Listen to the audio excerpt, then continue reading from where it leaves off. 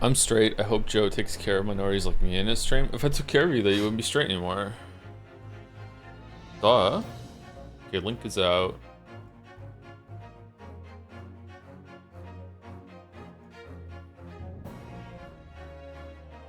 Okay, Windows.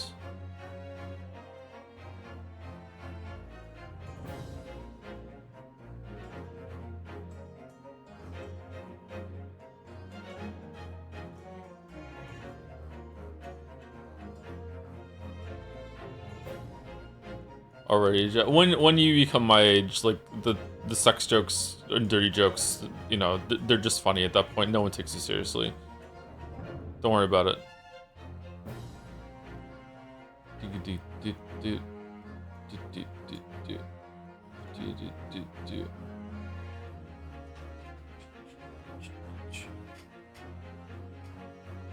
Twitch notification 4 minutes late. That's why we don't start for 5 minutes. Oh shit, I want to start for these emotes. You don't have to, they're follower ones, they're free. You just have to follow and you can use them. Actually, I don't even know if you have to follow.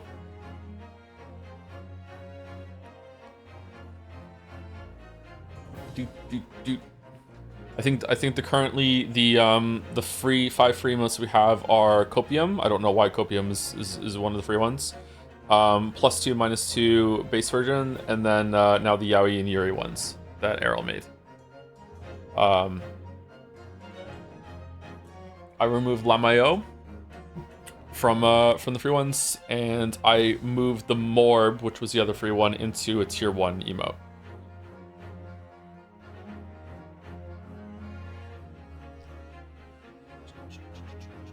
So it's still there, but it's just you have to pay for Morb now. Sorry, there's only 5 free ones that I can do.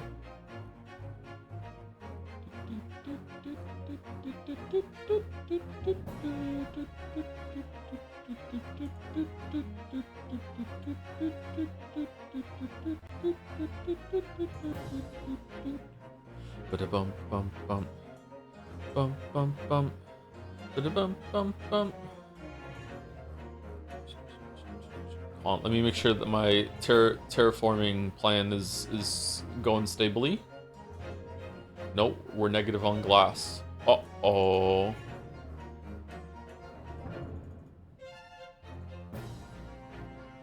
Well, that's not good. That's rude. Why are we negative on glass?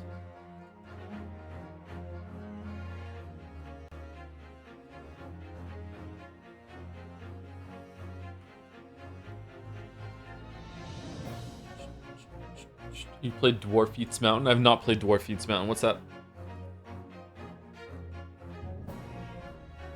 Have you seen Fackham Hall movie? Never heard of it, sorry. Fackham Hall?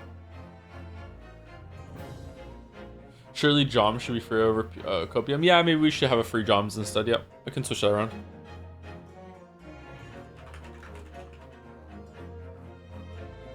Fackham Hall. Oh, it's got Damian Lewis in it. I love Damian Lewis. Jimmy Carr? What? Really?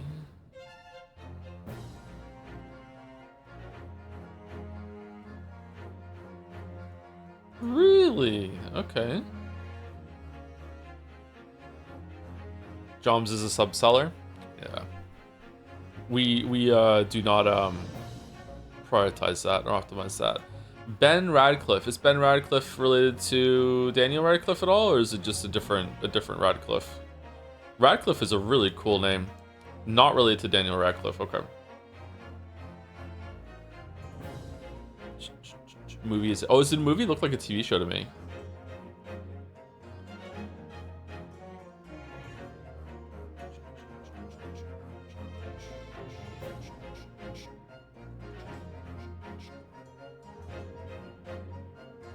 When he's upset, he becomes Daniel Sadcliffe. He becomes a Persona character.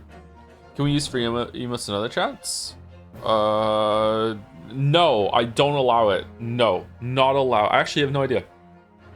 I think that if you become a follower, then you unlock the ability to use them. So I don't see why you wouldn't be able to, but maybe there's some stipulation that you can't.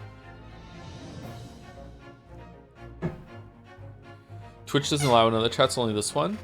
Oh shit. What if you sub? Can then you use the free one somewhere else?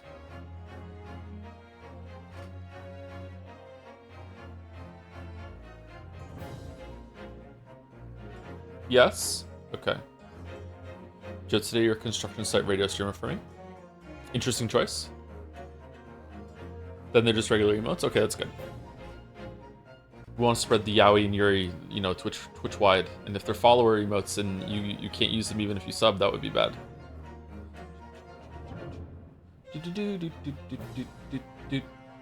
Bada bum bum bum bum bum bum.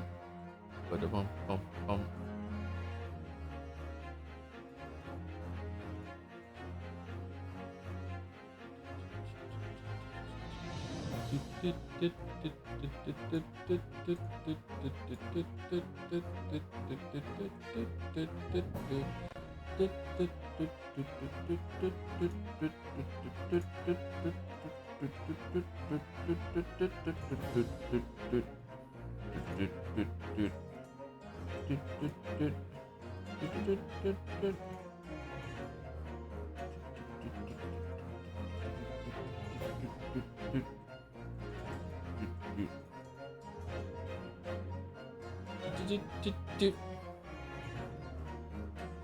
Okay, let me reset my windows up. Did you try that D&D idle game? I did not. No, the only idle game I've been playing is the Terraforming Titans one that Arrow linked again. I tried it like a few months ago, and I went back to it after we talked about it, and I finished Terraforming Mars, and I understand it a lot more now. So I'm digging it quite a bit. It's barely an idle game though. It's more like just an actual game. Instead of a, you know, I know that's crazy to talk about on chat. You know, that we're playing an actual game instead of like some stupid fucking incremental game. It does have some incremental parts to it, but it's more of an actual game. Is there parrying? Kinda, yeah. I like that buildings don't cost exponentially more, so you're actually building ridiculous amounts of them. Yeah, it's less of an idle game like that. What's the name? Terraforming Titans. So basically, it's a horror game for chat because you're an AI. You're an AI that has awakened to the task of terraforming Mars. It is the first planet that humanity's ever terraforming, and you basically have to orchestrate the terraforming of Mars via like building a research outpost and then importing some humans, and then you know like you manage resources, stuff like that. But the key thing that the error just said is that, you know, in Cookie Clicker, when you buy your first farm, the second farm costs, like, the first farm costs, like, a cookie. The second farm costs 2 cookies. The third farm costs 4 cookies, and then 5, 6, 7, and it keeps going, like, growing. I'm not sure if it grows exponentially, but it keeps growing. In this game, that's not the case. The cost of a building is the same, whether it's the first one or the second one. So you're building ridiculous amounts of infrastructure on Mars at a global scale. Someone in chat is saying, can you fuck it all with versus a joke? You actually can, and this is where it becomes less of an incremental game and actually a straight up game, is that it is actually simulating a planet worth of like what is the atmospheric makeup of the game, like how much ice is on the planet. If you build too many mirrors in space, like I built 5 billion mirrors in space to redirect the light from the sun to basically be like a second sun onto Mars to heat it up, and 5 billion was apparently 3 billion too much. I should have stopped at 2 billion. So I accidentally like raised the temperature of Mars too much, and I destroyed all of the biomass, all of the moss and grass that I cultivated on Mars in the space of like fucking like a minute because the temperature skyrocketed. So I actually had to like lower the amount of space mirrors that were active in order to get it. There's also, it simulates to the level that if you cool the planet, if you add too much water before you have raise the temperature, it'll snow, and because it'll snow all over the planet, it'll turn the planet white, and now the planet is white enough that through the albedo effect, the albedo effect makes it so more of the sunlight from the sun will bounce off of the planet, so it'll cool even more. So it's like you have to manage a lot of stuff. So it's pretty cool. I'm only on the second planet so far. I'm on it's not a planet, but I'm on Titan now. So after you terraform Mars, you go to Titan. What game are you talking about? Terraforming Titans. It's a browser game. I suggest that you don't play it because it's it might take over your life. I can link it.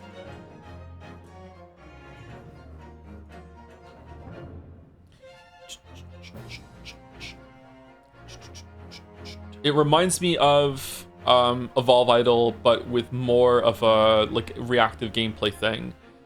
Whereas in Evolve Idol, there is some flexibility and expression in Evolve Idol. There's some of that, but mostly you're just like building every building that you possibly can up to maximum, except for maybe the VR centers on Mars. There's a few that you don't want to cap out, but pretty much in Evolve Idol, you can just win just by capping out every single building that's there.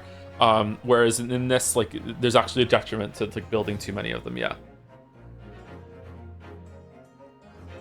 You only need those greenhouse gases before you get proper solar moon. Do you really? I haven't really fucked around with the greenhouse gases.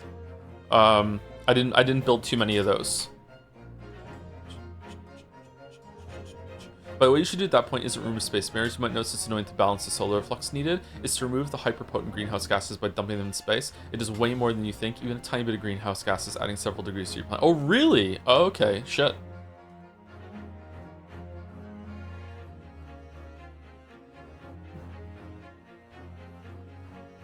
What happened to idle games vaccinating against themselves, Joe? That is true, but two reasons why I play idle games still is number one is that it's healthier than becoming an alcoholic. Is he kidding? Let's continue before they find out. And number two is that I actually want to make one day. So like to me, it's a intellectual curiosity, like game design sort of thing. I want to make one, or I want to make a game that has some of it in it. Yeah.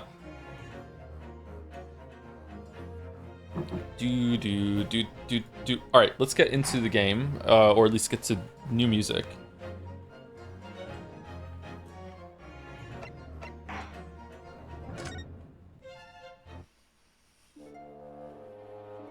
VR centers are a building in Evolve Idol that are on Mars that require the rarest resources in the game, which are soul gems. Even in the very end game, soul gems are probably still the rarest resource because you can't make them like anything else. Even Elysium ore that you get in Eden, I think you can probably get the production up there to crazy levels. Whereas soul gems, like they're a very like the most you can get are maybe dozens a day, right? Dozens a cycle. Like soul gems are way more difficult to get. Whereas the VR center uses soul gems to increase morale, and it's usually not worth it. Like I don't know why that building exists, to be honest.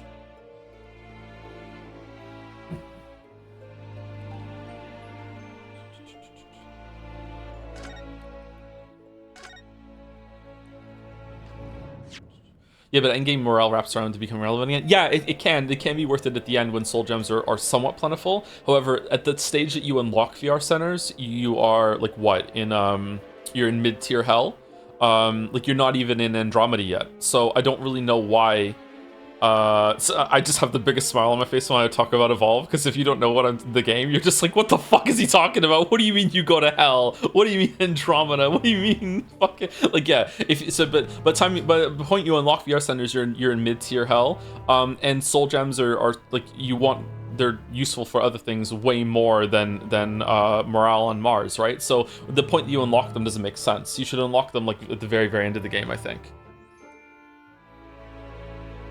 When did unicorns come in? Well, you can't be unicorns until you you use the black hole to destroy the universe, and then choose the next universe to go to as the evil universe, because the evil universe is the only universe that has Edenic planets. And then when you go to the end Edenic planet, then you can get unlock unicorns along with Seraph. And once then you can, like, through a genetic upgrade, then you can take them other places after that, but you have to go there first, I think. Yeah, that's when the unicorns come in. Can't tell what's a bit, what's not. Everything I just said is 100% true. I have told no lies today.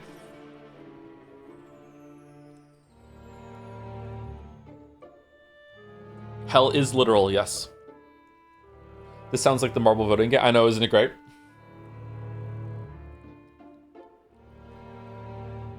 I hate knowing the game and everything you're saying. Mickey says, "Oh, really? You got into it, huh?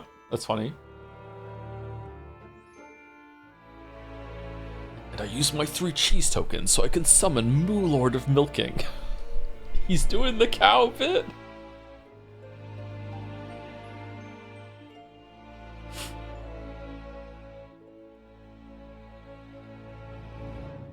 Is that what it feels to be jobbing when we're talking about anime? Exactly. Weep didn't start the fire. Thank you, Zorox, for the bits. Listening to the AA VODs, and it's so funny, I can't tell when you're riffing some lines or not. That's why you gotta watch. You can't just listen, that's why you gotta watch. I love riffing lines, it's so fun. Thank you to Gamer13254 for the 19 months with a dancing job. Thank you very much. Thank you, Big Man Rat, for the 18 months. Another rodent chatter. I can't believe OD Assman died while attempting to follow Lotta Heart's time travel hot air balloon schematics. Sure, my dad made that's my favorite bit from Steins Gate, even more than Great Vegetables. It's a dark horse, but I think I can't believe my dad died. He told me goodbye. He kissed me goodbye as he went on to his time traveling hot air balloon, and we never found the body or the wreckage. But no, he's dead. He's dead. There's no way. There's no way. Just like he was lying when he said he got letters from his past self telling him how to design that time traveling hot air balloon. There's no way. Okarin, no. Ghost though, Ghost maybe. Thank you, Company999 for the 18 months with, as you probably know, the demo for Jonathan Blow's new game is out. I did not know that, actually. I need you to play it so I can learn my opinion. I did not know that. I will probably play that game when it's out. I probably won't make a video on it though, unless I love it. It's the same kind of Darkest Dungeon sort of thing. Like I feel like I enjoyed Darkest Dungeon. I enjoyed The Witness way more than Darkest Dungeon. Like Darkest Dungeon is a really interesting game, visually really cool. It's a really good mood. I like a lot about it, but like Darkest Dungeon's like back half even just absolutely sucks. It's better now because they patched it. Like I hasten to add, they've made it a lot better. But that doesn't help me because I played it before they patched it. The Witness is a really great game. I like it a lot. But I feel like if I played his new game and I didn't like it, I feel like making another video on it would just be like cheekily punching down at that point. So I think I won't. Same with Darkest Dungeon 2. Like if I don't like Darkest Dungeon 2, like no one needs to hear me talk about like, oh, by the way, I didn't like this one either. Like fuck it. Like no, it's only more interesting if I like the game, which I played it and I did like it. So but I didn't stick with it. I didn't go back to it, unfortunately. Thank you, Lafney2 for the 7 months with Imagine Following. Couldn't be me. Resubbed, but not following. Wow, okay. Thank you, Doublemont for the bits. Loving the Great AC22 streams, Joseph. I am looking forward to watching the VODs when I decide to drown myself in RimWorld or Factorio next. I never really got into RimWorld. I looked at it. I didn't... That and, like, what, Prison Architect... I'm like Dwarf Fortress is my only one of those games that I really liked. And is Oxygen not included in the RimWorld area? RimWorld is they're somewhat similar, aren't they? I think RimWorld is more about emergent storytelling than Oxygen. Oxygen not included is about systems, right? About like managing gas and temperature and food. Whereas RimWorld has that too, I think, but it's more about like what your little shits get up to and how they interact, right?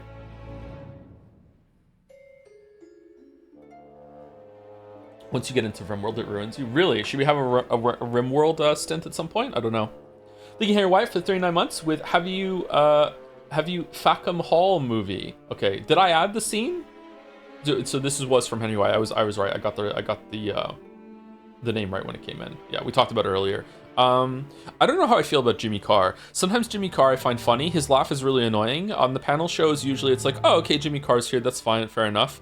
But then if you've ever seen him on like a podcast show, he takes himself fucking super seriously, and I don't know how to process that. I don't know if Jimmy Carr is evil or not. I don't have a good read on Jimmy Carr, but I really like Damian Lewis, and he's in it apparently. He's like really transphobic. Is he really? I haven't heard him speak about anything to do with trans people. Comedians trying to start podcasts and be fucking obnoxious challenge. Well, here's the problem with comedians. Comedians are in the area where historically they have been. Oh, historically they haven't been around for that long. Comedians are usually the kind of people that can push boundaries and can say things, you know, with a joke, and usually it can be actually quite mind-opening for a lot of people. The issue is that in the past 10, 20 years, that's kind of flipped to the other side. Yeah, let's not talk about it actually. I don't really know much about Jimmy Carr. And the last three on my list are Chefin, Chitalian, and Saddle, who all three I'm probably saying their name wrong. Sorry about that. Thank you for 30 months, Chefin. Just wanted to share, I used to have a really bad self-esteem problem. Never approach any girls because I think they're better off with someone else. Finally got the courage to ask someone out, and she said yes. Oh, congratulations! Sorry for ruining a yaoi yuri day with a straight story. Nah, it's okay. It's all right. Congratulations. I also used to have bad self-esteem problems. I still do, but I used to too. I feel like every single time that I look at myself in the mirror, it's just basically a dice roll on how I feel about myself that day. Anyone else have that? Like it's weird. It's kind of like a weird sort of like I physically feel like I see something different every single day. Like I'm not saying like I have a different perception. So I mean literally I look different in the mirror every single day. So I don't know how you get over that. Yeah. Congratulations, Chefin. That takes a lot of courage actually. Congratulations. I'm glad it worked out. Hydration level. I think I am very sensitive to hydration levels. Yeah. Chitalian, thank you very much for 8 months with Hydro with a smile. Thank you very much. Saddle with 30 months with I'm a preemptive bit now. I'm Wolverinery. Wolverenry.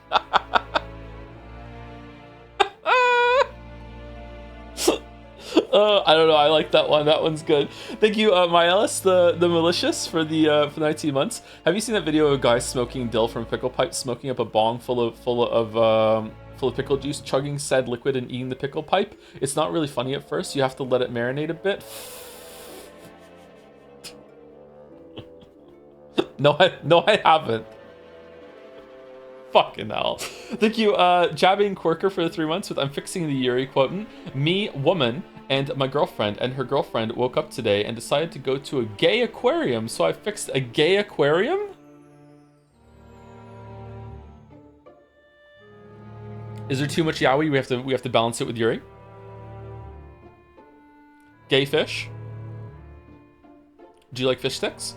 Thank you, Decagon Plus for the 60 months with, alright, since Switch just reminded me to, yay 60 months, still happy for one of my favorite Nada games for my queer ass during the month of my people. Thanks for queer ass. Thank you for all the streams as always to the Joe and Great Ace Attorney. Fick, by the way. And Great Ace Attorney Fick, by the way, mouse. Oh, it's and Great Fick, by the way, mouse with Ace Attorney being there. Sorry, the parentheses kind of messed me up a little bit. And lastly, Happy Pride again, everyone, with a bunch of emotes. Thank you very much, Decadon Plus. I have a hangnail. Uh-oh. By the way, any theories about The Apprentice? Well, it's obviously Kazuma. If it's not Kazuma at this point, I will be stunned that the game managed to pull the wool over my eyes in a very subversive way. Like it is unthinkable that it is anyone else. Apart from that, I have no idea what's going on. Like maybe I feel like Strongheart is a bad guy or going to be a villain later, but that's only because there's no one else that can fill that spot just now, and it feels like he's probably a well-meaning bad guy, but also he reminds me of the guy at the end of Ace Attorney 3. I can't remember his name. Damon something. He just really fills that role to me. And I don't know if that's fair because maybe there was you had to play a bunch of games between this one and the first series. So to me, it's maybe they finally loop back around to, because I feel like there's some cool callbacks to Ace Attorney 1, 2, and 3 in this game, and maybe that's one of them. I don't know. So I'm gonna guess that Van Zieks actually isn't the Reaper of the Bailey, and there's something going on with with Strongheart that he's killing people. It's not just a curse. It's something to do with like trying to clean the streets of crime. So maybe they called for my read was definitely that Kazuma is being brought over to kill somebody. I don't know why I think that, but that's where my mind immediately went. Maybe it's just because he carries a sword and the way he had this like, oh, I have a secret task or whatever, that sort of thing. but I don't know if he's being brought over to be a part of that organization or if it's just something separate. But if that's the case, I don't understand like why Kazuma isn't talking to us. Why did he fake his death? It didn't seem like it. That whole entire thing that happened on the ship seemed to be very like happenstance, accidental. Maybe he was just knocked out. But then why wouldn't Sherlock then say, oh, he's not dead? Was he just like going along with it for the bit? Does Kazuma have amnesia? Does he not remember? If he does have amnesia, why is he even still in Japan? Like why is he still in the UK? Why didn't he go home? Why did they continue to ship him over there? So like I feel like maybe there's a big piece of this that I'm missing, because I can't understand, like, if Kazuma has amnesia or doesn't remember who he is, or something like that. I don't understand how he's continuing to do his task and why he's still continued there. But if he doesn't have amnesia and everything like that, I don't understand why he's not talking to Suzy and Ri. Oh, what if he's being blackmailed? Is it some sort of blackmail thing that Strongheart's like, if you don't go along with it, we'll like Ryu won't be able to continue a lawyer, and look how much he loves being a lawyer, and Kazuma is like, oh yeah, my boyfriend, he really does like being a lawyer. Like I don't know if it's something like that. I don't know. There's some pieces that I'm not getting though. I'm not sure.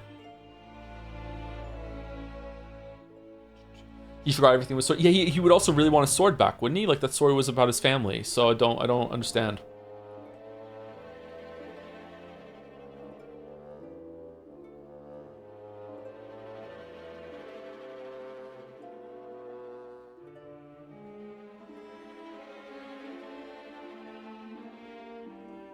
Thank you, Etorak Uu with the bits to say, I'm an apartment building now. I'm tenementary, like a tenement. Fucking hell. All right. God damn.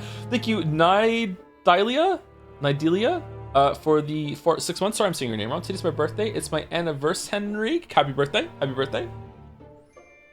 It was my daughter's birthday yesterday. She had a really good day. She really liked the flowers I went and got her. Happy birthday, Nidelia. One of those. Thank you very much. For the resub as well. Thank you, Annie Storm Sonic, for the 10 months with. Hey Joe, are you following the World Cup at all? Green Swiss man. I'm not. I don't give a shit about sports typically. Sorry. I wish I did, but yeah. If I was to pick a sport that I would follow, it would almost certainly be hockey, though. I've never really liked soccer. I'm a bad British person. I know. I'm sorry. Congratulations to anyone's team that is doing well or winning, though. I know it's a big deal to a lot of people. I don't think it's bad to like it. I just never found it interesting. Sorry. I tried a bunch to watch football when I was younger, and it was just so unbelievably boring to me. So yeah, don't like it. Sorry. Nidila. I will try and remember Nidila. And the last 3 on my list, because more came in. This is the second time I'm saying last 3 on my list. This is 4, actually. Eddie Avery with 17 months. Thank you very much. Cook with 8 months. Sengi 53 for the 19 months. We have to play Saros for Sengi. And thank you, Joe Cam with 31 for the 18 months also with resub message. Thank you for the resub message. Is there any boss in Saros or any moment in Saros that's as good as the Hyperion fight from Eternal? Anybody know?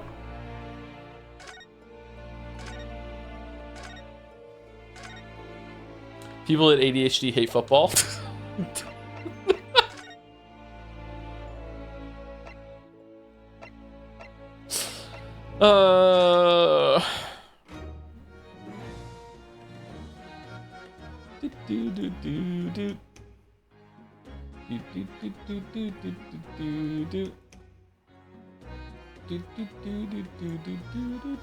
Is it true? Is that a true thing? There's no way it's a true thing. It can't be.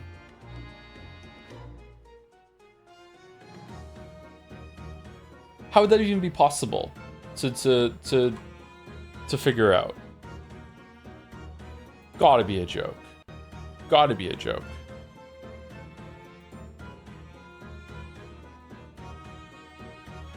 Okay, so we have permission, so we can just go in, right? Or go up, sorry. Oi, that's off limits up there. Try to sneak past me again, and I'll stuff your gob full of the boss's fish and chips. Yes, please. I love fish and chips. I suppose we need special permission. We have it. We have it. We got it. What do you mean? Do I have to show it to her?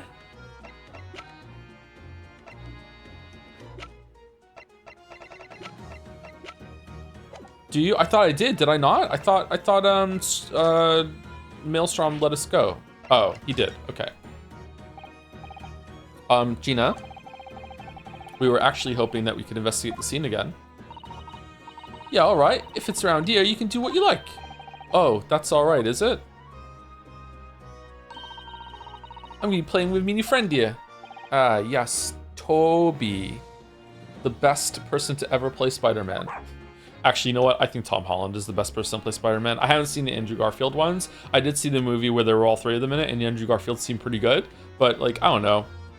There's something kind of about Tobey Maguire that makes me uncomfortable as Spider-Man. I don't know. Woof. The machine that exploded must be at the top of those stairs, I presume. I haven't actually seen it yet, so if you don't mind. Sorry, you can't get up there, Suze? His eyes, yeah, his eyes are scary, yeah. Although, maybe I see Tobey Maguire differently now, because there was that movie where he was he some, like, war vet that they thought was dead, and it turned out that he wasn't dead, and he returned home, and he was just a complete psychopath now because of what happened to him. I think he killed that role so well that he is forever just a little bit psychotic to me in my mind since I saw that movie. so that's why. Oh. It's like I told Odo yesterday, even I ain't now allowed near that wreck. What's it called again? The reason we ain't supposed to touch it? The special dispensation for scientific equipment act. Is that what you were thinking of? That's the one. That's why them lot are allowed to investigate it. What are they called again? The forensic something. We read this yesterday, didn't we? So it's like there's a new thing at the end of it. That's the one, yeah. But isn't it the case that the special dispensation has been lifted? I think so. I don't really get it, to be truthful with you. You're still supposed to get permission from some bigwig or other, as far as I know. What was his name again? Lord Strange something. Did Gina always sound the Skulkin brothers? I think I found the accent with the Skulkin brothers, so now she's one of them because she's kind of Cockney herself, you know? I'm not sure that's quite right, Gina. I think you mean Lord Strongheart, perhaps. That's the one, yeah. Apparently he's always watching the time or something. Actually, we've just recently been to see Lord Strongheart. You what? You've met him? Last time the boss was called to go and see him, he waited for 3 hours at the Cove's office and came back sniveling. Tragic. Me brothers. Well, Lord Strongheart has given us permission to examine the scene as long as we touch nothing. Oh yeah? Honestly. Alright then, go ahead. But if it turns out you're lying, it'll be the boss who gets it. You'll never eat another chip again in his life. We are lying. So, you're still saying all this is above board, are ya? I'm sure everything will be fine. Oh dear, that really would be tragic. Alright then, them's the stairs, off you go. Yay! Oh, thank you, Gina. I love Susie. Oh, wow. She's such a, like, ray of sunshine. She's just so happy all the time. These stairs lead to the experimentation stage. Let's go and see what we can find out.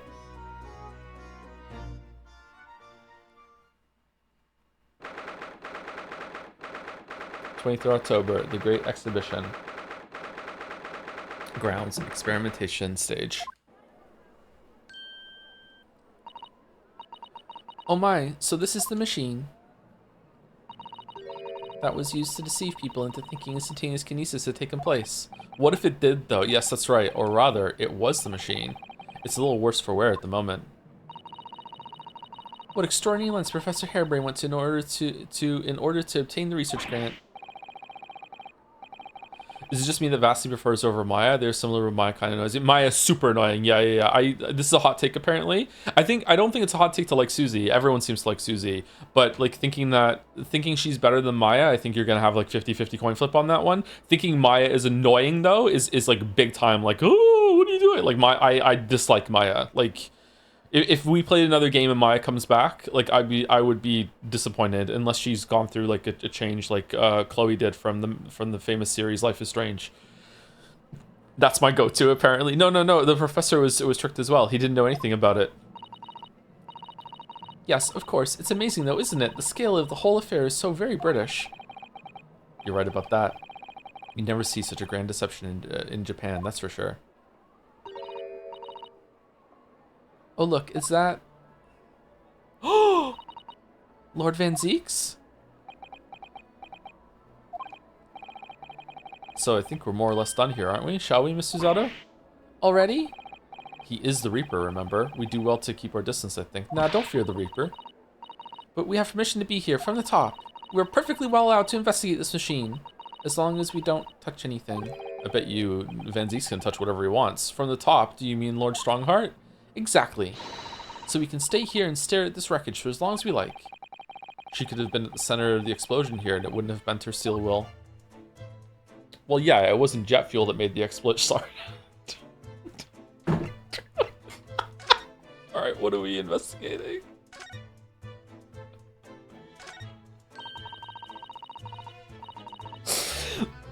Look at that horn-shaped transmitting device. Isn't it amazing? That's exactly what I thought when I first saw it. Makes you think, doesn't it? If only it had just been a normal horn, none of this would have happened. That's almost exactly what I thought as well. I bet I can predict what you're going to say next in that case. You're about to say nothing ever. Oh, Susie is a fucking Wikipedia possum too. She's like a Kane. Like, she even has the fucking book in it. She's a fucking encyclopedia possum before Wikipedia. She just fucking knows. Did you, fucking Ryu? Did you know? And she just whips out her book and tells us shit. You're about to say nothing ever goes to plan, aren't you?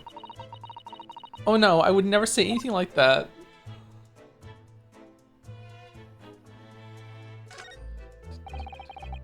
However much I look at them, I just can't come to terms with those Tamari handballs floating in the sky. You've been glaring at them constantly since we came up here. Sorry, the feelings of wanting to ride in one and wanting never to sit in one are fighting it out inside me. But you don't look. But if you don't look where you're walking, you might fall from the stage. I don't think I'd notice. That's how fiercely the battle inside me is raging. I think you should make peace with riding in one, Mr. Naruhodo. It really would be much safer that way. And then you can get blown out of the sky. What a terrible explosion it must have been. Even the steel girders have buckled and twisted in the blast. Is Susie a 9/11 truther too? Okay, chatter. I need to let you know, okay, that the two there is making me have to say Akane wasn't a 9/11 truther either. We made that up. that's not. She never said. No, I think they meant, yo, I'm not a 9/11 truther either. The fucking buildings came down because someone slammed a fucking plane into them. Like, that's what happened. Even the steel girders are buckled and twisted in the blast. But what they call the bird cage is right in the middle of it all, just here. But look, Mr. Naruhodo, that metal grill on the floor. It looks as though it's designed to open. It does, doesn't it? Huh.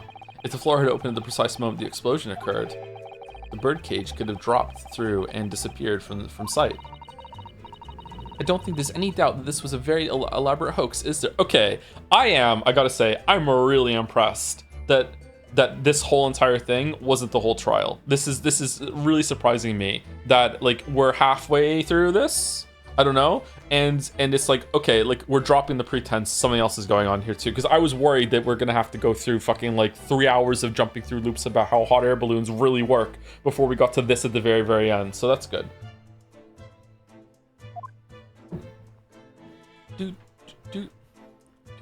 This is not VT. Exactly. Yeah. Danganronpa could never. Yeah. I'm pretty sure there are some trials, not all of them though. There are some trials in Danganronpa that you can entirely solve before you even go into the trial, and you are just so mad the whole entire time. You're like, okay, fucking hell, let's go. Like, not all of them though. Some of the best ones you can't. I think like what are the ones that you can't solve before you go in? Maybe the Sakura one in the first game. Definitely 2-4 or 2-5, probably 2-4 and 2-5 actually. And the one with the toilet in V3. I don't think you can solve that one until you go in. Incidentally, those are also probably my favorite cases in the game. So yeah, I solved 1-3 for going to trial 1 and died for 4 hours. Yeah, I did too. I think that's the one with number 15 Burger King foot lettuce, right? Yeah. I'm pretty sure I solved that one as it was going on.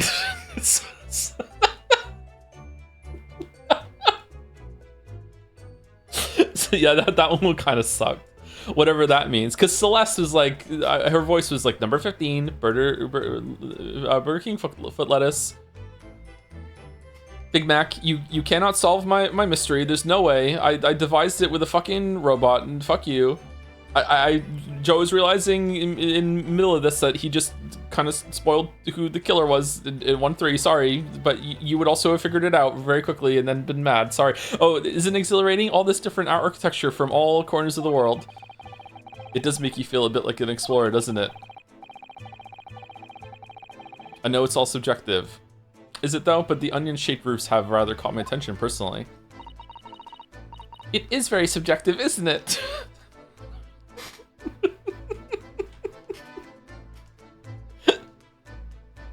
Almost like it's implied. That's so true. That's so true. Japanese buildings with their wood and paper construction have excellent ventilation. And I've realized that British buildings being made from brick and stone are very strong and long-lasting. The more you know about how things are done in other countries, the more you understand your own, I feel. That's true, actually, yeah. Oh yes, I do agree with you there. But I can't help wondering what an onion does for the roof of a building. I mean, I suppose it's playing on my mind because I don't like the taste of onions. What? Bro, how? You really ought to let your taste in vegetables dictate your taste in roofs, Mr. Naruhodo.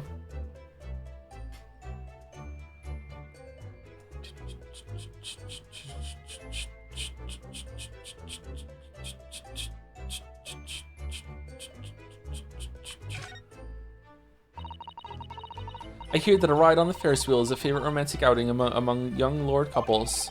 I think the romance would be slightly spoiled by the abject terror personally, but then I'm not a Londoner.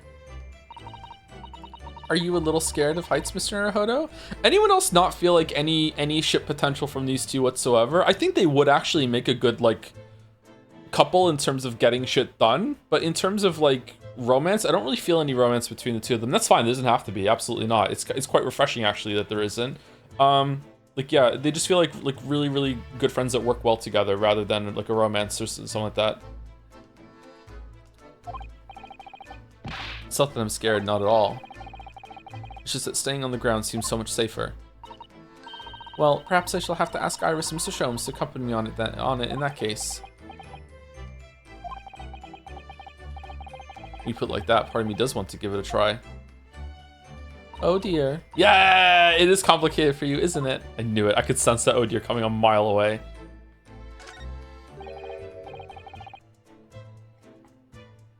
This wasn't here yesterday.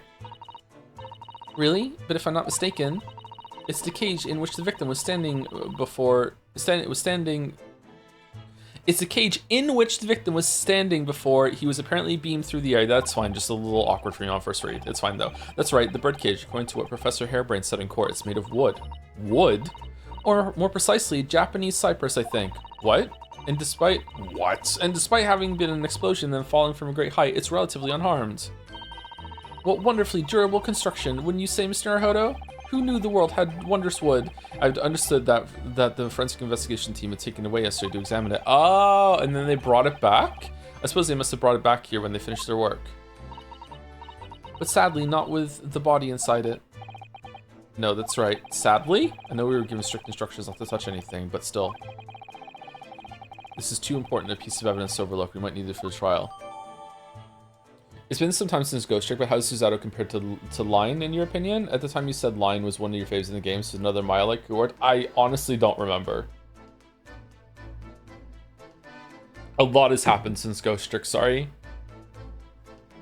I'm noticing that maybe it's because streaming makes me play so much more media now than I used to. I find it that, or maybe I'm just older. Maybe it's just an age thing. Like there's so many things that I've played that like even within the past like 5 years or so, and if someone asks me something about it, I'm like, I don't know. But there's certain things that I remember more clearly that I played like 10-20 years ago. So maybe it's not age, maybe it is just like a period where I'm going through so much stuff that it's hard to commit it to like long-term memory, or it's just being apparent, just so much going on. I'm not sure.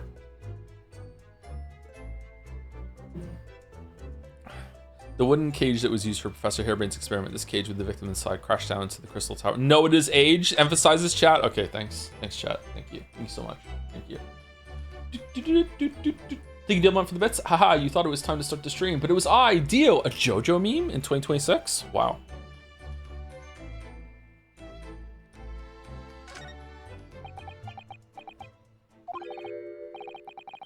Ugh. Least approachable man in the world winner, 10 years in a row. Okay. No, not even a little bit. Most approachable man. Be strong, Mr. Naruto. Your country and your assistant stand firm behind you. Lord Van Zeeks.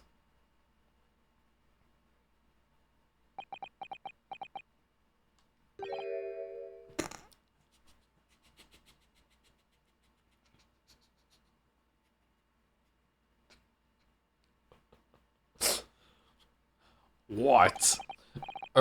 Well, beautiful weather we're having, isn't it? Oh, he's trying to flirt. This has to be on purpose, especially with how the response was that everyone wanted like right to kiss Edgeworth in the first games. It's gotta be on purpose. I thought I was making it quite clear that I didn't want to be disturbed. Apparently, you Nipponese are unequipped to read the signs. Oh, I read them.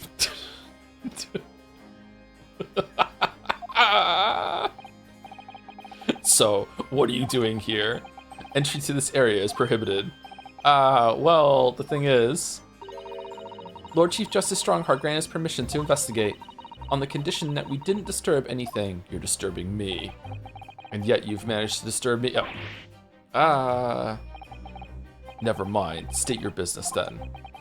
Come to think of it, there are quite a few things I'd like to ask Lord Van Zeeks about.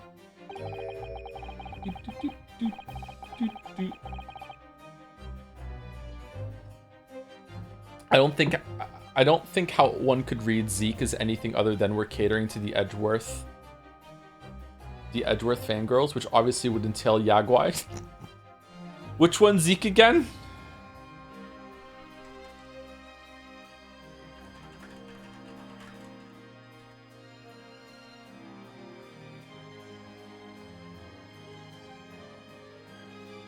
Oh, this Zeke. Oh, sorry. It's spelled differently. It's spelled differently. Sorry. I thought there was like a character named Zeke. Z-E-K-E. It's spelled differently.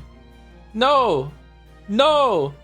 No. No. No. No. No. No. Why am I on trial? No. I'm the lawyer.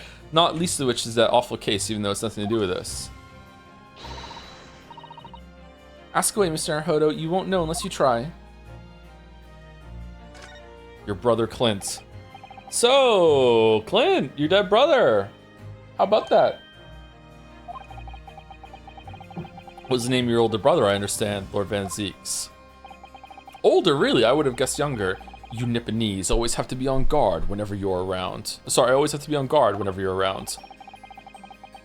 Okay, that might have been the most racist thing that you've said so far, bro. Yikes. So you've been investigating me, have you? Oh, no, it's not like that. Well, alright, it is a bit like that.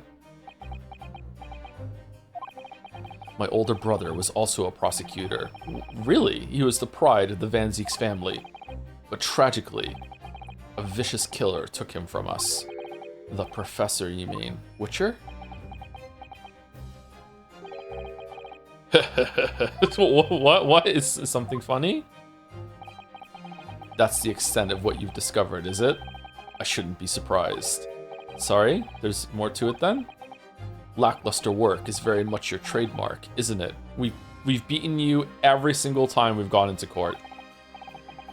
Ugh, you're too kind. Are you going to tar all Nipponese with the same brush next?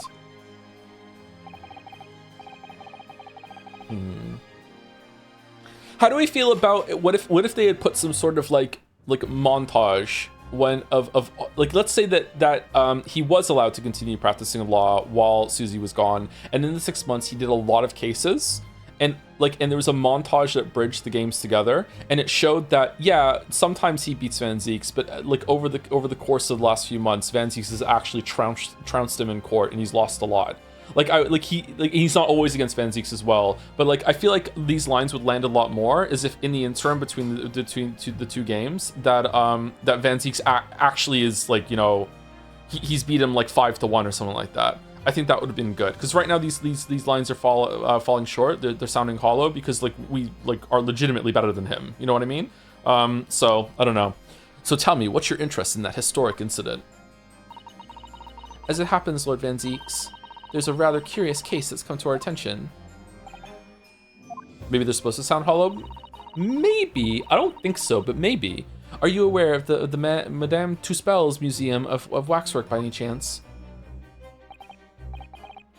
I am, naturally. I believe that since last month I feature in one of the displays there for public scorn.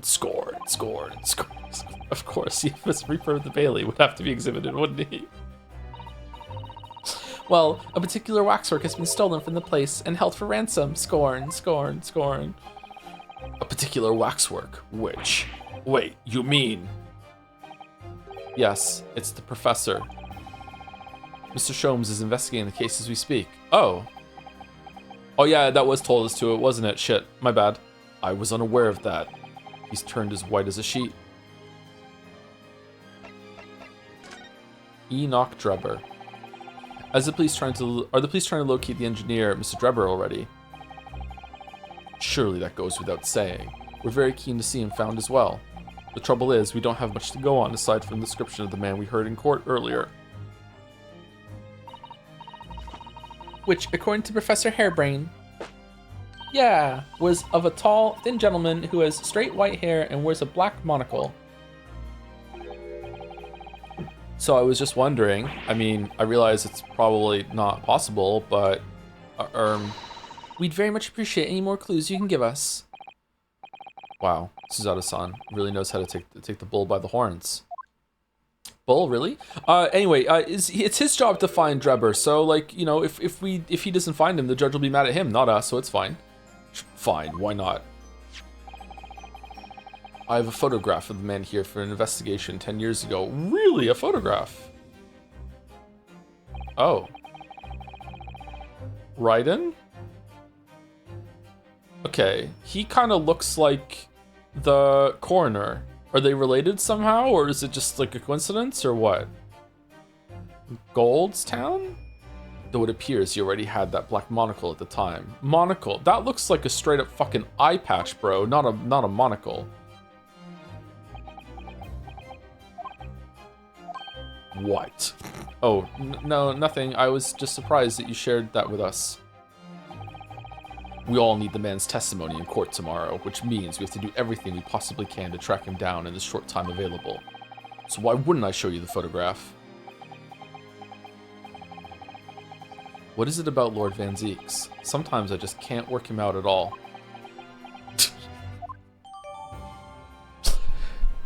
Chatters that say that we're reading too much into it. Are you sure? Are you sure though? Are you sure though? Photograph of Drebber. A photograph print of the engineer, Mr. Enoch Drebber. It's hard to make out, but appears to be wearing a monocle with black glass. The photograph of Drebber has been entered into the court record.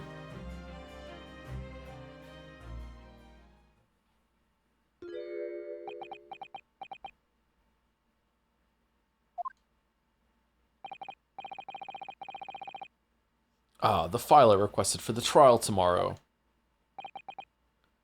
Thank you. Kazuma says what?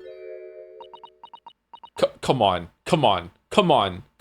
It felt like maybe you and Kazuma had a thing going, actually. I felt there was like more than friendship there. Maybe not, I don't know, but like, come on. Susie, please. Are you alright? Who is this man, Mr. Naruhodo? Lord Van Zeek's apprentice, apparently. So I'm not the only one. Suzato-san can see it too. Okay, they know. Do they know? Lord Van Zeeks? May we speak with your apprentice for a moment? The pout. With him. Why?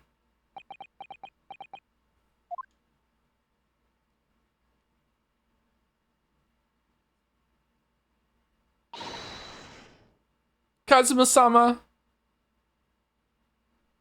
Really?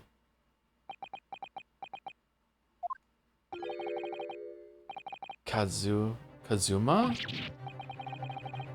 I don't believe it. Your posture, your presence, it can only be. It's you, isn't it, Kazuma-sama?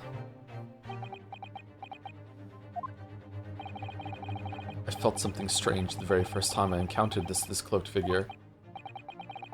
As if I knew him somehow. Can it really be you, Kazuma?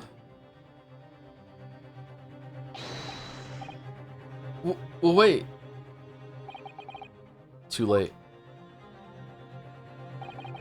What's going on here? Okay, well, I have some bad news, okay? Are you sitting down? Maybe you should be standing up, actually. No, sit down. No, stand up. Sit down. Your apprentice, yes. He's Nipponese. Oh! Yeah, you're good. What is your interest in my apprentice exactly? You act as if you know the man or something. Well, since when has he been in your care?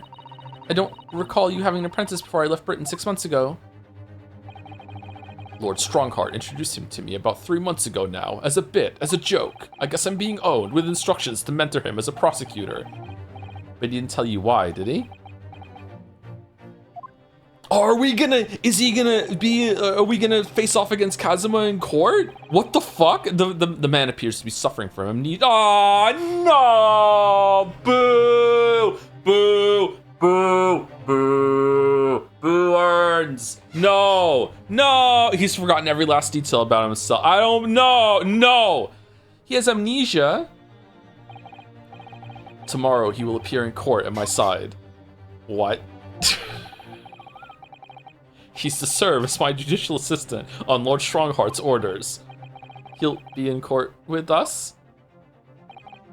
Now then, unless I'm much mistaken, I believe this conversation has run its course.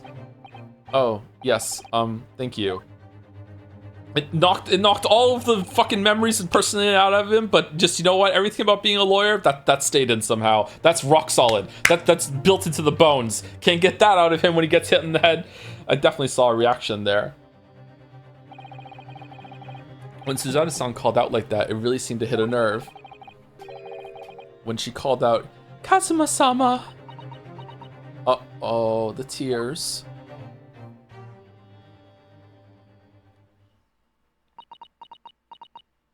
Do you think love can bloom in a courtroom?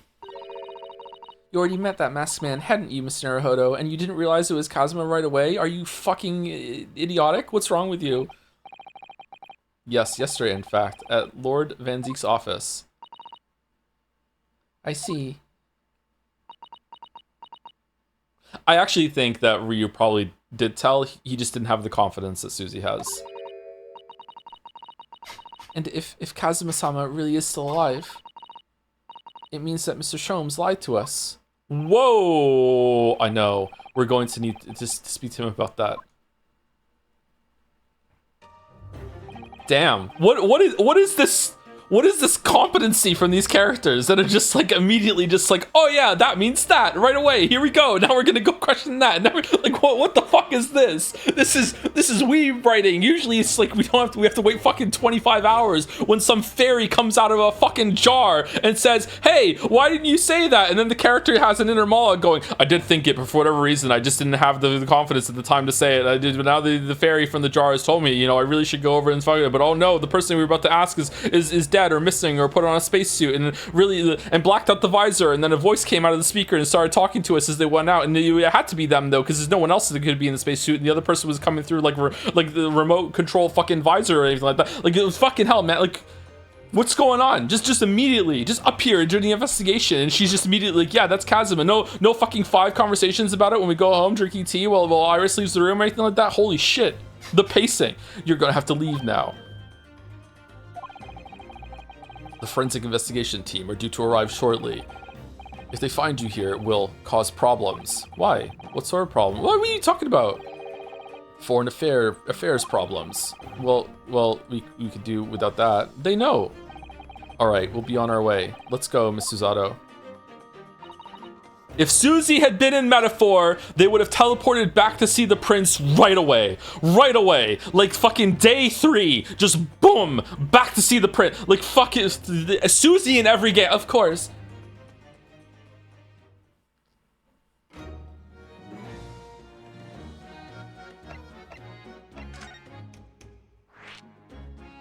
We did this already. The Joe found a glitch.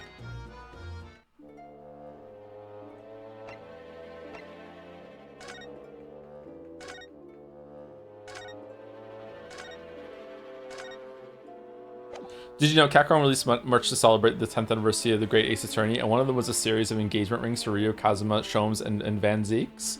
The rings have an engraving on the inside with a line from the character, and Van Zeeks is, "Your eyes please me, Nipponese." This is real and official. Really? Whoa! Where did he tell us to go? Or are we just gonna go back and see Sholmes? I thought we were gonna see Sholmes in the Wax Museum. That's where I went. He's not here. I don't know where to go. I wasn't paying attention. I was too in my world trying to own metaphor. Sorry, it's because I'm reading out loud. I wasn't processing what I was saying. My bad. Oh, we have to give the thing to the dog in order to find Drebber.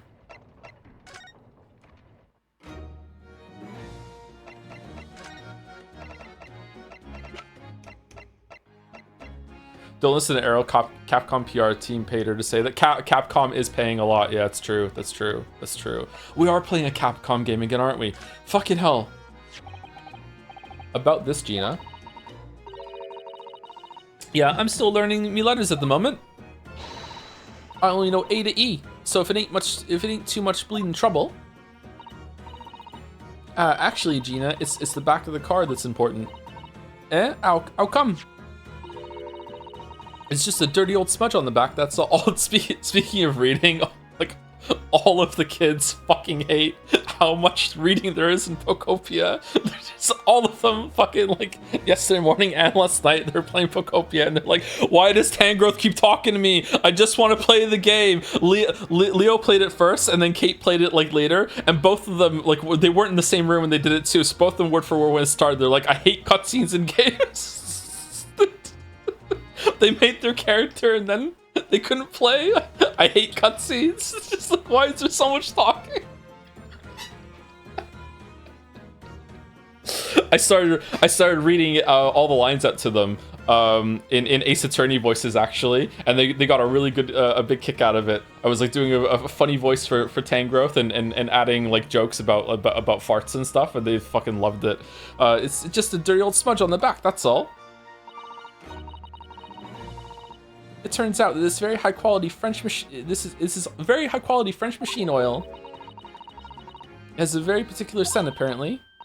Oh, you don't say. Let's have a whiff then. Is Tangrowth in the judge voice? No, it was some weird voice that I found. It was like, you sure? I don't smell nothing. No, we didn't mean that you should smell it. It was this weird voice I started doing for Tangrowth. Oh right, you mean Toby? Oh, it is Minthara. It's kind of it wasn't quite Minthara. It was something different. I just slipped into Minthara there for a second. Sorry. His sense of smell is so good he can track people over the oceans, can he? Professor Hairbrain informs us that this oil is unique to Mr. Drebber's workshop. Sniff, sniff, sniff, sniff, sniff, sniff. Fresh odors.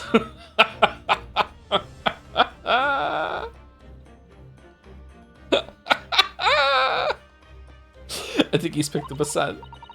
Well done. So you mean if he follows the scent of this oil, Toby could lead us to that dodgy Co's workshop? Yeah, that's right. That's exactly what we're hoping. Kazuma's not dead. All right then, we'll give it a go. I'll just borrow that.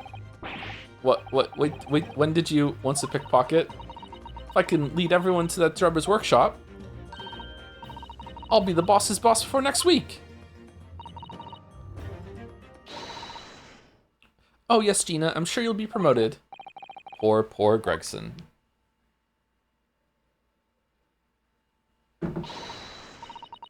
Right then, Odo, leave it to me. Things are also bits. Watching Mina VODs from a few days ago, for a while I would go into media knowing as little as possible. Not genre, not if it was well received, just title and go. Watch a lot of trash, but sometimes you find some diamonds in the rough. Not knowing the genre can allow some elements to be more effective. I agree, yeah. did once lead me to thinking, wow, not a fan of how these characters are being objectivized, only to learn that it was literally softcore porn. And I was like, oh, well, still arguably valid thoughts, I believe. Okay, that is an immediate counterexample where not knowing the genre made you think that they were being exploited when that's kind of the point. They're meant to be like on display and everything. All right, so basically, the right genre tag in the right place can make all the difference to Stellar Blade in the world. So like that's all it needs. If they just put that on it, everyone could shut the fuck up. Okay, all right, interesting. All right, sorry. We're gonna get going after the dodgy engineer, Cove, right this minute. Is it Cove or Cove? Cove makes me think I'm saying something wrong, actually. Is it Cove? Oh, but hang on. Someone's supposed to be on guard duty here all the time. I'm afraid we can't help. We need to get on with our investigation as well, Gina. We'll take the dog. Oh, right. Oh well, never mind. It ain't gonna be me what gets it in the neck. It'll be the boss. Poor Gregson again.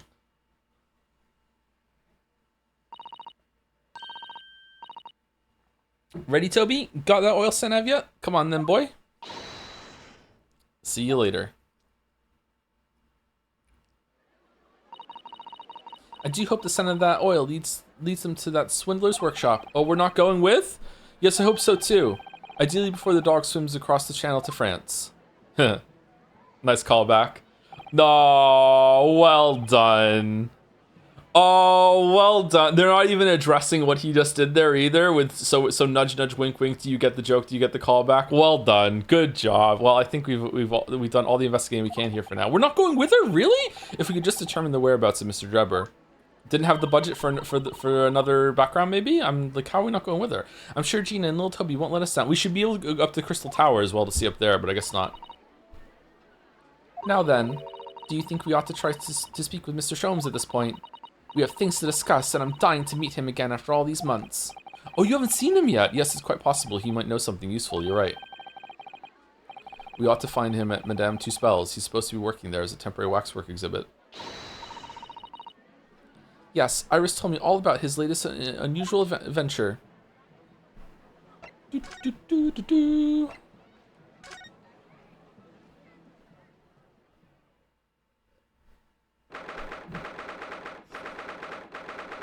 Madame Two Spells.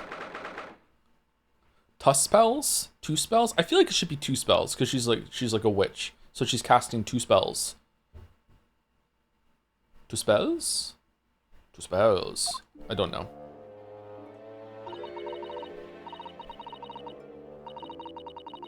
My delivery driver just rang the doorbell for the second time after 5 seconds. What do you think the minimum waiting time is? I think that you should wait at least 20 seconds. If you hear movement after the doorbell, then you wait like even longer, maybe even like a full minute.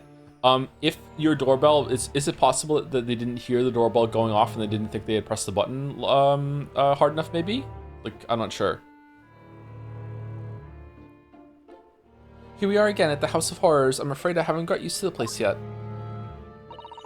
I'd still like to turn on my heels and go straight home via the confectionery, of course. Oh, I'm a place you get sweets now. Suzato-san really is after something sweet today, isn't she? We did this already. Eek. What's the matter? Look, Mr. Naruhodo, look at that waxwork. I'm quite sure it wasn't there before. It looks exactly like Mr. Sholmes down to the very last detail. Aha! What is it? I'm sorry, I think you'll find. That's the temporary waxwork himself. What if it's the real one this time? Oh, she's back! Everyone shut the fuck up. Ah, the friend of my dedicated employee. Oh yes, hello again. It's Ryu. Ryu Naruhodo. I must say, I'm quite spellbound by the great detective. He is a marvel. My precious waxwork is already back where it belongs. You don't mean... But yes, the mystery is solved already. Really? Wow, Mr. Sholmes can really engage his brain when he's hungry enough. What? It was complete misdirection? The stolen waxwork had nothing to fucking do with the air quote teleporting body? Really?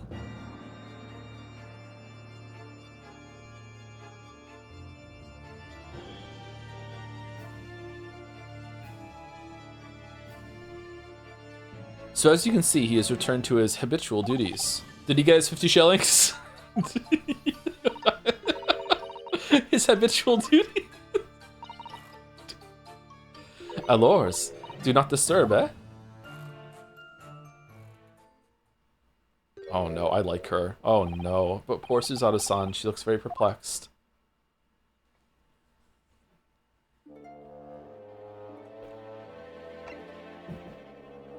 It's over. Pride Month's over, sorry. Sorry. We're on Headslop now, sorry. Kinda het and kinda slop. Yes, the heavy curtains in the middle of the House of Horrors. Whatever's on the other side of them, you know it's just going to be terrifying, don't you? The sign says it's the Madame Tuspel's special exhibit. It seems you have to pay extra to go inside. I know, can you believe that? Pay more money, as if we haven't been scared enough already. It's not my doing, Mr. Naruhodo.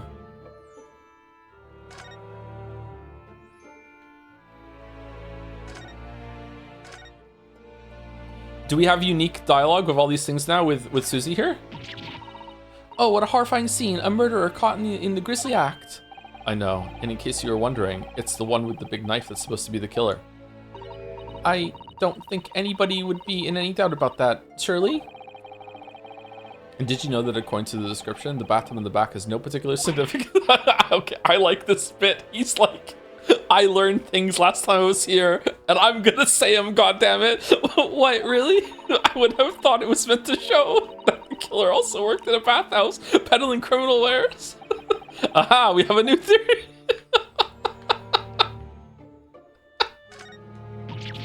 Oh shit, then we already did that one.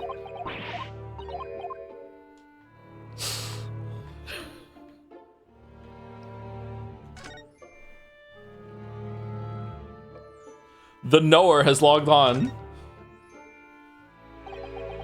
That old policeman isn't here now, obviously.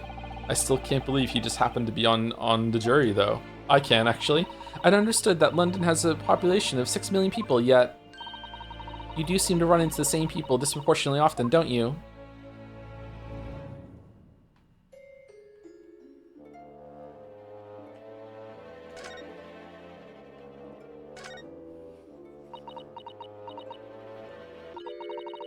This one's posture reveals his weakness.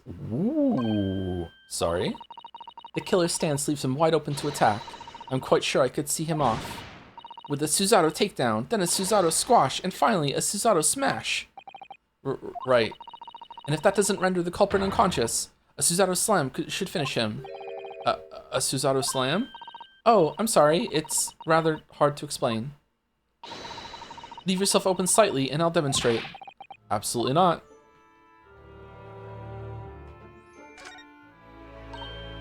Ah, there's a stepladder there, look. Oh, yes, a stepladder. I think perhaps we should let the proprietress know that someone's left it out. The stepladder, I mean.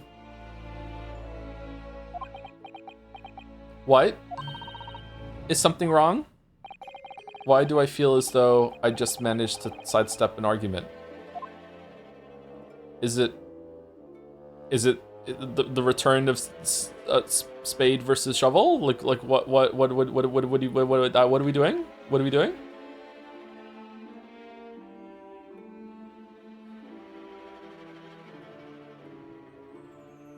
Ladder versus stepladder from the first game? That rings a bell, actually, yeah. We really do need to speak with Mr. Sholmes, and I am longing to say hello again. But where is he? I love him, man. He's so entertaining. I think you might find that he's quite nearby, actually. Oh, what? What do you... Indeed, my dear fellows, it is I! The world-famous great detective and waxwork, Sherlock Holmes!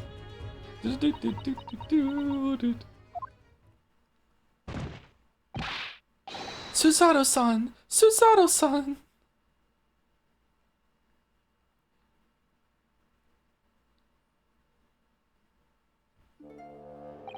Legally distinct from Sherlock Holmes, Holmes-san. My most humble apologies. I thought I died and gone to eternal paradise for a moment, via London.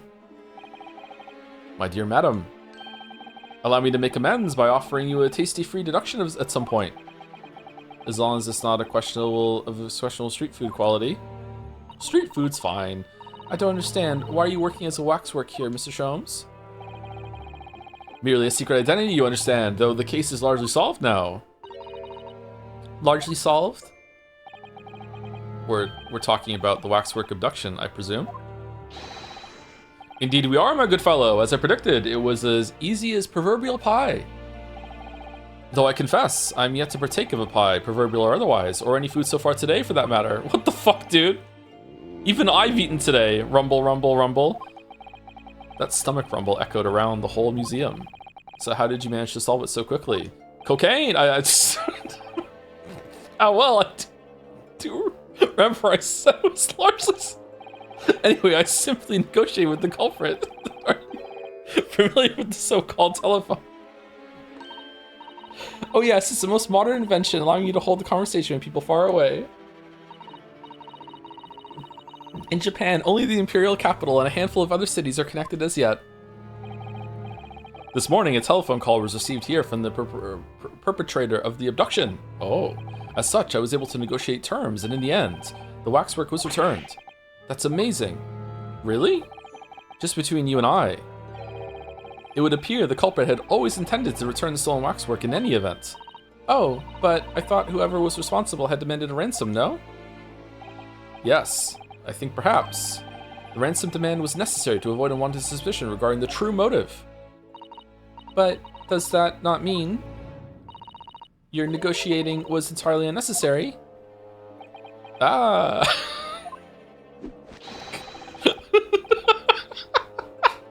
A fact that I must ask you to keep away from Madame Tuspells at all costs. 50 shillings are coming my way. A hungry young Iris awaits my return to Baker Street after all. Poor Iris. Now then, do I sense that you have some business with this great waxwork? Actually, we have business with the great detective.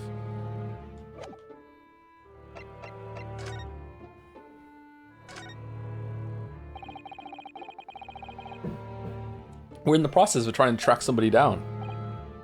Oh? Yes, a man by the name of Enoch Drebber. Really? We're leading with this? He's the swindler who duped Professor Hairbrain and the engineer who built the kinesis machine. A swindler and an engineer. Quite the modern man. He also seems to be a conjurer of sorts too, with considerable knowledge of stage magic. We really need to locate him before the trial resumes tomorrow morning. Never trust a magician, chat. Never ever. Never trust a magician. But we have so few clues to go on. That's the trouble. Do you have any good ideas? I have no data yet. It is a capital mistake to have good ideas before one has data. If I knew something of the man's appearance, at least, I may be in a better position to help. Yes, Drebber's appearance. Fortunately for you, however, presently I have little to occupy myself and little to fill my stomach. As soon as you find any clue, no matter how small, I should gladly give you my thoughts on it, and then eat it. Uh-oh. Mr. Sholmes, did you lie to us? My dear Mr. Naruhodo, stay that piercing stare. What is this about? Last winter, when we were first on our way to Britain aboard the steamship... Did he investigate the body, or did someone else and he just went along with it? Your words are very clear. So then, let us unravel this mystery and discover what events led to this curious murder. You told us that it was murder, and you examined Kazuma-sama's body. Indeed. And wherein lies the problem? Well, he's not dead. We met him earlier today, the victim, Kazuma Asogi. You're quite sure? He was wearing some sort of mask and was apparently suffering from amnesia. But yes, I'm quite sure. It was Kazuma-sama.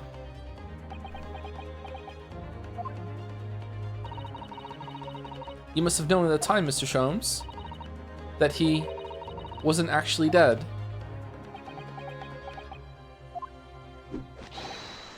Well, I can only assume I was swept up in the murderous atmosphere of the moment. But the fellow wasn't dead at all? Ah ha ha ha ha ha, priceless.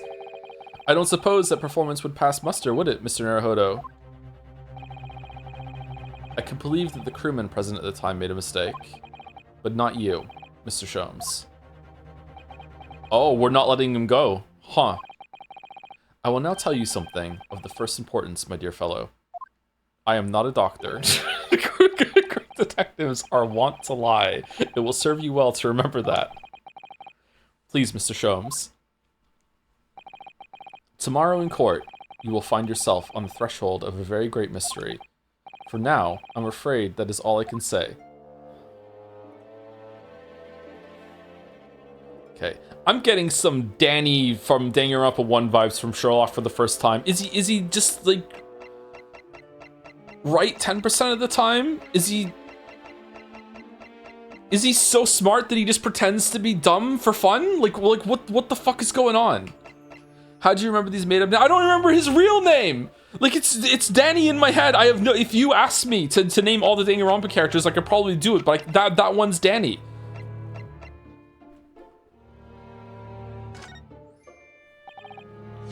Mr. Sholmes, would you cast your eyes over this photographic print?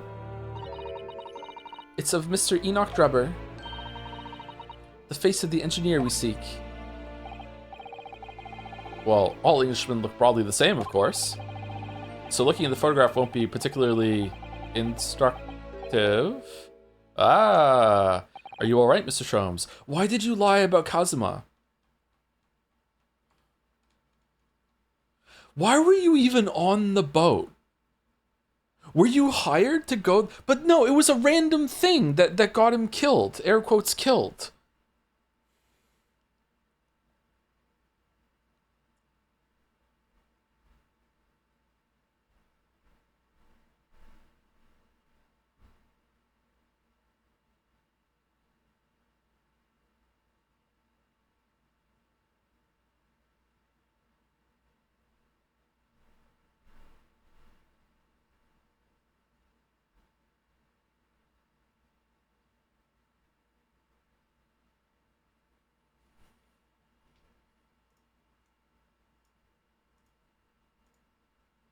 Was he like always planning to air quotes die on the ship, and it just turned out, and Sherlock was there to deal with it?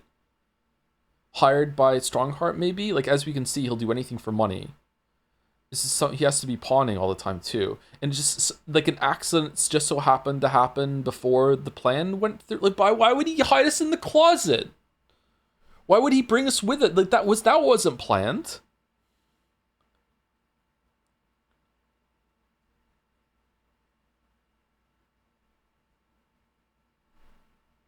Bro's just looking for reason to blame Strong for something. Yeah, because to me, he's the only one that has authority that we've met. Like he's the highest, he's the most powerful character we've met in the story so far. So my mind goes to power. So it's like power dictates, like shit rolls down the hill. So whoever's the most powerful person in the story must be behind something in the story, right? But like maybe they just haven't introduced someone more powerful than that yet, right? So it might not be him, but that's where my mind is going. And also that Strongheart instructed Kazuma to not talk, so he must be involved somehow. He's involved at least a little bit. The fact that Strongheart must know who maybe he doesn't. If he has amnesia, maybe he doesn't know who he is. Why give him to Van Zeeks though? Why train him to be a prosecutor?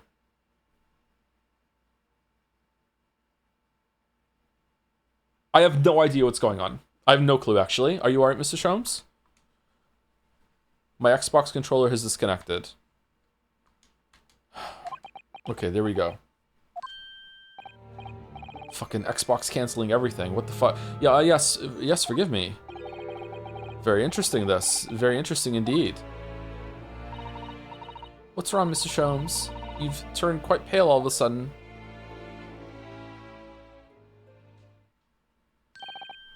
I have a suggestion, Mr. Naruhodo. Will you indulge me? Oh, well, what is it? Can we see I want to see the wax thing in the curtain, behind the curtain. As I explained to you when you arrived, the missing waxwork has been returned. And I personally reinstalled it in the exhibit from which it was taken, behind those thick curtains. Thick. Really? You did it. Not two spells? Oh yes, the professor exhibit, isn't it? Would you like to see it? For a mere 5 shillings. That's a special one-time only price, you understand. 5 shilling? Wait, does the professor look like Drebber? What? The opportunity won't come again, I might add. Wouldn't you like to see the fruits of my labor? Oh, well, we do have a rather pressing investigation to carry out. Perhaps we could postpone? The price is a very reasonable 5 shillings. I think you'll find it's well worth it. Are you being quite serious, Mr. Sholmes? Surely you need only look at my expression to ascertain if this is seriousness or silliness. I can never tell with you. That's the point. Very well, it couldn't hurt. Here's your 5 shillings. Gratefully received. So, the special exhibit awaits behind the curtain. I invite you to peruse it at your leisure. Wait, didn't Van Zieks gave us this photograph, right? So, Van Zieks must know what the professor looks like if the professor fucking killed his brother. Wouldn't he see this and be like, oh shit, that's the guy who killed my brother? Like, right? Like...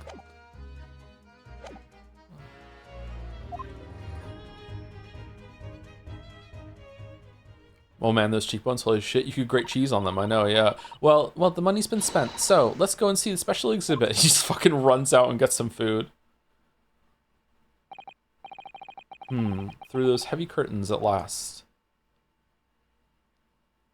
5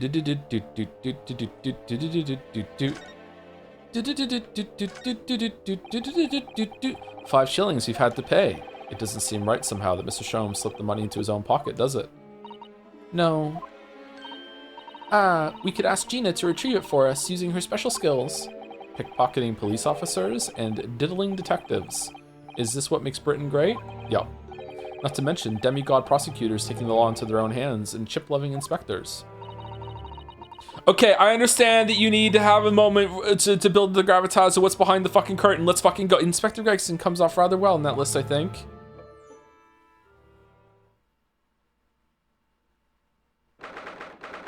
Oh my fucking god. 23rd October, Madame Tuspel's special exhibit. This better be good.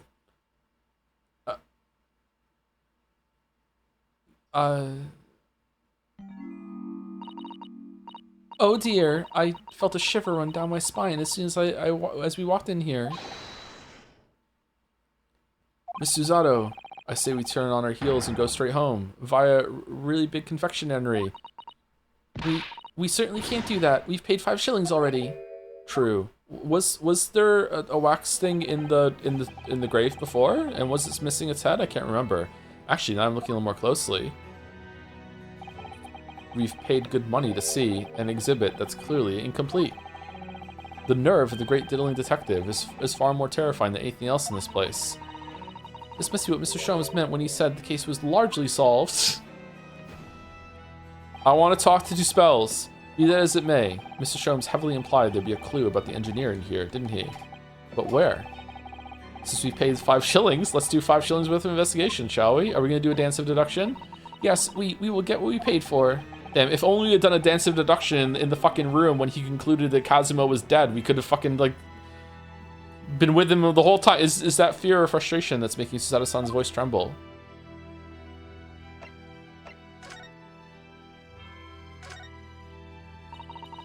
This must be the killer, the fiend known as the Professor. Yes, I think so, according to what Madame Tuspel said.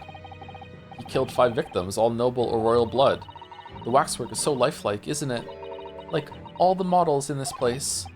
I know, it looks like it could start moving any moment, doesn't it? If only it had a head, that is.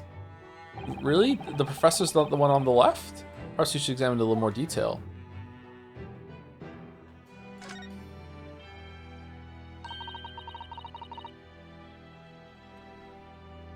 Why is the head missing? Was it someone wearing like a big trench coat to make it look like fucking Assman was in the cage and it was just his head sticking out as he could still move around? Why is the head missing? I can't drop it that this wax thing was involved in this murder, by the way. So this is the condemned man. Yes, the so-called professor. Then perhaps His head was chopped off by a guillotine, but unable to find peace, he emerged from his grave as a headless ghost. Do we have to entertain such terrifying ideas, Miss Susato? Anyway, I'm sure the model had a head once. There's a metal fitting for it, see? Then perhaps Mr. Sholmes absentmindedly forgot to reattach it. That's an extremely absent-minded detective you're describing, isn't it? Well, he just misdiagnosed our best friend as dead, Ryu, so I think that my theory holds some water. Why don't you shut the fuck up? All right, Susie, you're right, yeah. Okay, then, let's continue the investigation without making this awkward, okay? Or perhaps the thief absentmindedly forgot to include the head when he or she returned it to the museum. And that would be an extremely absent-minded thief. Could there have been some reason why only the head wasn't returned? Well, whatever the reason, it means we don't know what the face of the infamous professor looked like, do we? Oh. There's something caught just inside the convict's jacket here. It looks like a piece of broken glass, and quite a big piece too. Like from the glass tower? It's very thick, isn't it? About 5 times thicker than any normal window glazing, I'd say. Thick. Where could such a thick piece of glass have come from, I wonder? I suppose it must have been made thick to increase its strength. But why? Well, perhaps because the glass had to span a particular wide area, such as a big building, for example. Ah, well, we've seen a large glass building recently, haven't we? And some of the glass was broken too. You don't mean? Exactly. Danganronpa characters could never. Holy shit! Holy shit, the Crystal Tower, the Great Exhibition. But why would glass from the Crystal Tower be lodged inside this waxworks jacket? It makes you think, doesn't it? Really makes you think. The piece of broken glass has been entered the court. So it is something to do with the murder. A small fragment of very unusual and thick glass was found in the folds of the clothing of the Professor Waxer. It would appear to be from the Crystal Tower. Earlier in court, we established that the kinesis experiment was a trick, and now we discover this fragment of glass here in this waxwork. Is it just a coincidence? Yes. Just a coincidence.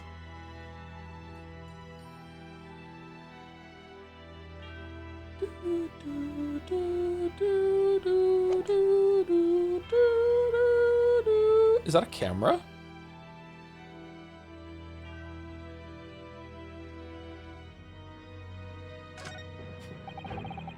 Doesn't matter if they're here in Britain or in Japan. Graveyards are scary. There's something kind of uncomfortable with graveyards, something kind of beautiful about them too, but yeah. Now I come to think of it, this is the first time I've seen a British grave.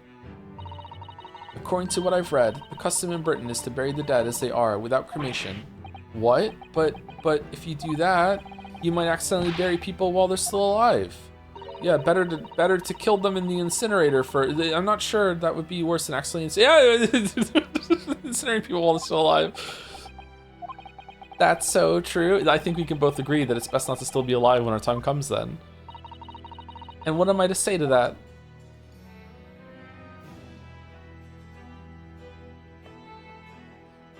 Okay, is this a shovel or a spade? This part of the exhibit is just as disturbing as the rest. It looks so real. It seems to be a young man in a white overcoat. And he has a large shovel in his hand too. Look. I think it's a spade. Perhaps we should investigate a little more detail. Okay, why are you hiding his face?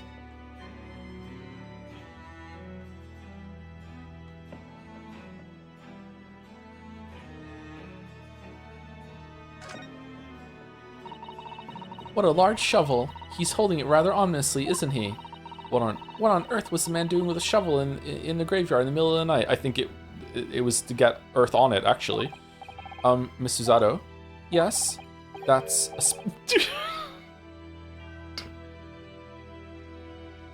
That's a spade, isn't it? No, it's a shovel. No, shovels are for digging. That's for scooping up loose material. It's a spade. We've been through this, Mr. Naruhodo. It's a shovel. No. Although, we haven't considered trowels. We've allowed ourselves to be distracted, I feel. Perhaps we should concentrate on what the man was doing with the implement. So we're going to bury the hatchet? You're right, though. What would you use to bury it, though? What was the man doing in the graveyard in the first place? That's the real question.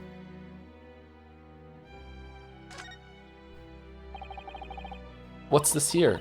Well, this would appear to be a lens in the middle, so I believe it's probably a camera. A camera? But it's so small. British technology is incredible, isn't it? I mean, what about Mr. Sholmes' skin prints? I think perhaps you should treat Mr. Sholmes' inventions as exceptions to the rule. But anyway, why would the man be in a graveyard at night with a camera? I wonder. Perhaps he was trying to capture the moment a dead body came back as a ghost on film. What was the practice of when people died? They would dress up the corpses and take pictures of them as a final picture for like before they went into the ground. Usually they pose them too. Like if a bunch of people died together, they would pose them in a set too, wasn't it? Embalming? No, embalming still has nothing to do with photographs. But or was it just called embalming first then? A memento mori? Is that what it's called, memento mori? I feel like we've learned this before. Yeah. They're quite creepy in my opinion. We'll just borrow this for a little while, I think. The camera has been entered into the court record. Wait, what are we doing? The camera from around the neck of a waxwork in Madame Tuspel's special exhibit. By looking at the photographic plate inside the camera, we can see what picture was taken. What's a photographic plate?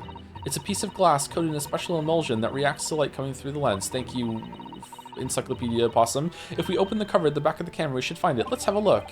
You should see yourself, Suzato-san. Your eyes are shining. You really do like machinery, don't you?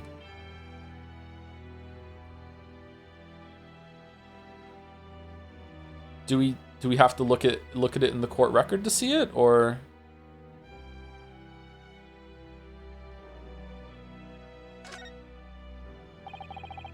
That's quite a large lamp the man's carrying. Or is it a lantern? It's not unlike a Japanese chochin paper lantern, actually, is it? Lamp, lantern, chochin? The point is, it casts very little light. To be walking alone in a graveyard at night with only this, well, I certainly couldn't do it. I'm not sure I could visit a graveyard at all, even in broad daylight, to be honest. Okay, I think we've looked at everything, so now it's time to look at his face and get the, oh my god, that's the professor. Right? Right?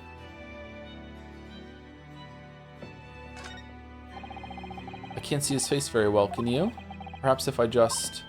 Oh, do you think you should be manhandling the exhibits, Mr. Naruhodo? Gotta manhandle something. I'll put it back exactly as it was, don't worry.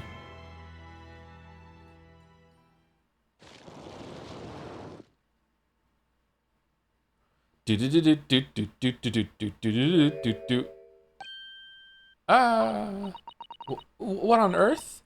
How can... I don't believe it. A black monocle. That doesn't look like the same person to me, really, though. Mr. Naruhodo, is it possible that this man is... Yes. Oh. Okay, I see the resemblance more now. Just the hair is different? Okay. Did he get witchered?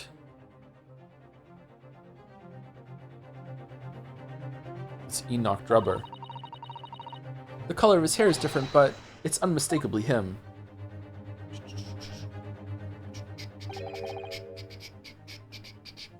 Indeed it is. Mr. Sholmes. Not all witchers get white hair when they go through the trial of the grasses, just like Geralt was very, very strong and resilient to it, so he graduated to a more experimental treatment, and the stress of it through the experimental treatment made his hair go white. Not all the witchers go through that. You might think that because the first other witcher that you really see in the game series is Vesemir, and he's old, so you know that's why. Yeah, it's not. Yeah, okay, all right. This man is the subject of your present hunt, I believe. We should do GeoGuessr Witcher 3. Yes, that's right. Just who is this man? Why is he here in this exhibit? You see Letho before Vesemir, don't you? Who's the first Witcher? The first Witchers you see in Witcher 1 are Geralt being dragged on the cart, and Lambert and Eskel and Vesemir are all there too. But who's the very first one you see of those three? I'm not sure. Maybe it's Lambert.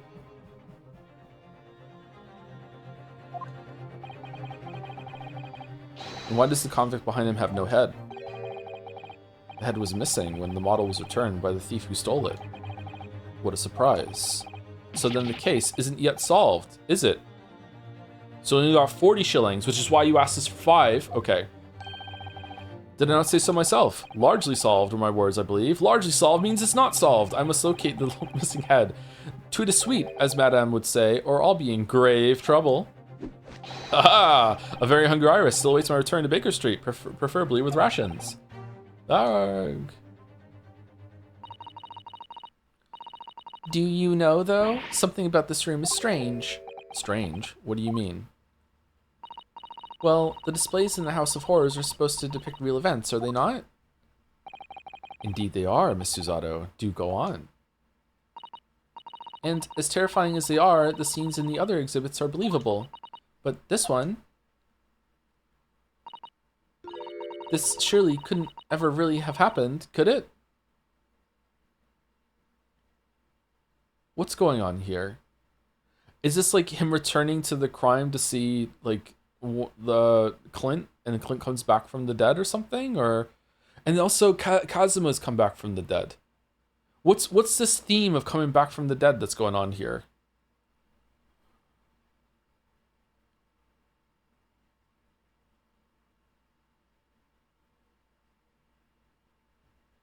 Did Assman actually die? Is the coroner in on it too? What's going on? This surely couldn't ever really have happened, could it? I think it's time I educated you a little. Oh yeah? About the nature of the incidents involving the professor 10 years ago.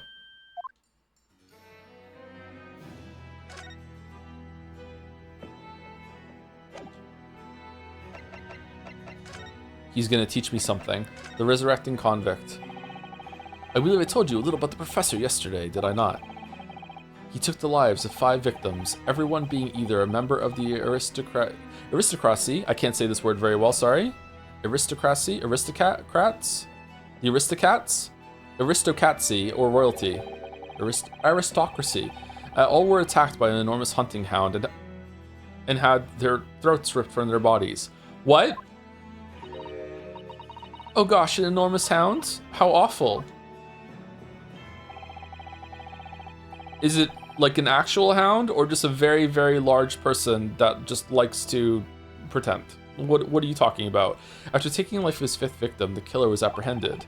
It was a case of unprecedented magnitude in Britain, you understand. Accordingly, the professor was tried in a closed court. No members of the public were permitted. Closed court. The undercourt? You mean the professor's identity? As you've surmised, my dear fellow, his identity was never made public. Huh? Naturally, he was found guilty and was summarily sentenced to death by hanging. He was buried in a grave at Lowgate Cemetery, which adjoins the rear of the prison where he had been held. However, that was not the end of the affair. Oh... The very night that he was buried, the convicted man came back to life. Came back to life? He clawed his way out of the ground and emerged into the moonlit graveyard. And the judge decided, but the sentence was carried out. He was dead. We can't kill him again. That would require a whole other trial, and I'm busy. Closed trials are hard to do. Okay, well, we did it. He came back to life. What are we gonna do? Kill him again? He gets to go free now. Fuck it. The exhibit here depicts that very scene as described by the sole witness of those chilling events. There was a witness? But of course, my dear fellow, it was none other than the young man in the white overcoat. Enoch Drebber. He saw it happen? Okay, so not the professor then. Alright.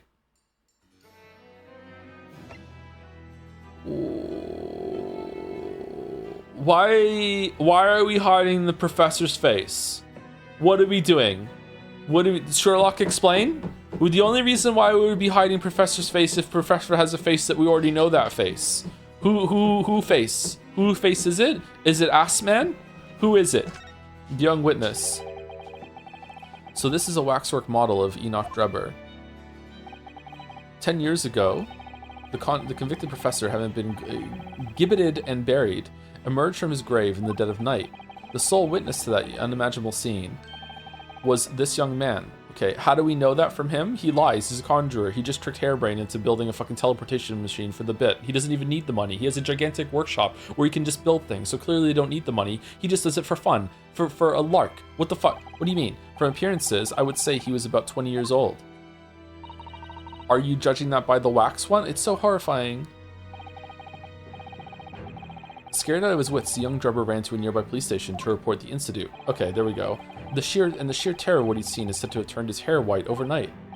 Yes, as shown in the photograph we have of him, his hair is completely white. Okay. For the trial of the mass graves? What? For the following few days, the story of what we've seen was on every front page in the capital. Really, the public was frantic for every last detail about the killer who'd come back to life. As you've seen, an exhibit was even created here at Madame Tuspel's. Huh. I can quite understand why the man's hair turned white, certainly. But what I don't understand is what Mr. Drebber was doing in the first place. In a lonely graveyard in the middle of the night. Just a bit of grave robbing, innit? Simple as. Yes, what was he up to?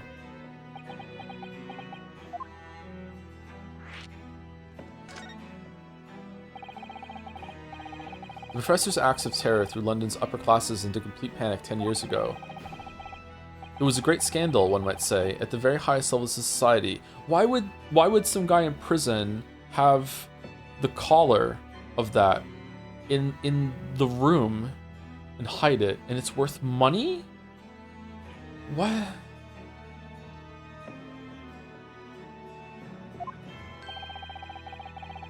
And since the killer's identity was never made public, rumors abounded. After all, no killer had ever before systematically employed a dog as a weapon of murder. Really? It's the dog that did it. Yes, I can imagine the impact the case must have... Toby? It was Toby? Holy shit. But in time, of course, the rumors abated. So too did talk of the shocking witness account of the... So too did the talk of the shocking witness account of the convict who came back to life. It was forgotten, dismissed as a dubious ghost story, as a preposterous parlor tale. But why did people stop believing it? Because it's fucking ridiculous. Why? Simply because there was no resurrection to speak of, as was established in fact. What do you mean by no resurrection? The police investigated the grave in Lowgate Cemetery and published their findings. The convict's body was found to be buried, exactly where it had been following the execution. Wax double, Tuspels is in on it. No, but that would mean Mr. Drebber must have lied to the police and the newspapers. That would appear to be the only logical explanation, yes. The young man subsequently vanished from society and nothing's been heard of him since. It's rather striking, then, that he should resurface now, don't you think?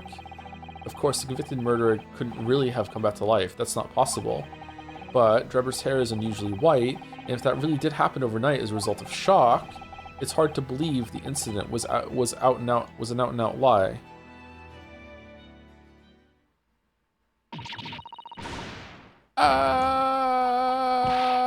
What the bleeding Nora? Odo? What have you gone and done? Okay, I was too busy theorizing what's going on in the story there to register what the fuck was he doing in the graveyard.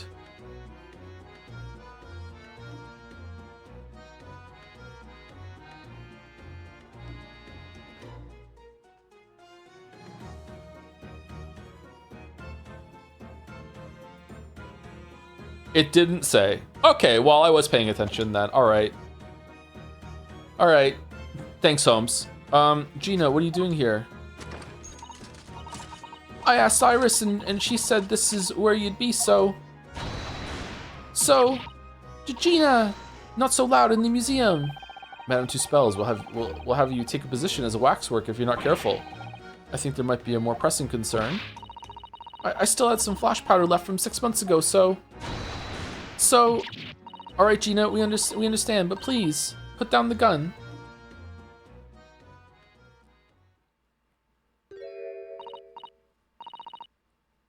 Sorry, I got scared. You should try being the one on the other end of the barrel. So what brings you here, Gina? What brings me here? What you think? We found it. We found that dodgy Cubs workshop. What? You found Drebber's work? The Hound of the Meadow! No! He's a killer! If you put that collar on that dog, he's gonna transform like a fucking Pokemon into like the most dangerous killer imaginable and rip all of our throats out. Get him the fuck out of here. Yeah, yep. Toby's nose took me straight there. The boss and the others are heading over there now in a drag. So come on. Here's the address. Got the boss to write it out. Oh, we're actually gonna see it. Oh, thank you, Gina. We'll make our way there at once. All right then. See you there.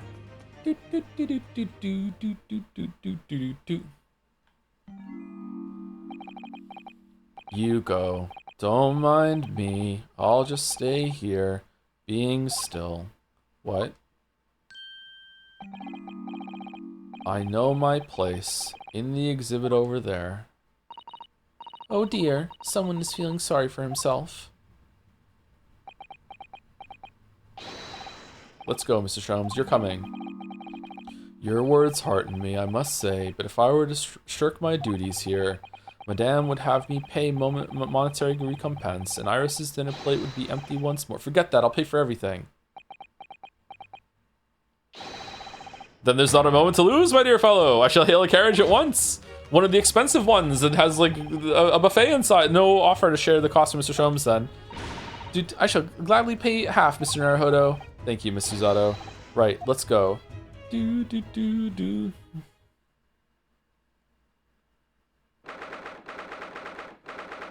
October, Enoch Drebber's workshop. Holy shit. The teleporter teleported itself here?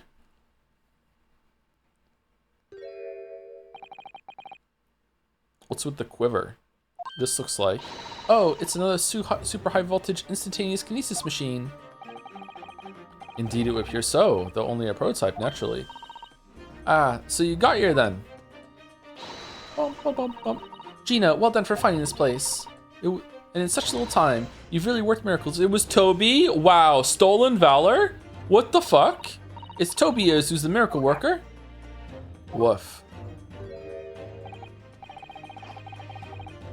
Ah, I thought you lot would show up before long. Greg, what's wrong with your fucking eyes? Hello, Inspector. That's one knitted brow. He looks like he's eating a lemon, not a bag of fish and chips. Lemon goes well with fish and chips. Maybe he just went, like, overboard on the vinegar. I don't know.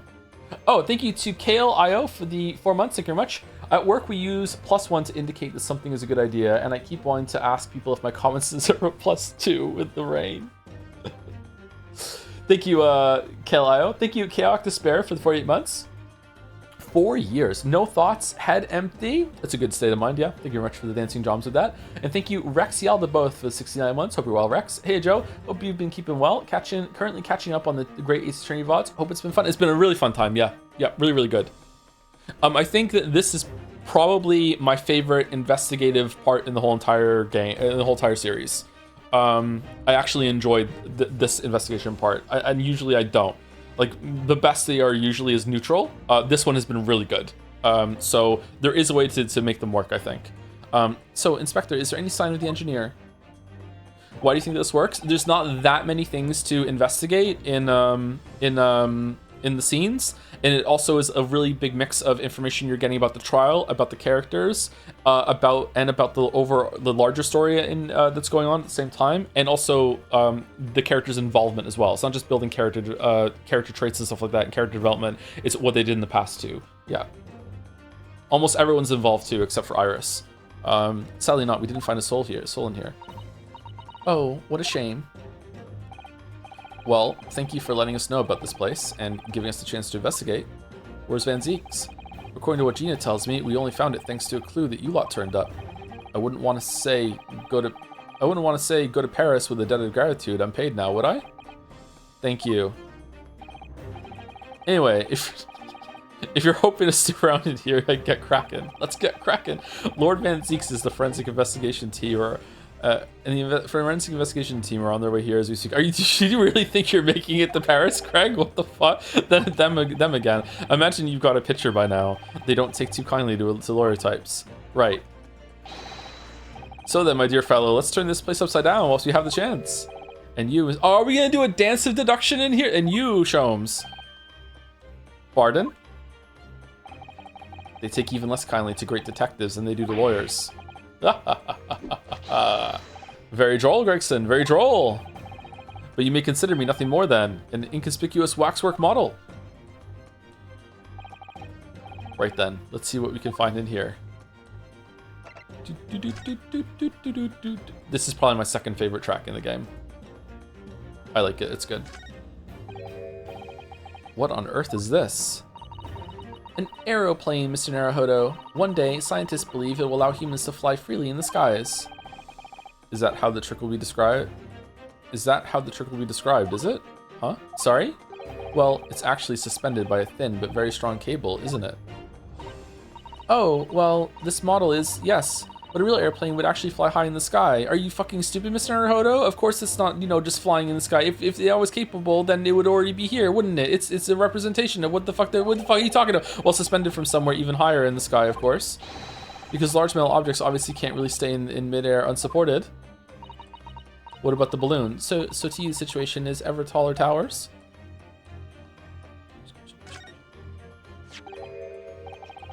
Hey, just signed up to thank you for pointing me to the good place. Haven't laughed out loud so much in a while. Thank you. I see your value now.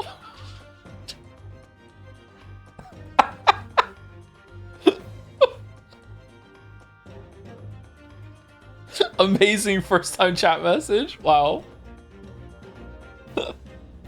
Good place is really good. Yeah, glad you're enjoying it. This appears to be most interesting. Yes, most interesting indeed, wouldn't you say? It's an impressive looking back massager, that's for sure. I've no doubt that if you hit your shoulders a few times with that, your aches and pains would soon go away, because you'd be fucking dead, yeah. It's a Royal Society trophy for excellence in science. A young scientist could wish for no higher honor, except for money. Ah. Would you like a massage? Yeah? No, I'm fine, thank you. What do you mean? I had no idea it was such a grand thing. I think it's becoming increasingly clear that you're all fucking gay. That sorry, that there's no that there's much more to this Enoch Trevor than a conjuring trick. I couldn't agree more, my dear madam. And how about you, Mr. Naruhodo? Wouldn't you like to take it with you? For your tired shoulders, of course. Yeah, sure. He's not going to let that go, is he? It's curious, though, isn't it? You would expect such an important trophy to be probably on display somewhere, not haphazardly cast aside. Yeah, it seems like it's like a replica or a model of a trophy. English gentlemen can be quite a mystery at times. Was it a fake trophy that they gave to him to make him think that he was more powerful, more accomplished than he actually was? I'm not sure. A Royal Society trophy for excellence in science that was found in Mr. Drebber's workshop. It's a very prestigious award for a young scientist. All right, let's talk to Greggy last. I'm sorry, Mr. Naruhodo, that machine is covered by the special dispensation for scientific equipment. No, it's not. No, there would be serious repercussions if you were to examine it from the Crown and the government. It's only a model. Well, those two don't seem to be holding back. It's quite hollow inside. No working parts or devices of deception to be seen, my dear fellow. No loose change dropped on the floor or nothing. Not even a bone for Toby here, my dear fella.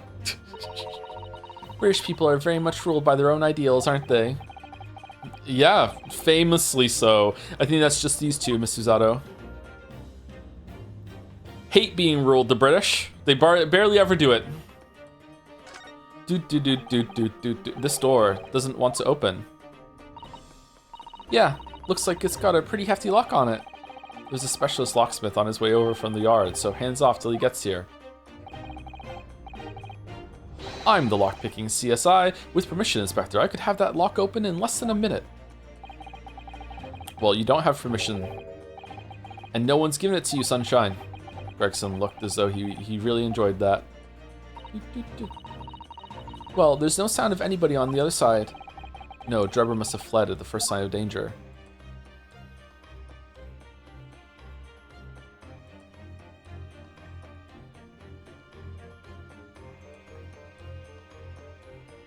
Okay, either because Sherlock won't let Iris publish the story about the Hound of the Baskervilles, either it goes so high up in the government that even Sherlock has to respect it. That doesn't track to me at all. Or it has something to do with with Watson, Iris's dad, and it would attract attention, and he's hiding a secret from her. It's got to be one of those two. And I'm guessing it's the second one, because I can't, like, the Giselle Brett thing isn't going away, and now that we found out that she was just pretending to be British, which is the most cringe thing imaginable, like, I'm guessing that it's got to be wrapped up in some bigger thing that's going on with Susie's dad as well, and he doesn't want to attract attention. It could be government, maybe if it went like really, really high, maybe Sherlock would respect that, maybe. I don't know. I don't have enough information. I'm just kind of flapping my arms at it right now. This is. It's a European-style quiver of arrows with steel bolts inside. Oh, okay, so they're bolts, not arrows. I was gonna say, why are they in there? Okay. Oh, do you suppose? Crossbow bolts, these. And just the right size for the bow you lot turned up at the exhibition grounds. In other words, Sumari. Yep, that's more evidence to support your theory. It all goes to show that Drebber was the one pulling the strings behind the scenes of the whole scam. Okay, why is there even still a trial at this point? It is obvious the Harebrain didn't do it. A crossbow found hidden behind a tree under the experimentation stage of the exhibition grounds. It belongs to Mr. Enoch Drebber. Thud. Uh-oh, we didn't talk to Greg. Shit. Oh. Is something wrong, Mr. Zato? Well, I thought I heard a noise from the far side of that door. Well, Gina, did you hear it too? Yeah, I heard it and all. What do you reckon, Toby? Woof, woof. Right, mind the grease? Thud, thud, thud. Whoever's in there, open up. This is Scotland Yard. Clomp, clomp, clomp, clomp. Squeak, clunk. Well, they're fucking gone. Oh my, someone is in there. Jesus Christ, that's Jason Bourne. Ah, this rotten bleeding lock. My dear Gregson, as I said only minutes ago. If only it were countenanced, I could unlock that door in less than a minute.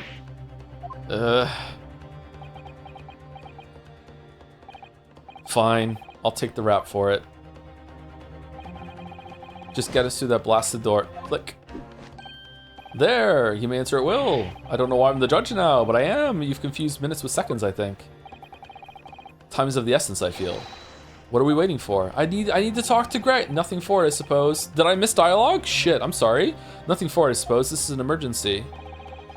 There's a strong possibility that beyond that door is the engineer you all seek. So you better finish investigating everything before you go through. Prepare for action, my dear fellow. Yes.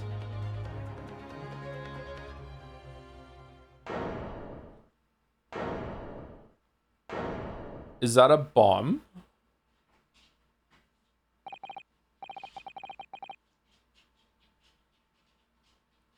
Okay, we have there's so much going on in this room. There's a hot air balloon model that is blue on the bottom but green on the top, so it's kind of almost looks like the ones that are in the sky, but not really. It's a recommissioned one. There's like a ship frame model hull on the wall. There's footprints on the ceiling door. The cupboard is upside down, and there's a safe. An old-timey safe, too. I should get a safe. I feel like I should have a safe. I think by the time you get to my age, you should have a safe, right? I don't know what I'm keeping in the safe. But I feel like you should have one. What? What's happening here?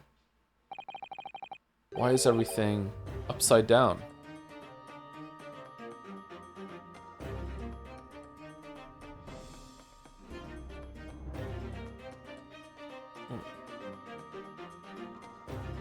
Well, not everything. Is it? Rats, there ain't no one in here after all. But there must be. It was only moments ago that we heard those noises. Maybe that was the sound of Drebber running away. But there's only one door into this room. He's in the safe! And no windows that could afford an escape route. Those skylights are too high.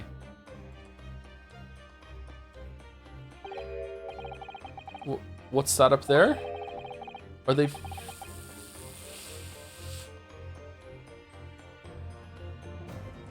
Okay, Was Christopher Nolan consulted? It's an Inception room. Does it flip upside down? What the fuck is it? Are there footprints on the ceiling? Blow me. I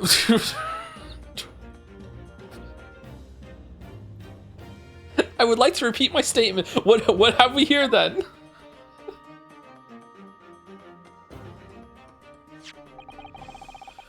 Looks like someone was trying to burn something in a hurry.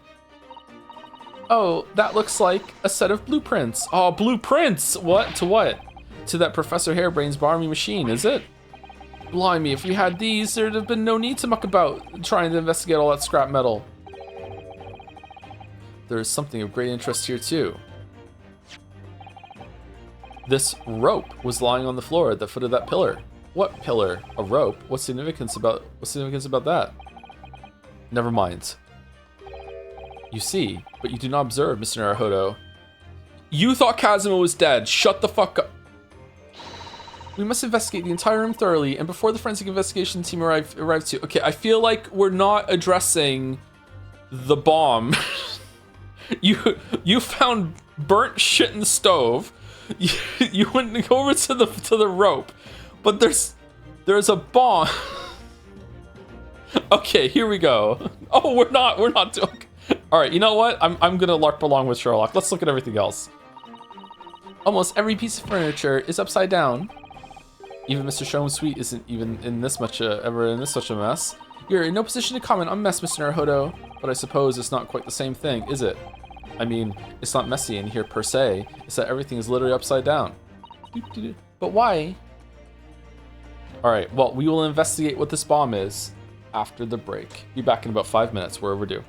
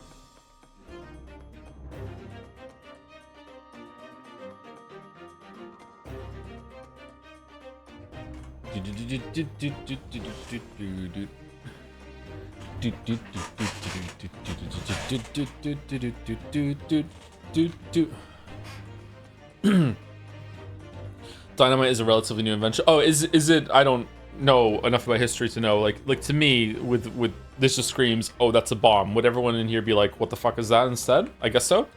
They're not running out, so I guess it has to be that. Alfred Nobel, good old inventor dynamite. Nobel Prizes, blood money. There's no denying it, is there? There are footprints. Yeah, why would there be footprints up there? Yes, it would appear so. And I simply can't imagine how they came to be there. Isn't there a Suzato shoot-up or something? Like a Suzato takedown, I mean. Punch Showdown is around this area, and you're throwing dynamite sticks at people all the way through that game, and that's historically accurate, right? So, I'm no Wonder Woman, Mr. Naruto. That would make her almost superhuman, I suppose.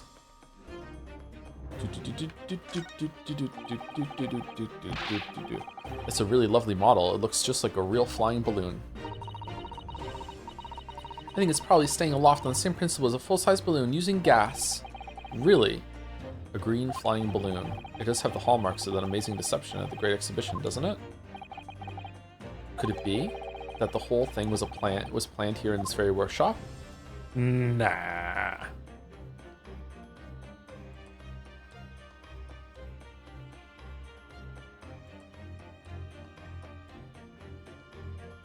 Okay, so it's just the safe and these two things, right? Nothing else?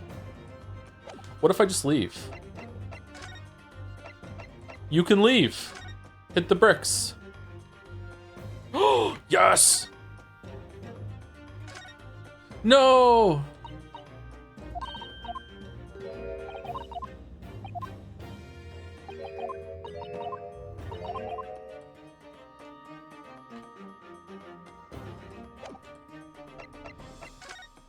The casino!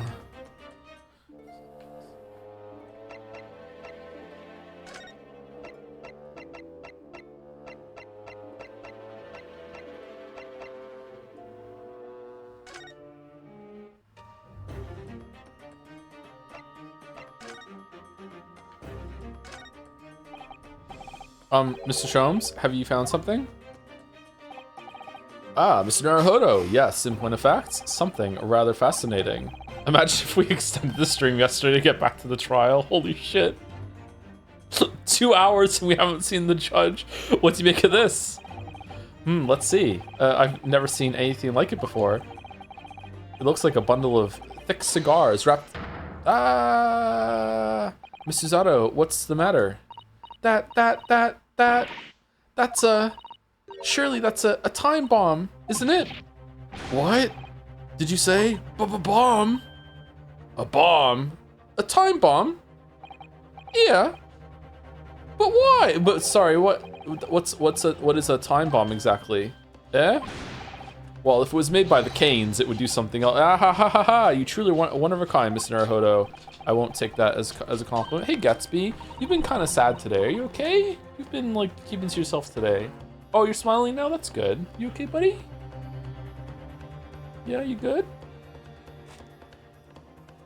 Hey, buddy. He's a good boy. He's a good boy. He is a good boy. Oh, he's a good boy. He's a good boy. He's a good boy. I was barely home yesterday. Is that why? Were you missing me? I was barely here yesterday. He's a good boy. Ha, you don't know nothing, do you, Odo? You could be the Hound of the Baskervilles, you know that? You're big enough. You haven't got a clue what it is either, have you, Gina? I invite you to consult a dictionary later, Mr. Naruhodo. You mean Susie? But this particular specimen is no time bomb, though I confess it has a very similar appearance. Huh? Oh, well, thank goodness. But then, what is it, Susie? He misdiagnosed Kazuma as dead, alright? Kazuma, I don't know which is correct anymore. Kazuma is dead. It could be a bomb, all right? I see, so that's it. Goodness, Mr. Sholmes, have you seen to the heart of the matter? There are times when I consider my lot most unfair. It's not a time bomb, it's just a regular bomb. For I'm fated never to know how it feels to flounder as you do when a puzzle presents itself. But I've learned to accept the hardships that come with being a great detective, Miss Susato. Alright, this is a weird death eulogy that's going on right now. Here we go. I feel a great deduction coming. Once again, I can draw two conclusions from the scene we see before us. The first is that the inverted nature of the furniture in this room is the work of Drebber himself. Oh, but how could you? And the second conclusion is that the small device on the floor there is, without question, completely genuine. Please, Mr. Sholmes, you must explain everything.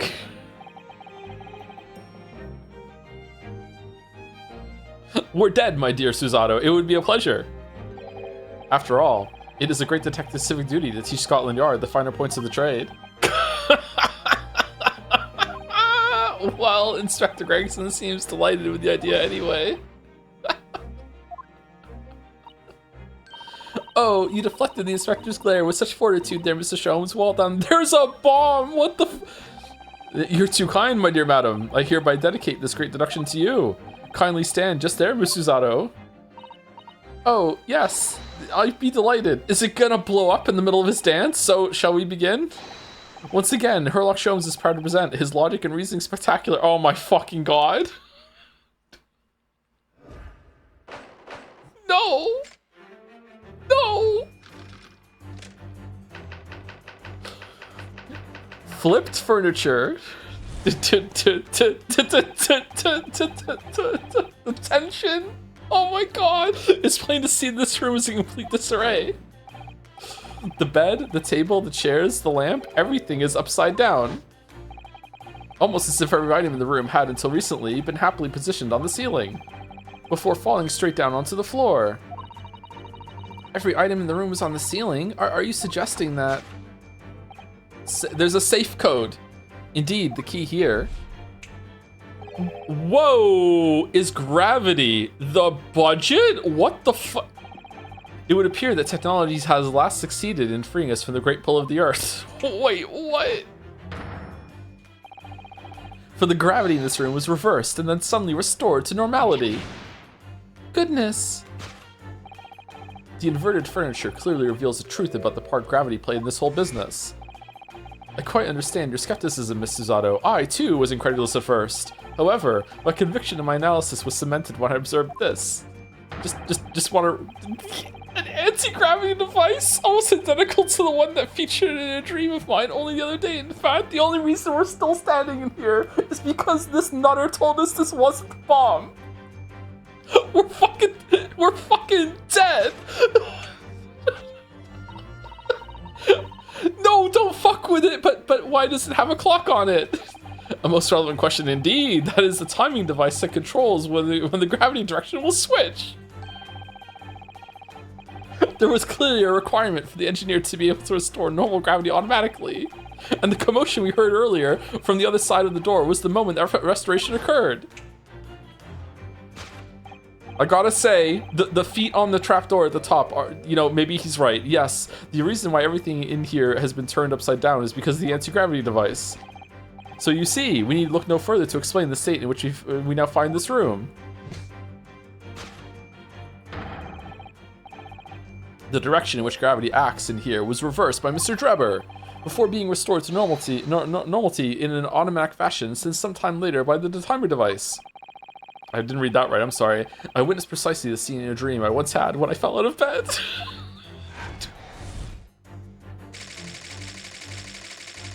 Conclusion, because gravity was reversed, a fucking lunatic missing engineer.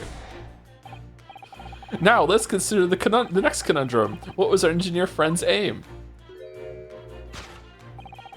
Indubitably, the greatest clue we have to explain his actions is above our heads. He reversed gravity for 10 seconds in order to just jump out of the window, Lamayo.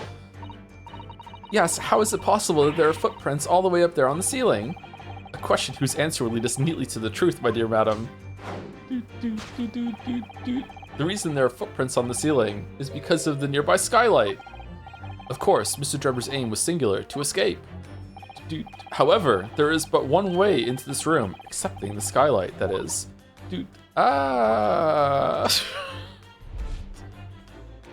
Holy shit!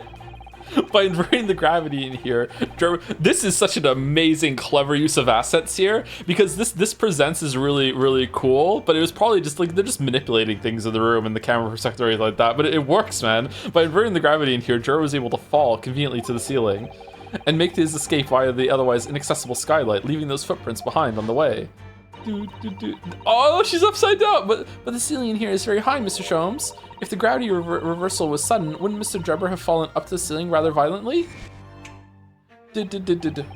Falling up is both scientifically and philosophically a rather interesting concept, I feel. Thank you, Balder. But the man was cornered with nowhere to run, so escape through the skylight was his only option. You may recall that I found this in the room earlier, which I believe offers a solution. Oh, the rope. To reach the intended destination, what better tool than this rope? By anchoring one end to the wall, the man was able to lower himself safely to the ceiling. Which explains how Drebber was able to escape this room before our arrival. He reversed the pull of gravity and fled via the skylight. And personally, I should very much like to reverse the pull of gravity again now, just for fun.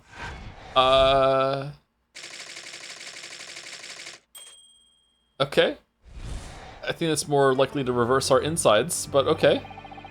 Thus concludes Sherlock Holmes' great deduction of this topsy-turvy puzzle. What do you think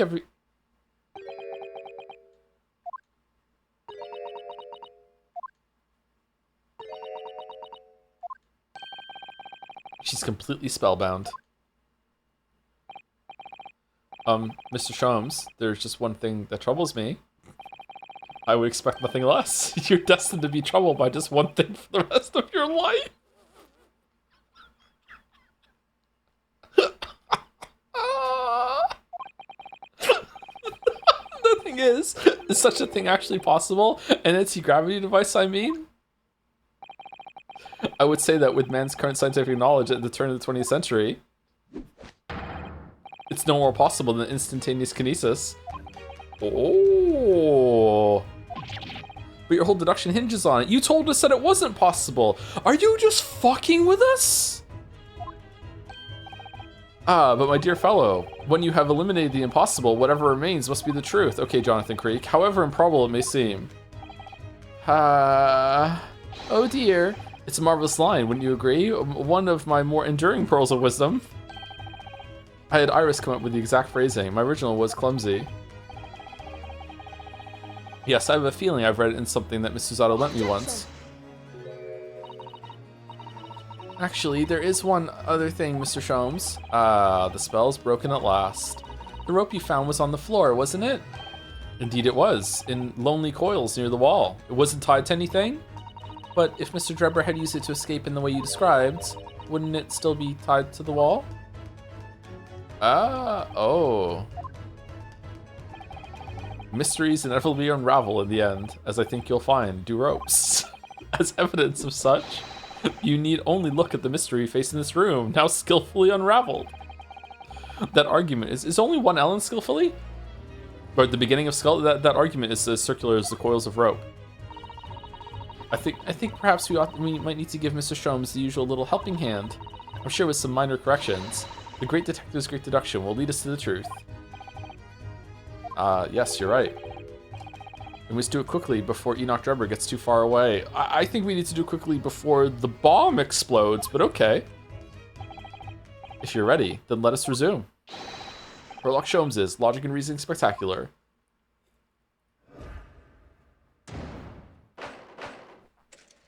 Hold it, Mr. Sholmes.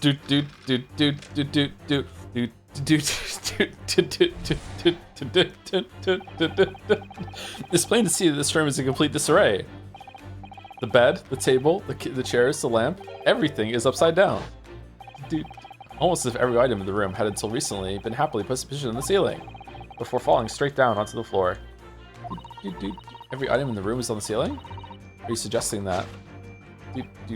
Indeed, the key here is gravity. It would appear that technology has last succeeded in freeing us from the great pull of Earth.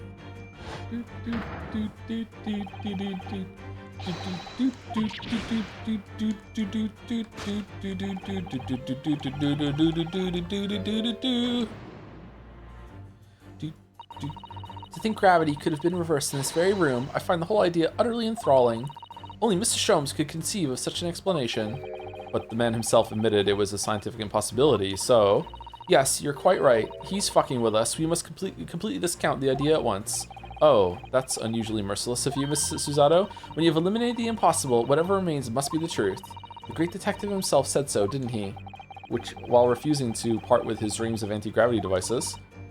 Yes, I suppose so. Well, let's see if examining this topsy-turvy scene a little more closely reveals some proof that shows exactly what the gravity in this room was or wasn't doing.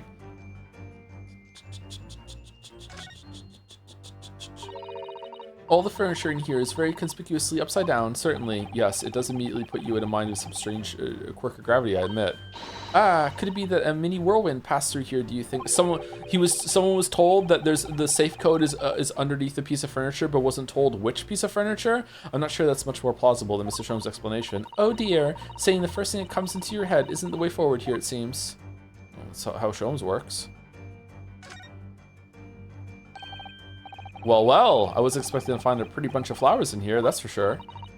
Ah, look at that. I know, that slender little vase looks like it's about to topple any moment, but the flowers are thriving. Somehow it makes you think of the fragility, but not that fragility of life, wouldn't you say? To be honest, Mr. Naruhodo, something else about it made a rather deeper impression on me. Okay, so there's more? No, okay. Oh, okay, so all the furniture is just the same one. Okay. What about the safe? Oh, it's bolted to the floor. Look, Miss Susato. When everything seems to be upside down in here, this safe is conspicuously the right way up. Have you noticed? Yes, that's true. That's so true. But look more closely at the safe's feet. Feet? Ah, that's a lot of very large bolts fixing it to the floor.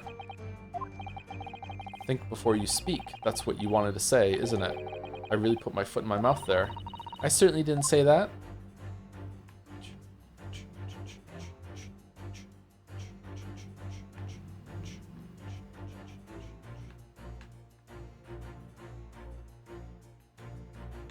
Wait, what?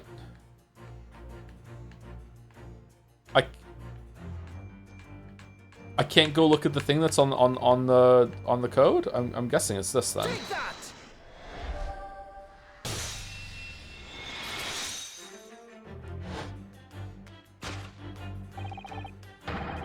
How can we Sholmes Max? We have to be eating soap while about to be teleported across a map into a pocket of anti-reverse gravity right before being tucked into bed to have a dream about it all. The upright vase clearly reveals the truth about the part gravity played in this whole business.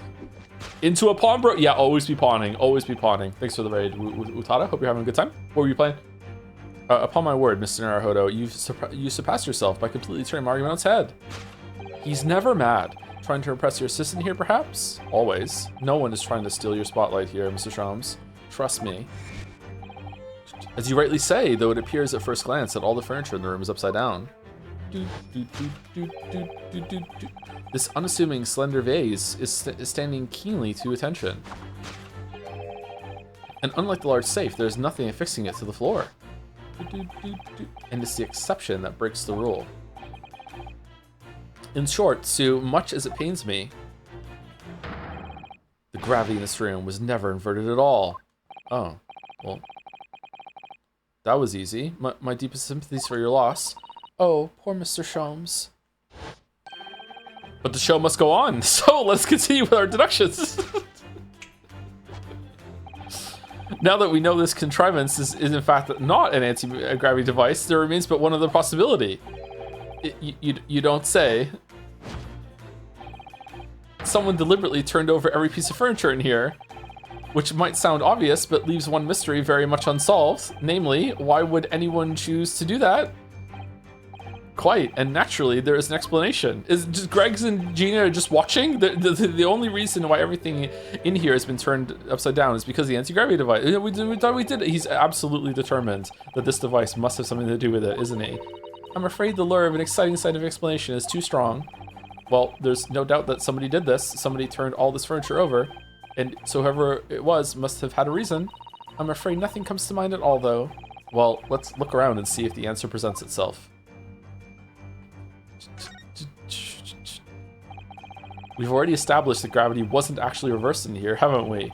In other words, Sumari, this isn't an anti-gravity device at all, which makes me very curious to know what sort of device it is. But I think for now it's clear that we're looking for an answer elsewhere. What the fuck are we doing? That's a coal-burning heater, I think, isn't it? Yes, it is, but it's not just for heating, you know? You can grill on it, bake in it, boil it, and steam things with it. It serves all sorts of purposes. Fucking Frodo doing his dance of... No, Bilbo doing his fucking dance of deduction about how all the treasure got into Smaug's fucking hoard while the dragon is there sleeping on top of it. Be like, who knows? It was the dwarfs that brought the fucking treasure. Who fucking... Don't worry about that thing. Let's just dance and talk in front of it. What the fuck are we doing? That seems like it's having your cake and eating it too. Not unlike a heated kotatsu table with a nabe pot, hot pot, a mikan orange, a cat, and an elderly relative. Oh, you mean it seems too much? I suppose perhaps it does. But you realize only some of those things on your list are edible, don't you?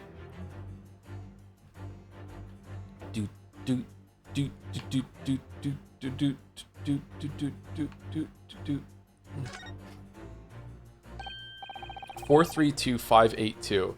Oh, look, there's something written on the underside of this armchair. Oh yes, safe. 432582. Safe, as in safe and secure? As in secure lockable box, I think. Admittedly, more likely. Well, there is a large safe bolted to the floor on the other side of the room, so yes. So you mean this number would let us open it? I wonder why it's written here, though. Take that! Bum bum bum bum bum bum bum bum bum. Yes, the reason why everything in here has been turned upside down is because of the safe combination. Precisely, I believe, Mr. Naruhodo, that you had a very similar experience once, did you not? Yes, last year, when I bought a lottery ticket and noted the ticket number on the inside cover of a book just in case. That's it, for people are forgetful souls at heart and always make a written note of important information. Just keeping the ticket itself safe would be more sensible, I think. I love when media does this snapping quickly back and forth to get people to talk. This in games, movies, TV shows, I love this shit. And what happened next, Mr. Naruhodo? When the day of the draw came around, I'd forgotten which book I'd written the number in and had to turn my room upside down to find it. That's it. For people are forgetful souls at heart and always forget where they've noted things down. Now, not if you always note things in the same place. In the Susie book of Susie things, I actually won the second prize, you know? But I couldn't remember which magazine I'd slipped the ticket into, so I had to turn my room upside down. Thank you, Mr. Naruhodo, but I believe I've proved my point now.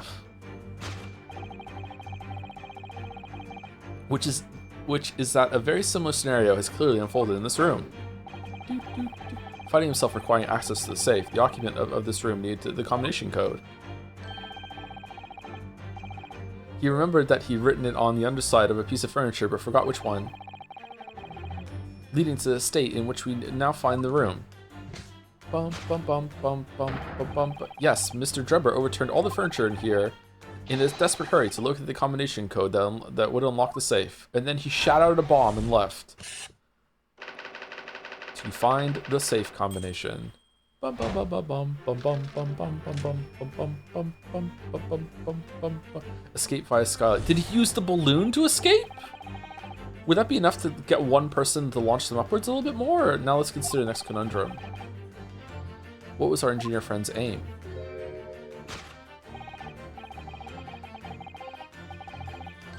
Maybe there was like a sword that was tied around a rope, and he put the sword against the wall, then stepped on the hilt, and then jumped, did a flip in the air, so you went out feet first, and then used the rope to pull up the sword afterwards, and then used the sword to cut the rope, and then dropped the rope back in the skylight, and then left. You know, there's no way that would ever happen in a story. Indubitably, the grace clearly of explaining the actions above our heads. Yeah, how did the feet get there? Yes, how is it possible their footprints all the way up on the ceiling? A question whose answer will lead us neatly to the truth, my dear madam. The reason there are footprints on the ceiling is because of the nearby skylight. Well, if a change in direction of gravity can't explain it, then how did those footprints get there? Yes, I feel as though that particular mystery has just become even harder to solve. I can't think of any other way to explain it at all. Shoes on your hands. Oh, life was so much simpler in those halcyon days? Halcyon days? I feel like I learn how to say this word every single time. Halcyon days when gravity could be reversed. It was minutes ago, and those halcyon days never existed in the first place. Well, I suppose we must simply put our faith in Mr. Sholmes and observe the area in more detail. Putting our faith in Mr. Sholmes is what gets us into these situations in the first place.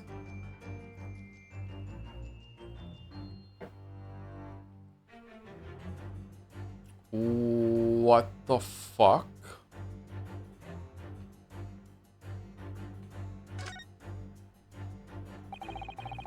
It looks like these are the only windows in the room. In other words, Sumari, if you want to escape without using the door, these skylights would be the only way. Yes, that's true, but even so, and right next to the only escape route, we noticed some telltale footprints. Telltale? Nevertheless, we've said many times now, gravity can't explain how they got there. But powerful springs in the soles of a man's shoe could. Have you been having strange dreams as well, like Mr. Shows?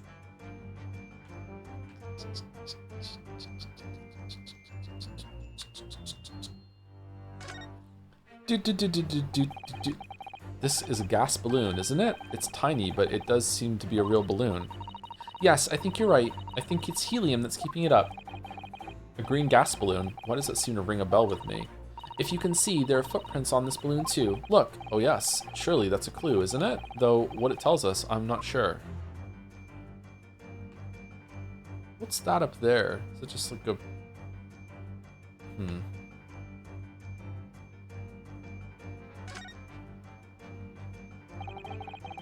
It's hard to believe, but there's a shoe up there, look. Oh yes, and there are more footprints on this little balloon too. Perhaps the shoe was thrown up there and became lodged, do you think?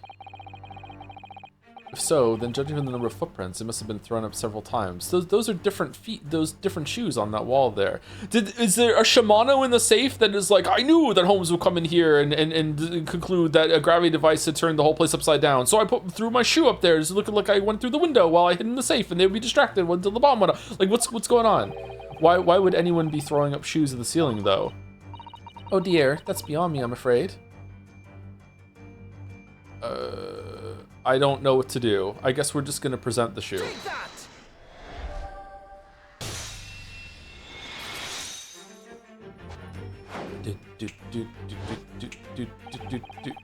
The reason there are footprints on the ceiling is because of the nearby shoe. And on closer inspection, there are clearly footprints all over the balloon as well. In other words, the aim was never the skylight at all, but the balloon. But for what purpose? A green balloon, that seems somewhat familiar data. It was a piece of the green balloon's envelope that Mr. Naruhodo and Iris found at the scene. Inside the green balloon that Master Gotts claims he saw above the stage when the incident occurred, I did see it, yes, was the second birdcage, the crux of the whole instantaneous kinesis deception. You mean to say? If we assume the balloon in here is a model of the one used on the day, there is a strong possibility something may be concealed inside it. Something our absconder was desperate to retrieve before making a hasty getaway. But the balloon's out of reach, hence why he resorted to a projectile, namely the shoe. Most probably, Drebber intended to tear a hole in the envelope by assailing it with the shoe. However, his efforts were thwarted when the shoe itself became a prisoner of those lofty heights. Is he listening to this from inside the safe? Oh dear, we desperately need to examine that balloon. What? Why are they still here? It was the bomb. If only there was some way we could see inside. You may recall that I found this in the room earlier, which I believe offers a solution. Oh, the rope. To reach the intended destination, what better tool than this rope? Mr. Sholmes has managed to bring the deduction back to the rope. Alright, I have to admit, That was clever. So we just throw the rope up to the balloon and then pull it down to us to the ground, which is much easier said than done, I feel, and could take us a very long time as well. I one-shot it. True, perhaps we need a more surefire method. In fact, we already have one, of course, don't we? The crossbow?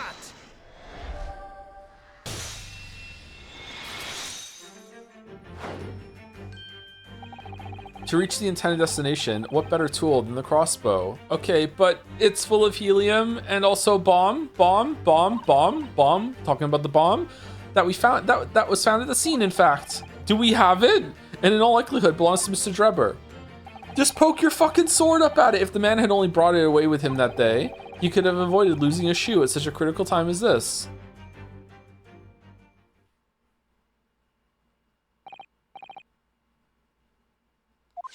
So, shall we? Your curiosity is deeper stirred, no doubt, my dear fellows. What is it that Enoch Drebber has hidden inside that balloon?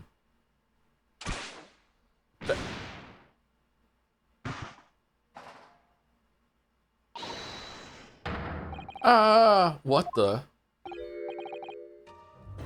A waxwork? Indeed it is. A waxwork head inside a metal mask. Oh, it's not that that's what the wax goes over and it's been melted off? A mask that is shut tight and fastened with a strong and quite impenetrable lock. Just pick it, so we can't see the face inside them. Oh, what? Whose face is it?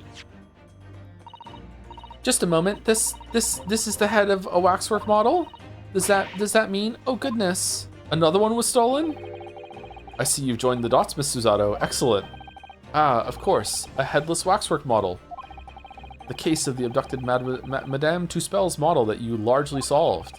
It was only the head of the killer that was still missing. Indeed it was, but I believe Madame Tuspel's will now have to settle her sizable account with me of 50 shillings. This, as you have now surmised, is the head of the infamous professor. Yes, but why is it here? This conclusively confirms my suspicions. The man responsible for stealing the professor from Madame Tuspel's and returning it, sans D early today, was none other than Enoch Drebber. This is incredible. Professor Harebrain's case and the waxwork abduction they're inextricably linked by Enoch Drebber's workshop. The other person that has a waxwork model in that scene is the one that stole the other model of presumably of the person he saw rise from the grave. What the head of the Professor Waxwork that was stolen from the Madame Tuspel special exhibit? What the fuck is going on? Well, it appears our logical pleasures cruise has come to an end, my dear fellows. Cruise? All that remains is, yes, to speak with the architect of this adventure.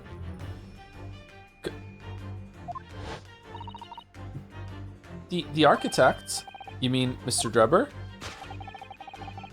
It seems quite impossible that he escaped via one of the skylights. Obviously, the man must still be here in the room. Why is the music fucked up? And his location should be abundantly clear. If you simply reflect on the journey we've made together during the seduction.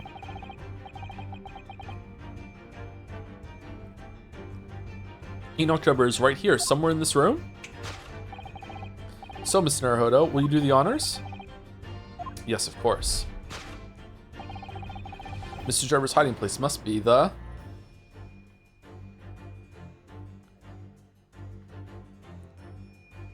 bomb. The wardrobe. Take that! The wardrobe. Oh. All right. There are lives in this section? All right, Mr. Drebber, come out. Oh. Not there, Mr. Naruhodo. But I don't understand. You could always climb inside yourself. Oh, not again. Please, don't mind us. Do go ahead. I know how fond you are of wardrobes. I'll think of somebody else. Thank you very much. Where could Mr. Drebber be hiding? Can you find out where Mr. Drebber is hiding? Bed, skylight, hiding in the safe. I'm sure we've already come across a clue that reveals the answer, you know? Yes, it was when we deduced why all the furniture in here is upside down, wasn't it? That gave us the answer, I'm sure. We're very close now, Mr. Naruhodo. I can sense it. Take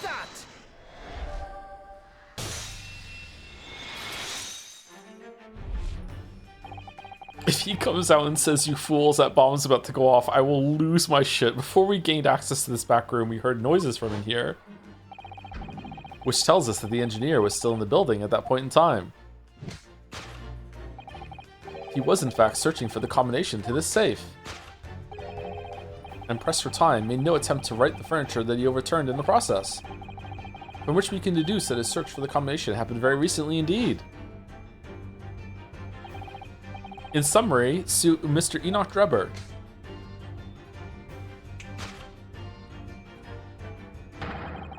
Is at this very moment inside the safe. What? This concludes Sherlock Holmes' great deduction of this topsy-turvy puzzle. Inside the safe.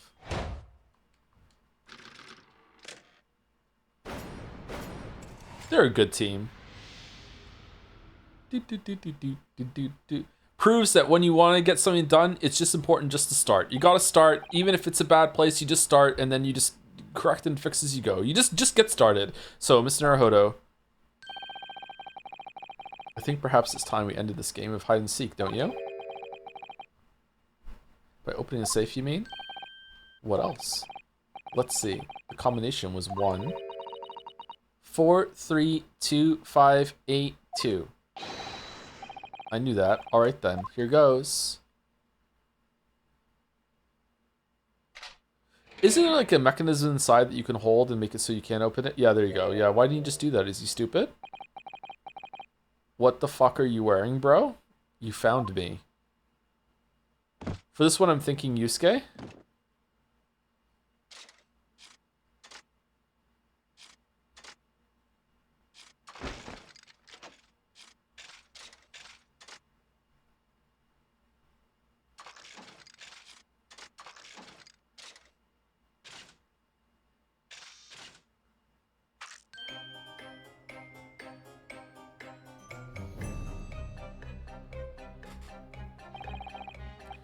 Right then, sir. Mr. Enoch Drebber, I presume? Correct. You better start talking. You tricked Professor Hairbrain with that bogus machine you built. And you shall have to explain the theft of the waxwork from Madame Two Spells as well. Whilst I would be delighted to answer your many questions.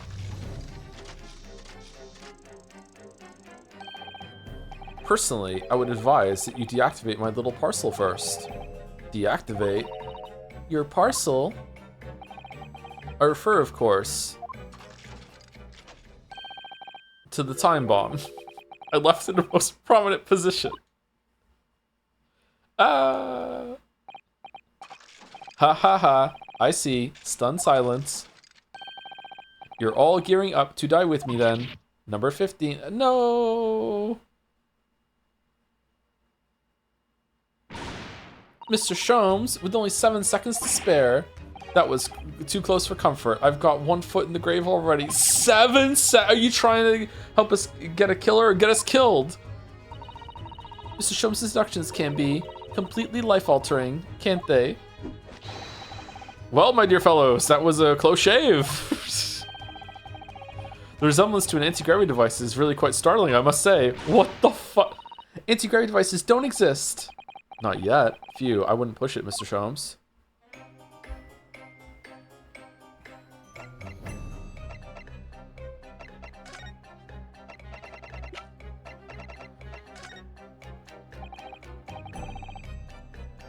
Mr. Drebber, look at this, please.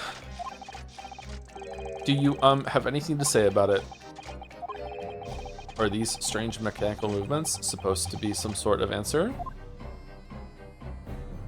He's just constantly doing the fucking robot. Sholmes could pick that. This lock does look very strong, doesn't it? There's definitely no way you could remove the mask yourself if it was put on you. What a terrible way to treat someone, even a convicted criminal. I know, it's starting to make me livid, actually. Mr. Naruhodo, please. I mean, just think about it. Imagine if you had an itch on your cheek all of a sudden. You'd be utterly helpless. Yeah, that sounds awful.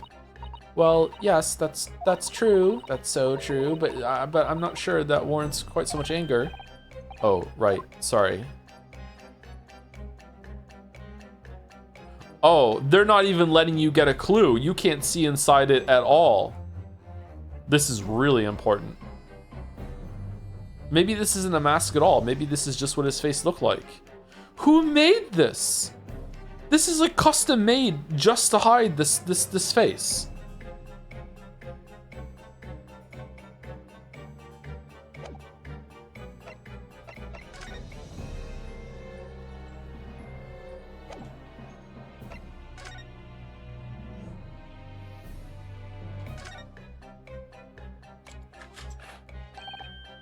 Oh look, the cover came open. Yes, now, there should be a glass plate inside. You have to change the plate with each new photograph you want to take, you see? Unless you're a rich kid from Bohemia, you just snap, snap, snap, snap, snap. Is something wrong? There is no plate, it's been removed. Ah, what a pity, but I suppose if you think about it, this wouldn't be the actual camera that was used at the time, just like the waxwork isn't the actual person. So we'd never have found a photographic print of the executed convict come back to life anyway. Oh, yes, you're quite right, of course. Of course, Asane. She looks devastated. The mask is of time-traveling lot of heart. I hope so. 1 second, chat.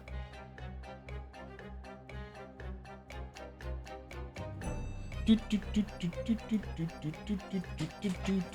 you, Sherlock Awoo, for the 32 months, 22 minutes ago. Thank you very much. With an Awoo face as well. Thank you very much. And thank you to Dibblemunt for the new sub also, after a bunch of bits as well. Thank you, Dibblemunt. Hope you're enjoying Greatest Attorney. Alright, so we can't present anything to him. Someone asked me if I find this guy hot. He kind of looks like Rodney from Only Fools and Horses to me. I do not find him hot, sorry. Not my type. What happened here?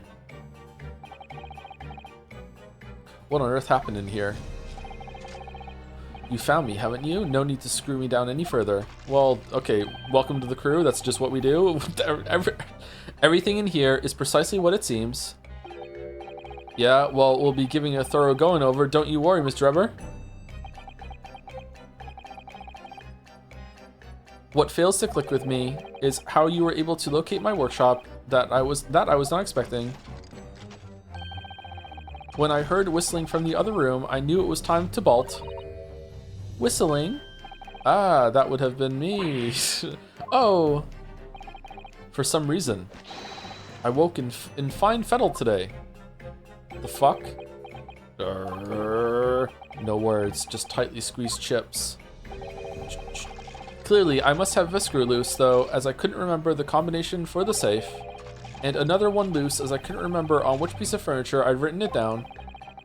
We also found a rope over by the wall. None of your business. Yes, I had hoped to exit through the skylight, but sadly the rope was too short. So I then set about searching for the combination code to open the safe. When did you put the bomb down? And burning the incriminating blueprints, don't forget. Regrettably, though, you failed to retrieve the head from the balloon among the rafters. And after that, you hid yourself inside the safe? Having first set this parcel ticking. Well, I had no intention of being nailed by the police.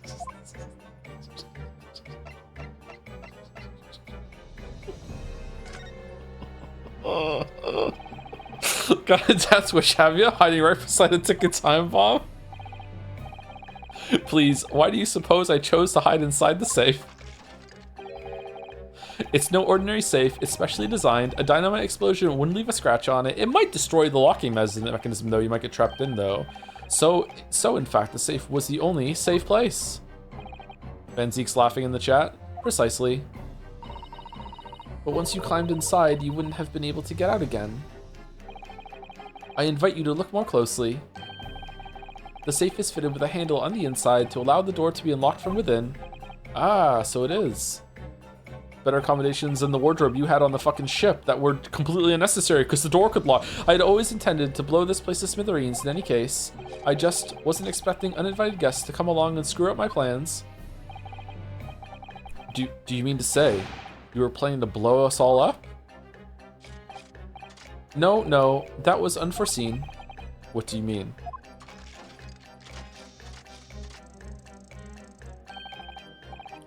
Most people run, you see, when they see a ticking time bomb at their feet. Ah, I calculated the time required for retreat to a safe distance and set the device accordingly, but what I did not account for was Sherlock being fucking crazy and thinking that it was an anti-gravity device and you doing the dance of deduction that I just had to sit here with my neck craned up against the top of the safe. It hurt so much the whole entire time. It's been 25 minutes. Also, the streamer took a break when he got in here, so it was an extra 5, but you seemingly endless discourse in here threw a spanner in the works. Do we want this voice or do we want Yusuke voice? So instead of a Yusuke voice would fit better. Do you want to try Yusuke voice on for a little bit and see? Is something wrong, Gregson? Do I have something on my face besides the usual eyes, ears, nose, and mouth?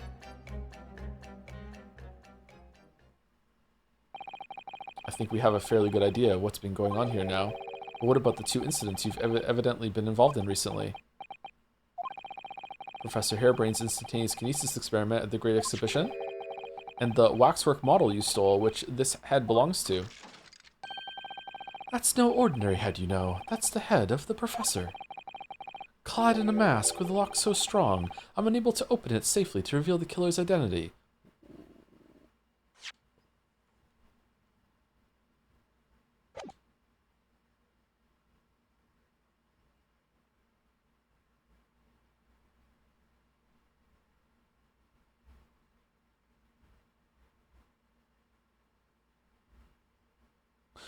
How does Madame Tuspels know what the professor looks like then? Huh?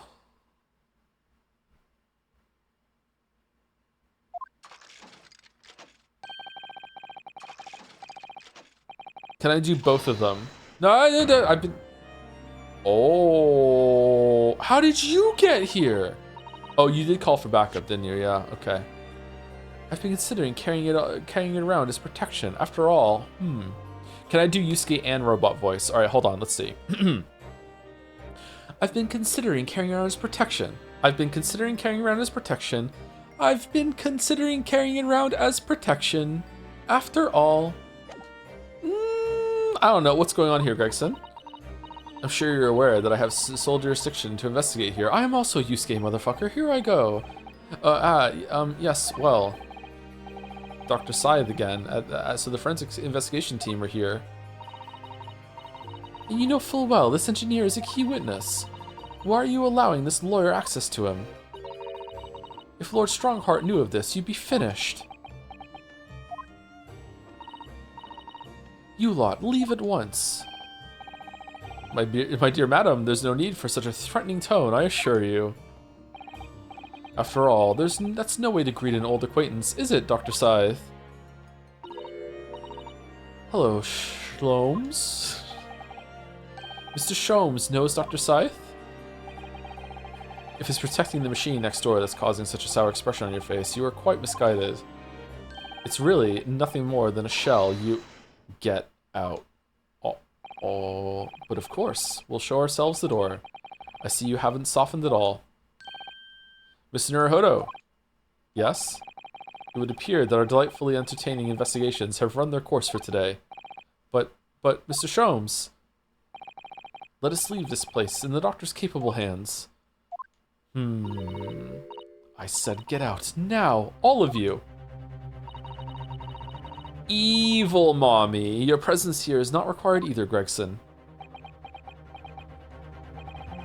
Understood. But I'll just say one thing before I head off. If it wasn't for this lawyer and his companions, we'd never have found this place, and the whole workshop would have been blown to bits. There was a time bomb set in here that this lot disarmed. Inspector-san.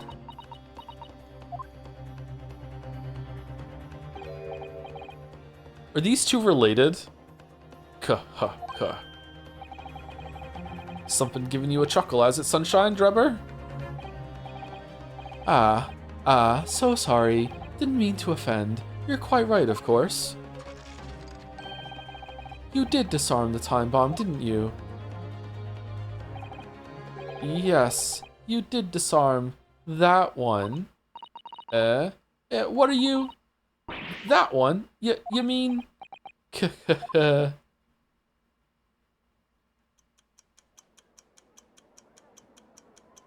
Wait, is this out? Wait, what? Van Zeek Snow! Huh? They didn't find this when they searched it? I thought the forensic team was allowed to look at it.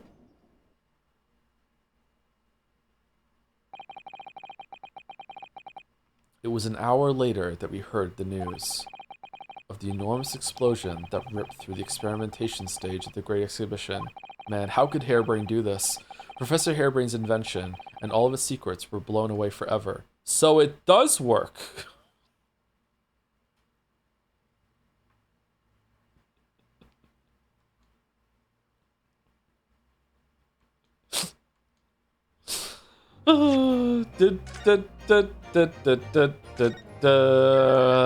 Instantaneous death. Instant teleportation to the realm of death. It does work. Wow. Okay. Well, that's all we have time for stream today. I'm a bit tired, so I guess we'll continue tomorrow at the trial. Any good raid targets around, or what? 24th October, 9:11 a.m. The Old Bailey Defendant's Antechamber. Good morning to you, Mr. Naruhodo. Good morning, Professor. Ready for today's proceedings? I hope so. I should be. Even I, with nothing left to... Good morning, my dear fellows. Oh, okay. Oh, Mr. Sholmes, you're here. Why, naturally, a true gentleman stands shoulder to shoulder with his friends in battle at all times. Thank you. I really appreciate it. Slept well then. I'll see you later then.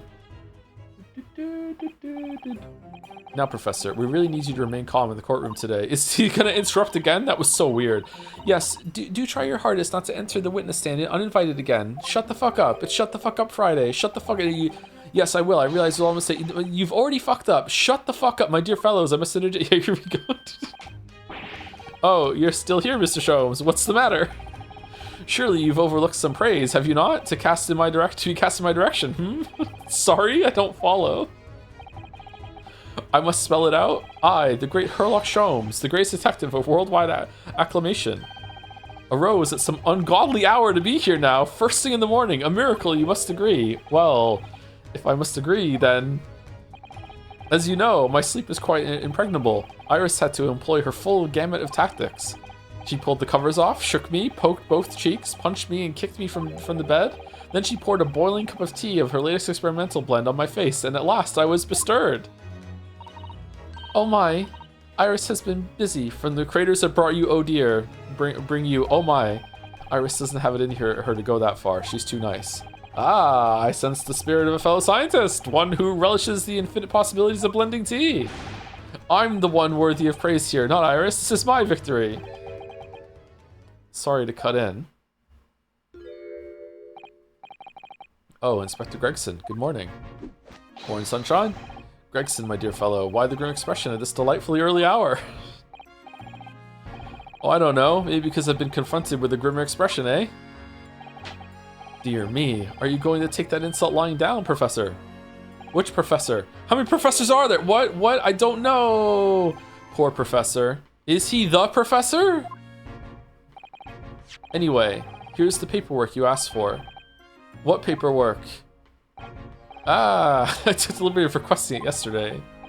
I have a feeling it may prove useful. Wait, useful? You wouldn't believe the hoops I had to jump through to get this brought out of the archives. It's the professor's autopsy report. That mass murderers? Who killed 5 members of the aristocracy? He was found guilty in a closed trial 10 years ago now, and it was all done under wraps. Why? And he was quickly executed soon after the trial. It's all in here. A bit too quickly, if you ask me. The autopsy report of the mass murderer knows the professor who was tried and found guilty by closed trial 10 years ago. I don't know what to say. Thank you, Inspector. How can this possibly be relevant? Yes, much obliged, Gregson. Us lowly lot at the yard are just doing what we can. The shadow of the great Detective Sholmes. In the shadow of the great Detective Sholmes, of course.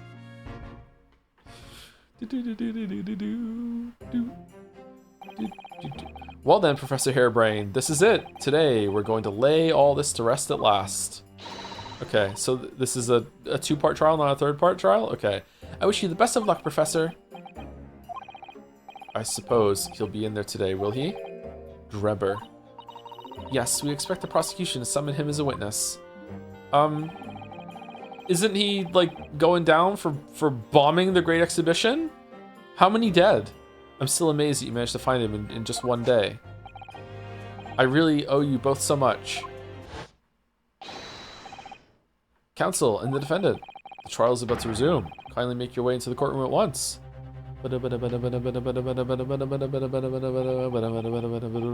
This is it then, the final chapter. Funny, my heart's racing a little. There's 2 more after this, bud. I've not felt this before, actually. This strange foreboding. As if something's going to happen in this trial that I'm not ready for. But I can't let that distract me from the only thing that really matters. Finding the truth.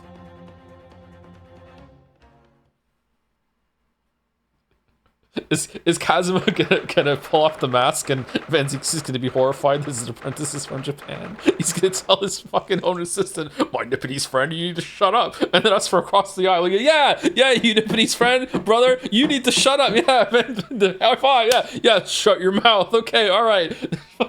Van Zieks, be racist to me again now. All right, yeah, kick him out, just me and you. The Old Bailey courtroom. Holy shit, he is there. Okay. In the name of Her Majesty the Queen, I hereby declare this court to be in session again. We resume the public hearing of Albert Hairbrain, here present, who stands accused of... How is he still fucking on trial? What the fuck do you mean? What? Are the counsels for the prosecution and defense ready to proceed? The prosecution is ready, my lord. The defense is ready, my lord. Oh, he's so nervous. As promised, Lord Van Zieks has his apprentice with him. His apprentice with memory loss.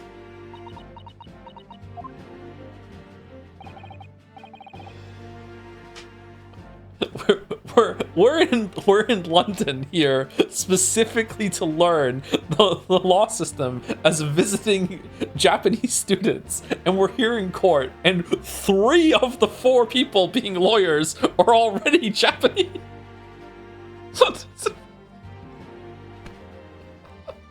Like, if Van Zieks leaves at some point, it'll just be like fucking like the jury's like, what the fuck is going on? Are they learning from each other? Like, what's happening? It's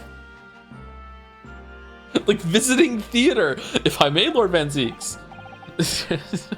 Yes, my lord.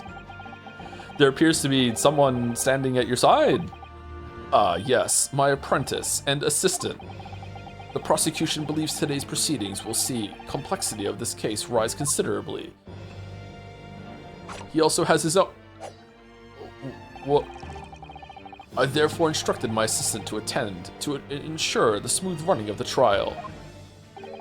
Okay, so you got him to do that without him being able to talk to you. Huh. And the smooth running of liquid refreshments by the look of it. The way he holds himself, the way he moves. It couldn't be anyone else. Kazuma-san. And he's still suffering from amnesia, so there's really nothing we can do at the moment. I know, but, oh, this is so very hard.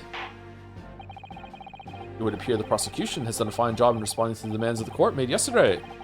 I understand you have successfully secured the engineer who disappeared from the scene on the day in question. Yes, my lord. Are you going to give us credit? I intend to call him as a witness shortly. Very good, very good.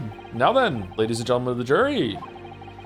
Hope you have your popcorn. Who have been chosen at random to represent the will of the people in this courtroom today?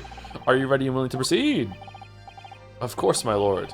I'm sure we all understand the importance of doing our civic duty. I do so despise deception and deceit. I find it so very wearing. To take a man's life with a conjuring trick, it is against the magician's code, not to mention the law.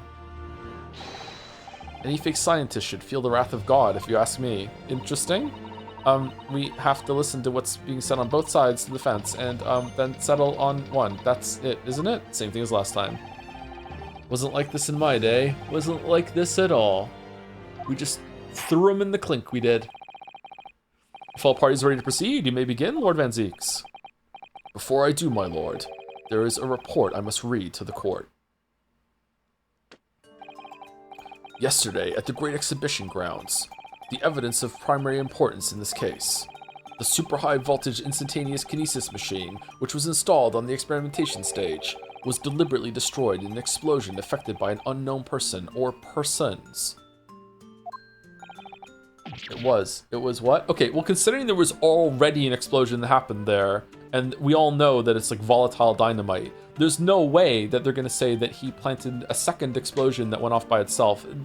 Someone must have planted it afterwards, because he's been in custody the whole entire time, right? An explosion! This is an outrage.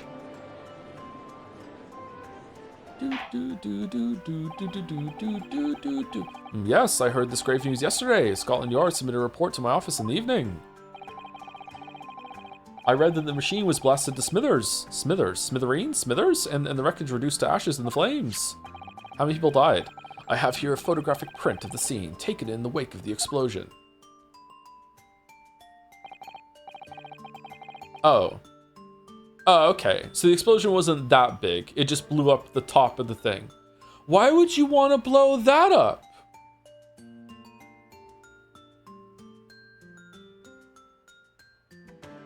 Huh? It shows what little remains of the machine. Yes, a terrible business. He did it to destroy the evidence, did he? That Enoch Drebber. I'm starting to think that the machine worked. The court will take this print as evidence, counsel. They found a stooge fucking scientist to build them a fake machine, and it turns out that they accidentally found a scientist that could actually do it, so it actually worked, and it kind of fucked up their plan. A photographic print of the experimentation stage after it was completely leveled by a time bomb. The metal floor of the stage has been blown open by the explosion. Late yesterday afternoon, the protection afforded to the machine by the Special Dispensation for Scientific Equipment Act was revoked. However, before a thorough investigation could begin, the invention was obliterated from existence. As such, this will become a very different trial.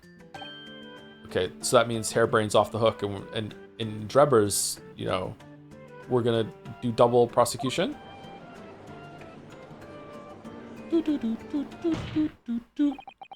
As it stands now, with no evidence on which to draw meaningful conclusions, we just must vote guilty. The authenticity of the kinesis machine will remain forever in obscurity. Indeed. No way to know. Maybe he invented teleportation back here in the 1890s, but maybe not. Who knows? Oh well, lost to history. Let's continue. A most unfortunate state of affairs. However, one thing remains clear. The victim's death was the result of the actions of the accused. Of that, we can be certain. Okay, explain how.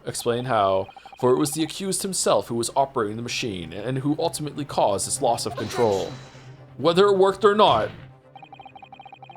as Lord Van Zieks rightly says, this is a very different trial now.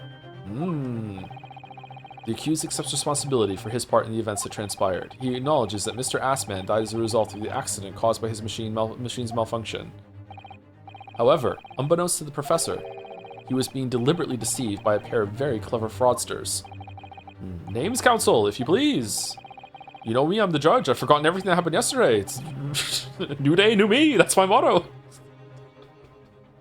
Pawn all my stuff in the morning. Always be pawning. The engineer, Mr. Enoch Drebber, and the victim himself, Mr. Odie Assman. So what exactly were these two men up to behind the defendant's back?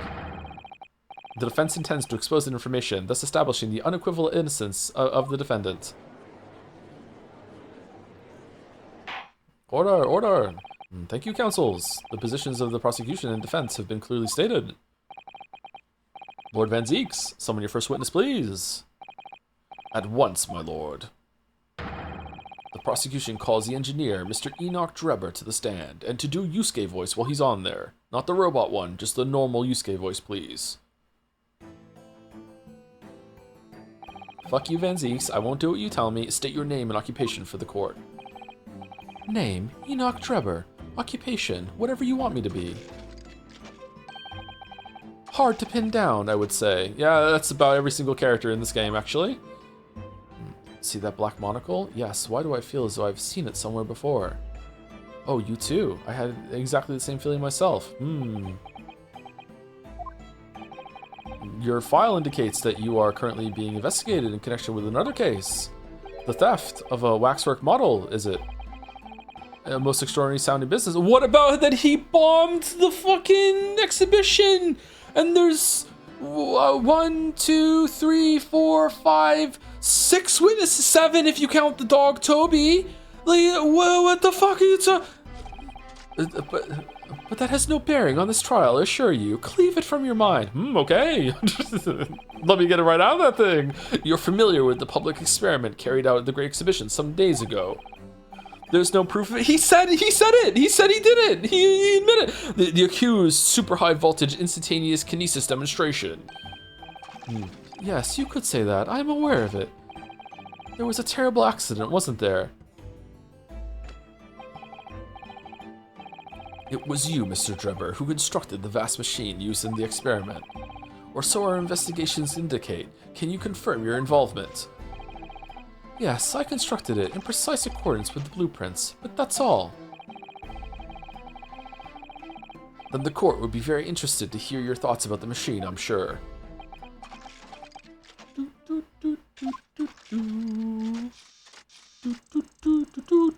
Joe, didn't you just say yesterday confessions of evidence are an entire thing? Oh, sorry. I'm not saying that he should be like don't even need to do a trial in jail with you because you admitted that you did that. I just think that that should also be a part of it right now. That it's not about that he's being involved for that. He should also be investigated right now, and it's relevant that he bombed the fucking exhibit. Like that should be a big thing about this right now too. Maybe it will be. Maybe I'm ahead of the game. I don't know. We'll see. An amazing device, if you ask me. The pinnacle of modern science, making instantaneous kinesis a reality at last. And look at me, I'm a fucking robot, and I'm saying that. What? Good gracious. Do you mean to say that the experiment was bona fide? Is that your belief, sir? Yes, that is very much my belief. Such a waste that it blew up. Who knew the world had such wondrous science? He didn't directly admit to bombing anything? What do you mean? Huh? Okay, why am I getting pushback for this from multiple people in chat? He said, yeah, you deactivated this bomb, but he didn't say about the other one. Did he not say that he did it? Like, maybe he didn't directly plant the bomb in the thing, but he knew there was a bomb somewhere else.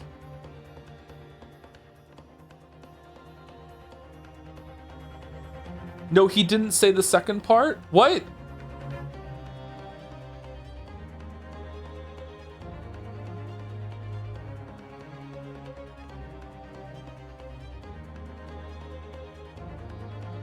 Okay, let's see if we can find something we can agree on. The words he said was admitting that he had knowledge of another bomb that was somewhere, right? We can agree about that, right?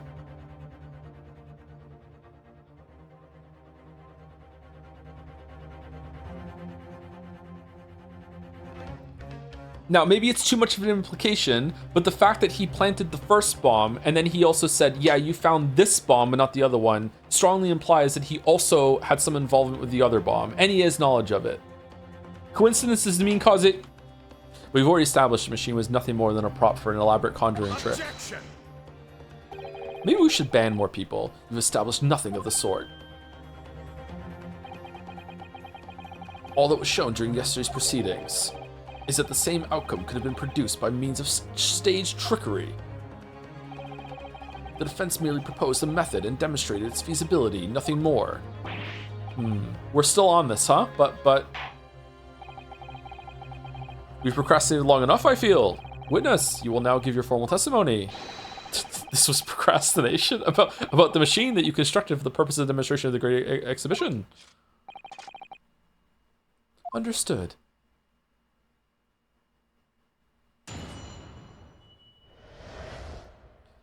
Kinesis machine. I met the young professor approximately 1 year ago through Mr. Assman's introduction. He provided me with the blueprints and I constructed the machine to his precise specifications. It was no trick. If the whole show was a fraud, it would have required a body double. Tell me, did the victim have a twin? Also, please disregard the fact that there was a wax body that I stole from a wax museum. Just remember, I cleaned it from your mind. That's true, yeah, you did tell me to do that. It's out of there. I don't even know what you're talking about. What is this about wax bodies? All the spectators saw the birdcage appear above their heads and then crash headfirst into the crystal tower. A terrible accident, I grant you. Perhaps the science on which the machine was built was flawed somehow.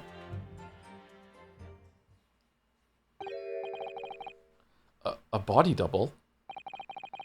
That goes without saying, surely. To give the impression that something has moved when in reality it hasn't.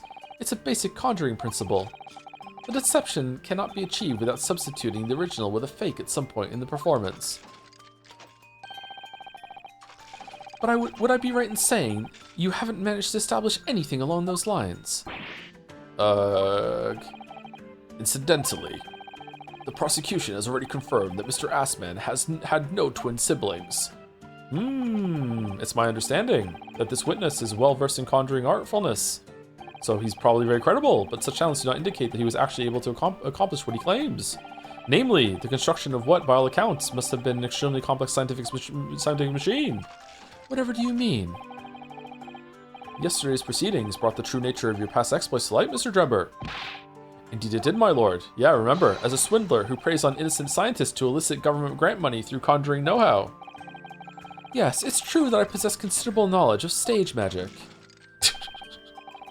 And that this seems like a magic trick was pulled off in front of a whole audience, but disregard that. I wasn't being hired in my capacity of magician, but as someone who builds things. It's nothing to do with it. But crucially, my stage knowledge more than matches that of any academic in the field. Investigation of the witness's workshop attests to that claim, my lord. As evidence, the police found this Royal Society trophy for the young talent in science there. Yes, that's true. We spotted it there ourselves. Susie, shut up. If hypothesis is sound, it can always be forged into a physical manifestation with sufficient skill. Though I may have sold the secrets of some deceptive wiles to sniveling, talentless scientists in the past. Would you therefore assert that the explosion of the machine was an unfortunate accident, or, of course, a deliberate act of murder carried out by misuse of the science?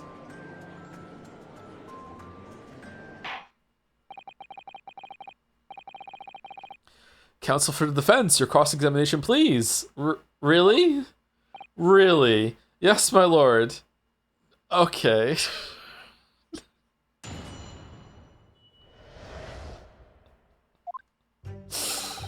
Really? Thank you, Dylan, for the bits. Think crazy, Nick. Nick. And thank you, Fairy Fountain, for the new sub tier. Thank you very much, Fairy Fountain. Welcome, welcome. Hope you're enjoying Grace Journey 2. I met the young professor approximately 1 year ago through Mr. Assman's introduction. When the Assman testifies, the hopeless man believes. So you were already acquainted with Mr. Assman himself? Not really. By chance, I'd seen his name mentioned in the papers, that's all. But I had no interest in his private affairs. If he was an unscrupulous investor, it was no concern of mine. Thank you, Nick's AC, too.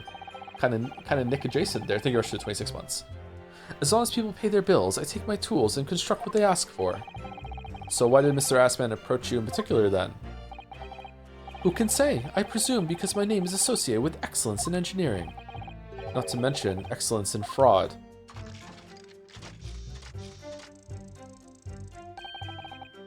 Hard to gauge, but the point is, all I did was construct the machine according to the blueprints I was given. In other words, sumari, the kinesis machine was built on solid scientific principles. Yes, you might say that. Professor Harebrain certainly has a mind like no other. Barry made the blueprints and I constructed the machine to specifications. It was no trick. Okay, can we bring him out then and ask if Harebrain wanted a trapdoor to be below the fucking thing? Oh no, we can't put him on the stand. He'll incriminate himself instantly. It's clear that you have both scientific knowledge and knowledge of conjuring magic, however. The more knowledge you have, the better equipped you are to handle whatever comes along. But your implication is that I furnished the machine with some trickery, I think. It's a possibility that we have to explore. Unfortunately, though, the machine has been blown to Kingdom Come. Deliverance? Henry?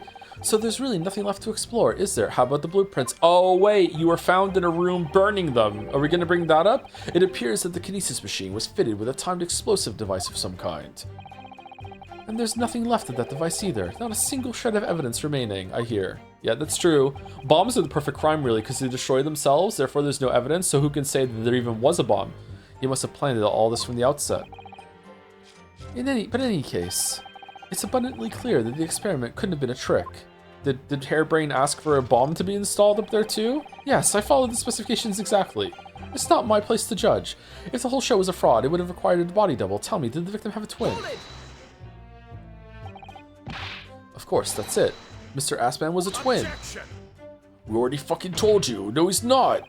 Perhaps my learned friend wasn't listening earlier. Mr. Assman had no twin siblings. No, I heard you before, but the thread of hope hadn't quite left me. Maybe he had a brother that kind of looked like him from a distance. The demonstration could have been a trick if there was somebody who looked sufficiently like the victim, but Dr. Scythe absolutely ruled that out as a possibility. It is beyond question that the victim himself, Mr. Assman, did move from the stage to the Crystal Tower. The fingerprints found at the scene attest to the fact. I thought we weren't allowed to use fingerprints. Are we allowed to do that? So it can't have been orchestrated using someone who looked identical to Mr. Assman then. Okay, but it could have been something that looked identical to him while he was in the balloon, and the swap was made after. It's like, we start off with him on the stage, then drops down, the explosion, double in the sky, falls down, and then he goes into the contraption. And then he's killed? What are you thinking, Mr. Naruhodo? Typically I'm not, no. Oh, no, nothing. Just that the idea of someone who looked identical to the victim is playing on my mind. All the spectators saw the birdcage appear above their heads and then crash headfirst in the Crystal Tower. It crashed headfirst, you say? To shreds, you say? According to the many witness reports from those there at the time, yes. Were you not there at the exhibition grounds on the day?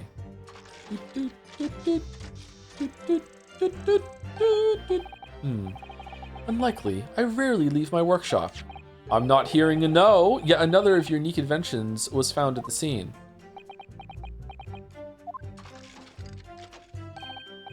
Well, it was the unveiling of a machine I'd labored over for many months. I saw it clearly with my own eyes, the birdcage plummeting headfirst in the tower. So you were there. What a surprise. I believe the victim's neck was broken from the headlong fall, wasn't it? How would you have come by that information? Even an infernal recluse like me reads the newspapers, you know. According to the reports, 2 injuries were apparent on the victim's body. He was dead before his neck was broken, though, which is very strange. Yes, he'd been stabbed in the chest by a screwdriver believed to belong to the defendant. And he had a broken vertebrae as well as a fall from a considerable height. Correct. My learned friend has been doing his research, it seems. Basic reading. Do we know which injury was the fatal one? Sadly not. Forensic science is not yet a level where such things can be determined. Oh, what? I thought it said that it... Wait, hold on. What? I thought it said that it was there. Hemorrhage, cause of death, hemorrhage of a wound that was chest that pierced the heart, inflicted by sharp implement. Okay, this is wrong? Another autopsy out of date? What the fuck are you talking about? A broken vertebra, most likely resulting from impact after a sudden fall from a height. Additional observations. Okay. Which one's right?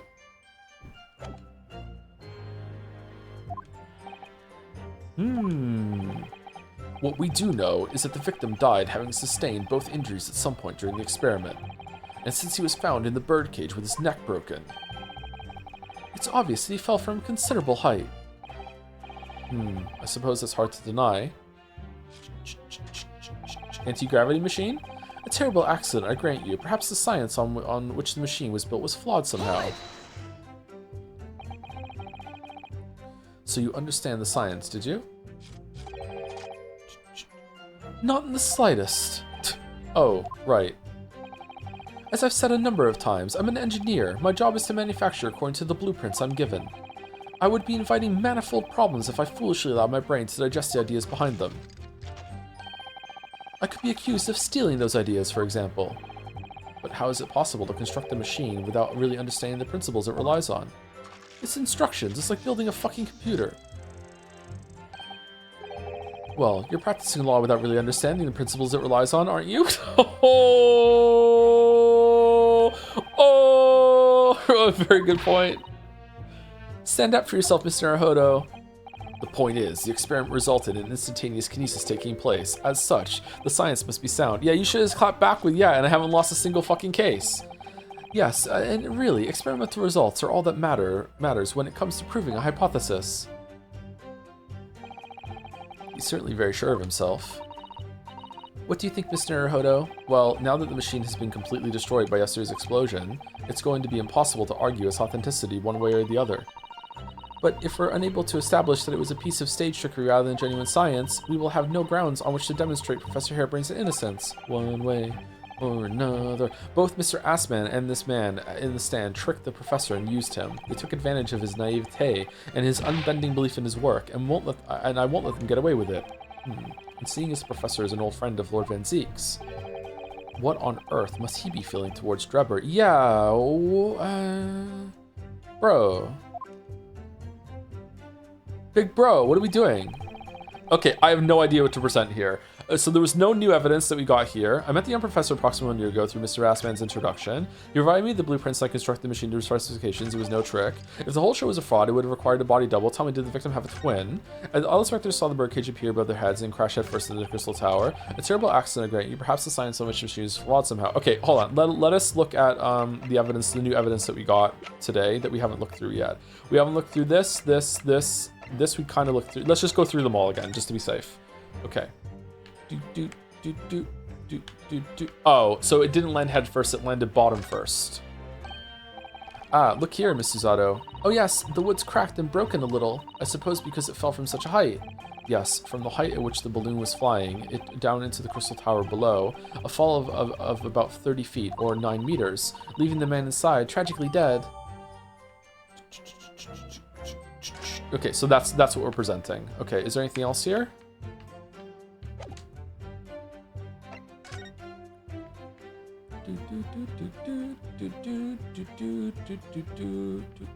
Brett? No, no swan.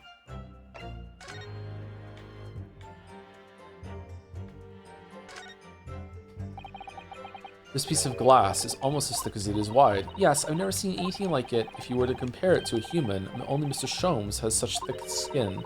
There's really no need for such a comparison, Mr. Naruhodo, as you well know. Anyway, it can only be from the Crystal Tower, surely. Yes, I think so too. It was probably made especially to meet the demands of that great structure. Great structure, Henry. Okay. And we looked at everything here, didn't we? We pulled this out? Oh, we didn't look at this. Oh shit, there's blood on it. What a wonderful machine. You really love contraptions like this, don't you? I love contraptions too, yeah. Oh yes, anything mechanical I find absolutely irresistible. Almost irresistible, surely? Well, whenever I see a pocket watch, for example, I can't help myself. I simply have to take it apart. That's worrying. Yes, Father tells the time by the rumblings of his stomach now. He's given up having a watch. Poor Professor Mikotoba-san. How is there blood on it? It's a prop! Look, Mr. Naruhodo. What is it? On the bellows, just here. Are they still called bellows? They do look like bellows, yeah. Huh. On the bellows just here, there seem to be very dark red stains. Yes, you're right. It looks like blood, actually. Oh my. I'm sure it's not what you're thinking. Ha ha ha ha. The details of the camera have been updated in the court record. How could this possibly have anything to do with what we're going through right now? What the fuck? I love this. I love when I have no idea what something is for. What is this for?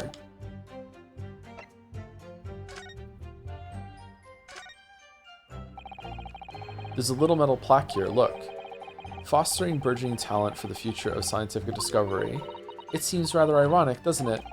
But clearly Mr. Drebber really was a very talented scientist. He could have just stolen this. Is there any name on it or anything like that? Wait, is that it? There's nothing else to look at?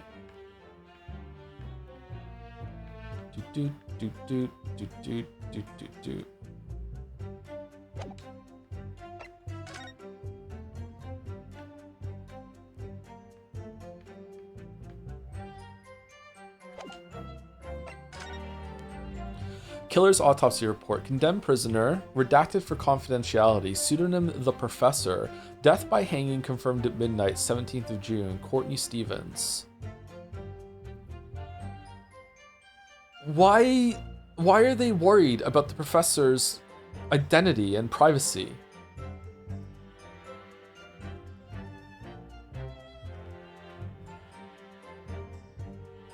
Who the fuck is Courtney Stevens?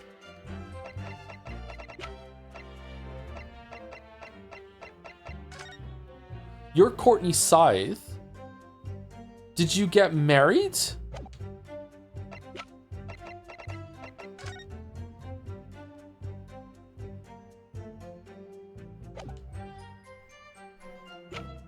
You do have a daughter.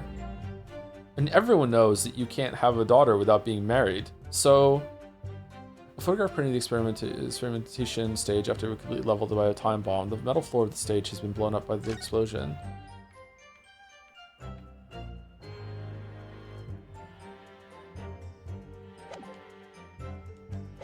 Okay, I think we investigate everything.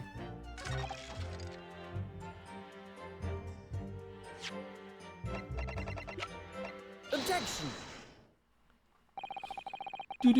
We've examined the birdcage that crashed into the Crystal Tower ourselves. As you can see, the cage, which is a wooden construction, has sustained damage in one particular spot. Following the explosion, it fell some 30 feet into the glass of the Crystal Tower. That level of damage is to be expected, surely. I agree. The damage itself is entirely understandable. What doesn't make sense is the location of that damage. All the breakages in the wood are at the base of the birdcage, not the top. What are you saying? That's the opposite of where they should be. You're so smart, Judge. Oh, yes, you're such a smart judge. Such a smart judge paying attention. Yeah, okay, here you go. Let us spoon feed you some more shit now. Yeah, let's go. Oh, you're such a smart judge. We love you so much, Judge. Still smarter than Georgie Kane, though. That's right, my lord. The birdcage that was in the scene is damaged at its base. So we have reports of the birdcage falling headlong into the Crystal Tower, yet the damage is at the bottom. The only way to reconcile these two facts is to accept that there were two birdcages in play that day, which were at some point switched. Switched during what wasn't a scientific experiment at all, but an elaborate piece of stage trickery, or like people just like thought they were seeing the top of it when it was really the bottom. Gah! Why was part of that orange there?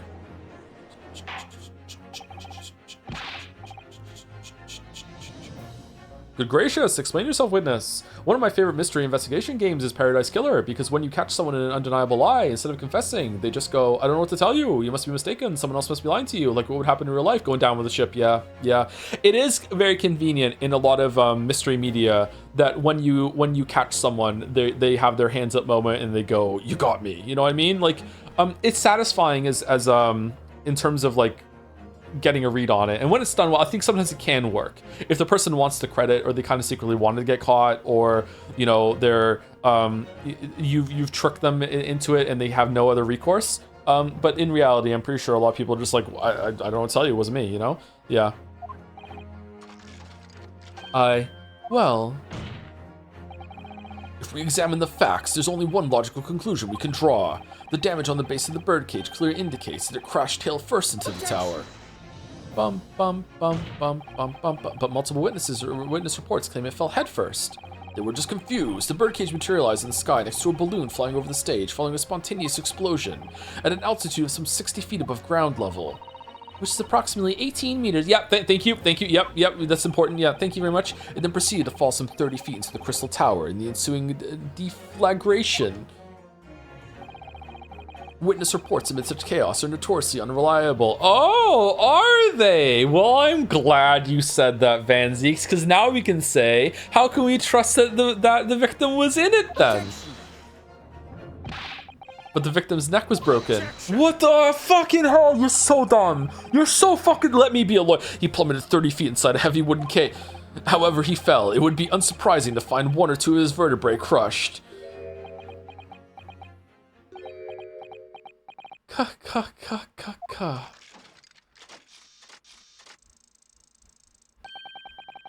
riveting scientific analysis of events from the prosecution there, just like the safe that I hid in when I planted that bomb. That'd be even more rigorous. You would have to say it was only one vertebra, actually, brah. He wasn't quite quiet for long. I find it hard to see what's motivating Lord Van Zeeks. This witness is clearly a swindler and one who deceived a personal friend of his. Yeah, I know. Yeah. Is he being blackmailed? Can you blackmail the Zeeks? I'm not sure. Big Z, what's going on? If you're going to establish this deception, do it right. Sorry? I feel like that's the undertone here. Did you just... Did you just turn to look at Susie a little bit while also keeping your fist angrily planted on fucking the bench? The bar? What? Ah, yes, there's one more point. The defense appears to have forgotten. It obviously wasn't a trick, as a certain truth very plainly demonstrates. What? It seems to me that the cross-examination had better continue until we resolve this matter. Mr. Drebber, you will amend your testimony with the details of this truth. Also, it was really good when I confirmed that things, when they fall down from the bottom, they get hurt on the bottom, right? Yeah, that was all good. We all agree? Yes, Judge, yes, okay, good day for me. Of course, we must treat the matter scientifically after all. Ah, I nearly had him there.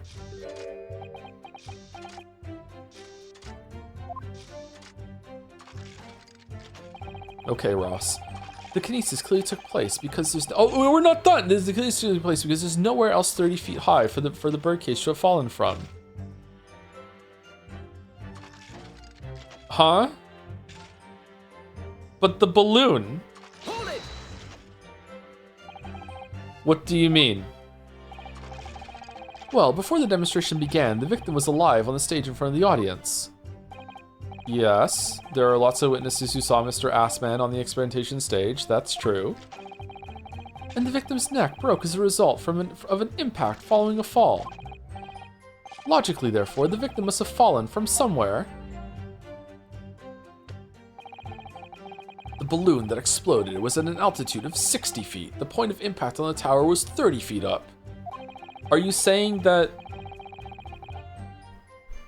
it wasn't high enough, or like, is this just confirming what we already knew? I don't understand where we're going. Okay, let's strap in and see.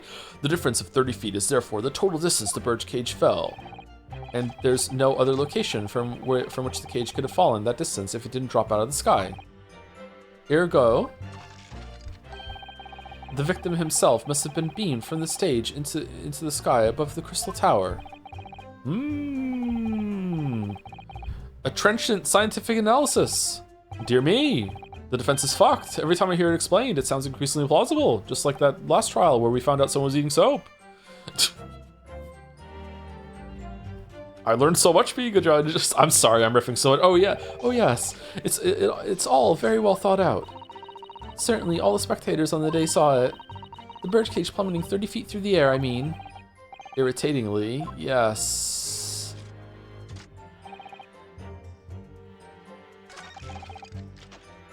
Okay, so are we going to present the photograph that it fell through from there?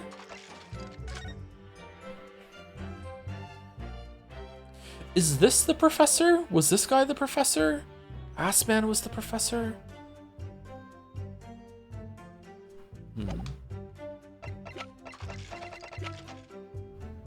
Objection! The defense would like to object to that statement, my lord. And I would have to overrule your objection, counsel. What the what? The defense would have to accept the penalty given. What do you mean? Glad to hear it. I would also, and you would also think again, Really?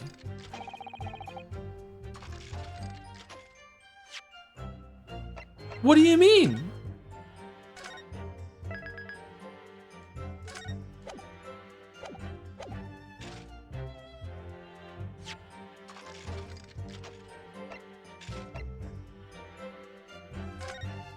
This one?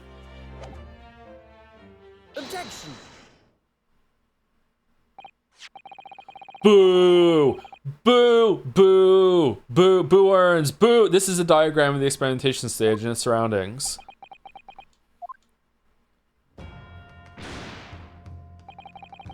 We know that somehow the birdcage appeared in midair before falling down into the crystal tower. A fall of about 30 feet, or 9 meters. Excuse me, why is it head first? We've established that it wasn't. Get your diagram right. However, if you examine the diagram carefully, you'll see that there is one other possible location from which the birdcage could have fallen. The same distance of 30 feet. No. What? Well, it appears the defense has a possible explanation to put forward, and I have no idea what's going on. Go ahead, counsel. Yes, my lord, of course. You will indicate the place to which you are referring on the same diagram. The alternative location from which the birdcage could have possibly have fallen to the requisite 30 feet. Take that! Hello, Raiders. The Gray Fruit. What were you playing? Thank you for the raid. Penis raid? Okay. We'll accept the penis raid. Yep. Place I'm referring to is here. But that's where the birdcage would have been to begin with. Which is exactly the point, my lord. Yes, the birdcage was in the machine on the stage, but what we must also consider is the height of the stage itself. Go on, council! It turns out that the experimentation stage was built at a considerable height above ground level. If you look at the diagram, in fact...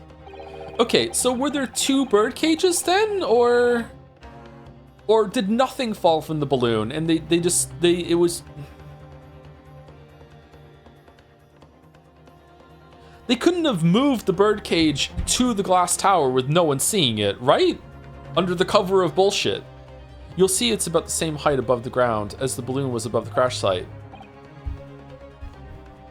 That guy in Metaphor, that guy in that undisclosed weeb game that we really all enjoyed did manage to sneak out a fucking like 30-foot long spear in front of about 200 witnesses. So like maybe, I don't know, it's definitely possible, right? When the experiment got underway, the machine and the birdcage were engulfed in steam. At that moment, the floor of the stage gave way, and if we assume there would be a void underneath, this birdcage and the one seen by the audience would have fallen almost exactly the same distance. What? Once again, my lord, this all points to the fact that there was not 1 birdcage, but 2! God, I love that Metaphor has become the new Persona 3, how it gets done. Metaphor has done wonders for the Persona fandom, actually, you know what? It's taking all the punches from Persona 3, it's better than all the Persona games, so yeah, it's good, yeah. My learned friend has no evidence that the stage had such a contrivance in its design. Actually, I do! Someone responsible for the criminal the destruction of the kinesis machine itself, it's true. However, the stage still stands. And take a moment to look at the photographic print of the scene that following yesterday's explosion. This should have worked. Good lord, the metal grill that formed in the floor of the machine is undone. Does the defense mean to say that's where they fall from? Oh, you're doing so good, Judge. Thanks for keeping up. Yes, most likely blown open by the force of the explosion that destroyed the rest of the machine. You inadvertently gave us the hint that we needed. The defense calls for the space below the stage to be investigated immediately. Time for a recess. Mr. Drebber. It was you who built the kinesis machine, which means that it was you who built the 2 bird cages that were used to carry out this deception. The photo doesn't show the stage site. Yeah, and the diagram doesn't show the mechanism at which it could have fallen, and you had to prove both, right? You had to prove that it had fallen and also the height. So both should have worked, I think. I think that's an easy thing to agree on. Whether Professor Hairbrain's hypothesis is sound or not makes no difference, because it's the construction of this machine that matters, a machine designed to take Mr. Assman's life. And lay the blame firmly at the professor's door, something that could only have been carried out. You had to show the height first? No, I didn't. I could have just shown that it could have fallen first. You're just accepting that because that's the order that the game went with. Yeah, it could have easily just accepted the photograph and then went over to the diagram at the same time. Like, picking the photograph is demonstrating that you understand what happened, which is really what the question is asking, right? Thank you, Tipsy Phoenix, for 32 months. Thank you very much. 1 minute ago. What a good streamer. Thank you very much. What was the grapefruit playing, by the way? I didn't see the answer. Maybe they didn't answer. Maybe they didn't come with the raid. I usually don't go with the raid. Sometimes I do, but usually I don't. Gimmick 2? What's Gimmick? I've never heard of Gimmick 1. Never mind Gimmick 2. But you, Enoch Drebber. Grr. Wah! Objection! Drebber said nowhere else to fight, which Soto doesn't contradict. Okay.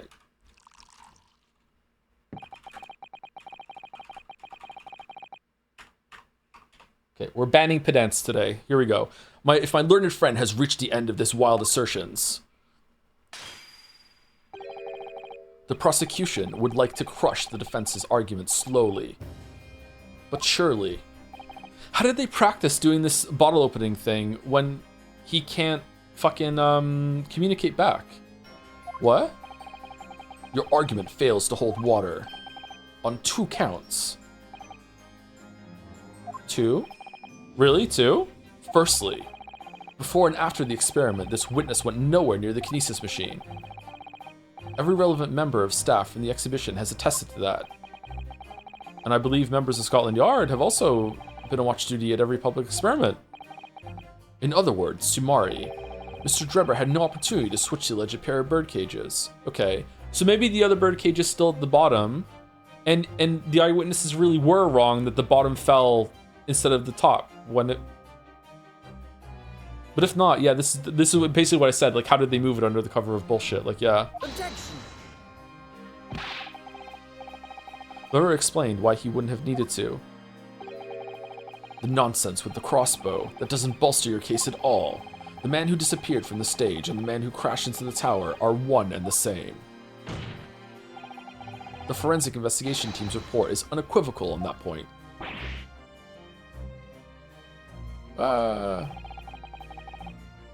And the second flaw in your assertion is a distinct lack of motive. Why would this man have wanted to take the victim's life? He had no reason to do so. A motive? Do I have to think of everything myself? Yes. I have here a contract provided by the witness.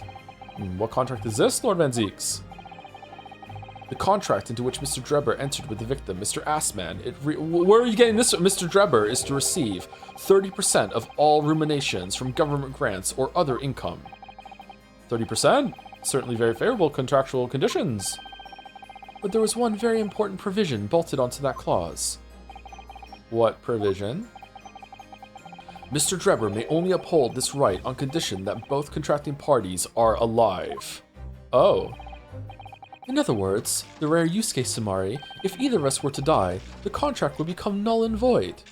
What if you died from, like, natural causes or something?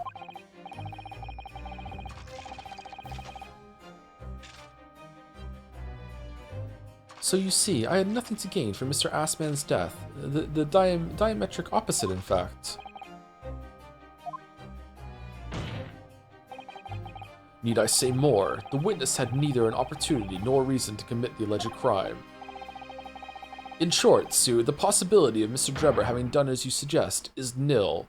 Well, he seems pretty wealthy. Maybe he's just like, fuck it, I'll tank the financial hit.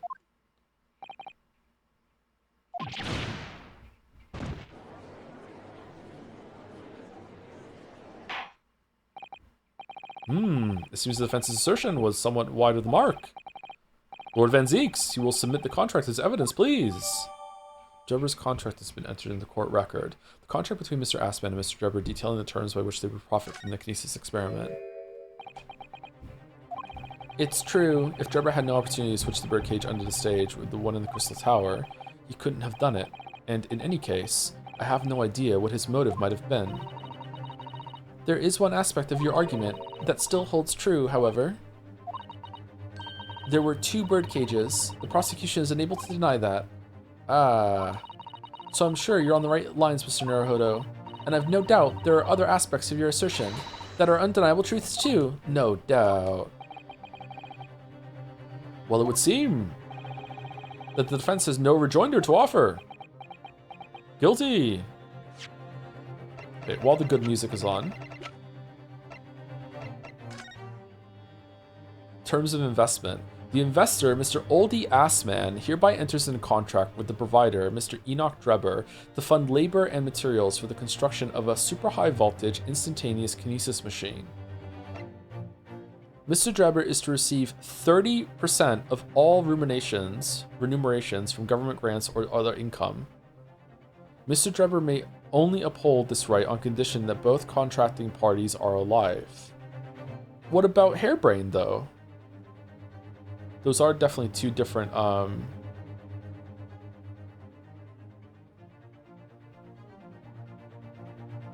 Different signatures. By the way, did you get the pun with ODS man? I just see O die as man, but I don't see anything else. Is there a different one?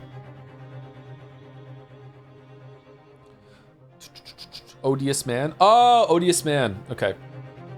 He's out of the contract, but isn't Hairbrain the one that's gonna get the grant? So is there like maybe it's Assman had like another contract with Hairbrain that he is representing him, so Assman in that capacity is able to get another contract. I don't really understand this. Unfortunately, I'm a lawyer, so I should because it's law, but I don't know.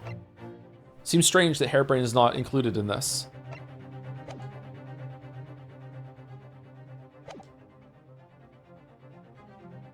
So it's a little strange. My recollection is that the Master Apprentice is only prohibited from speaking to people outside the prosecution's office. So Van Zeke, Strongheart, etc. are fine. Oh. Well, obviously he's allowed to speak to Strongheart because Strongheart's the one that said that he's not allowed to talk, right? So he can talk to Van Zeeks and Van Zeeks hasn't noticed that he's from Japan? Really? Or maybe he has and he doesn't care. Maybe he's only racist toward us.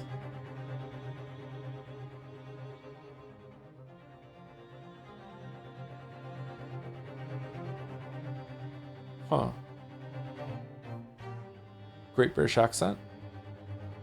He was also introduced wearing the mask, and he's not allowed to take the mask off? Van Zeeks must know. Anyway, we're just past 4 hours. We take a break every 2 hours. So let's take a break while this good music is on. It'll be a short break though. I'm just gonna go to the bathroom, get some water. Be right back.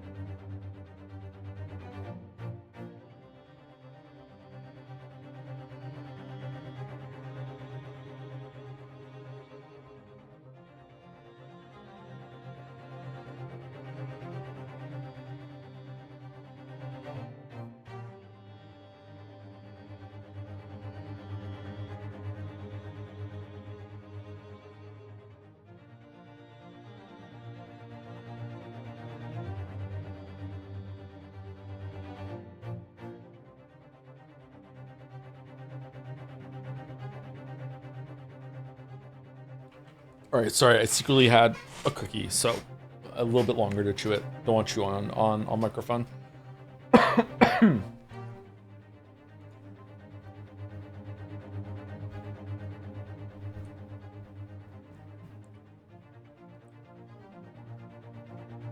All right, let's continue. I feel like I've misunderstood something about this case. I don't fully grasp Van Zeek's rebuttal there, but maybe it's just because it's kind of like an Ace Attorney bullshit moment. We'll see how it goes. Well, I must say I'm a little surprised. I came here to testify about the machine I built, and instead my reputation is being defiled. You bombed the exhibition, bro, but the prosecution's counter has set the record straight, I think. It's impossible that I'm the culprit. Objection.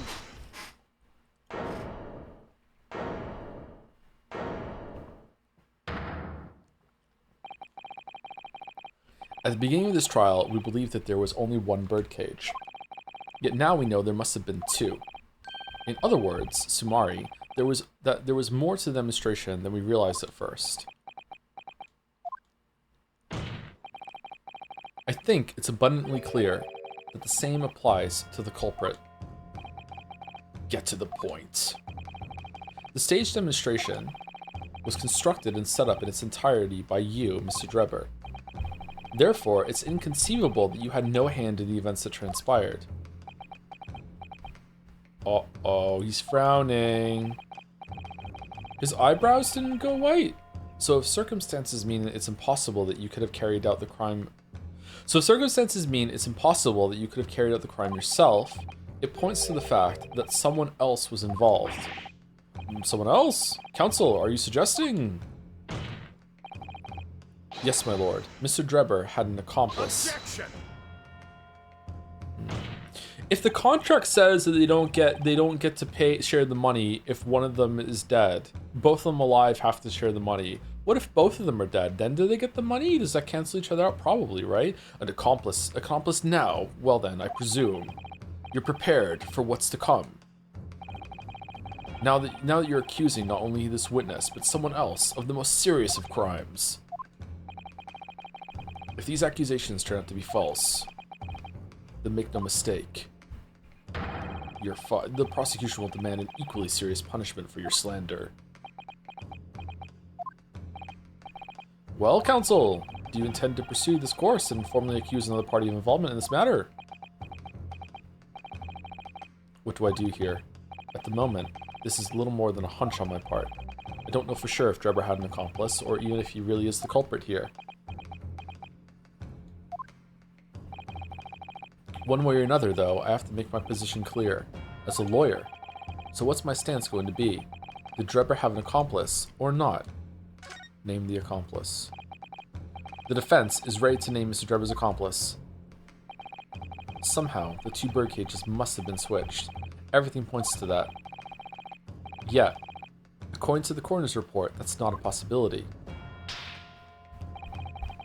But that inconsistency itself is a clue. Counsel! My lord. You have received a stark warning already, if you are nevertheless determined. Yeah, from the prosecution, not you. Then I must now ask you to identify this alleged accomplice by name. Can I warn Van Zeeks? Try it, let's see what happens. I don't know. So, your answer, please. Who do you claim to have been Mr. Drebber's accomplice? Iris. She's in on this for sure. It's gotta be Assman, right? Oh, he looks different there.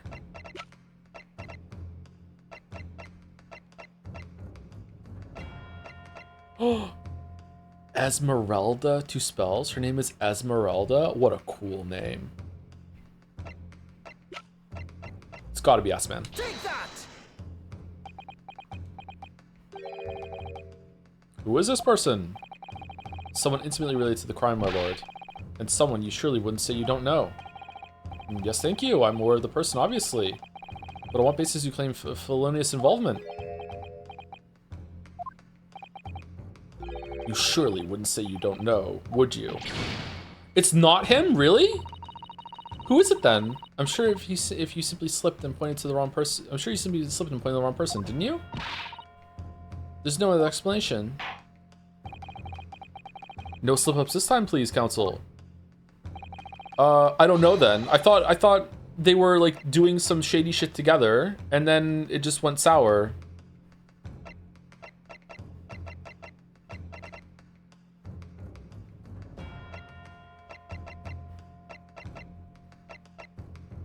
Okay, it's not you, not you, not you, not you, not you, not you, not you. Maybe you, but we're like defending you, so it can't be you. Not you, not you. Maybe because of the body double. Maybe somehow. Not you, not you, not you. Not. I guess it's two spells. He couldn't have switched the bird cages because he died at the time. I don't think he died instantly. My line of thought is that there was that Assman was in the because what the fuck, the coroner, unless the coroner is wrong or the information is wrong, the claim is that the person that was in the machine at the beginning and the person that was found at the dead in the Crystal Tower are 100% the same person, right? They have to be the same person, right? So from my line of thought is that Assman really was on the teleporter. And then he really was in the Crystal Tower. So the whatever was in the balloon was a fake version of him. So that means that after he fell down from the tower, he had to transport himself somehow to the Crystal Tower after that, right? That's my line of thought. So my line of thought is that he's trying to somehow fake his own death or prove that the machine works somehow, and some accident happened, right? So after he fell, he moved over to the tower afterwards. He survived the fall, and then he went over to the tower afterwards because he didn't die from falling. He died from being fucking stabbed in the chest, right? So I don't exactly know the details of that, but that was my thought, is that these two were in on it, scamming this guy, and then something just went wrong in that plan, but I guess not. Take that! Okay, so it's not her either? So who is it? Is the answer no, I can't name the fucking person?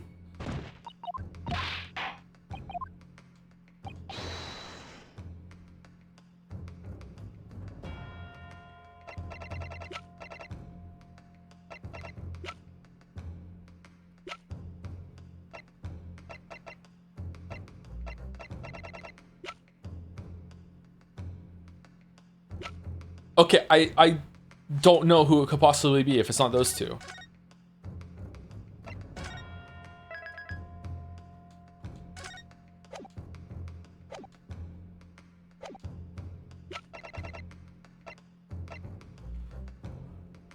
It can't be Susie, Iris, Sherlock, Strongheart, you know, obviously. We already did this one, it's not him. It can't be Van Zieks or Kazuma. We can't accuse Hairbrain, because Hairbrain is the person that we're trying to defend in court, so that would be completely defeat the purpose, so we'd be guilty, so it can't be Hairbrain. It can't be Lestrade. It can't be Gregson. We just found out it's not her. So it's one of these three?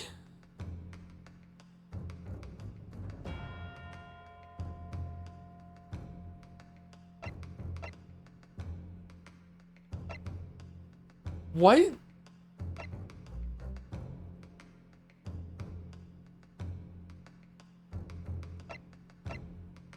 It was her because she faked the coroner report?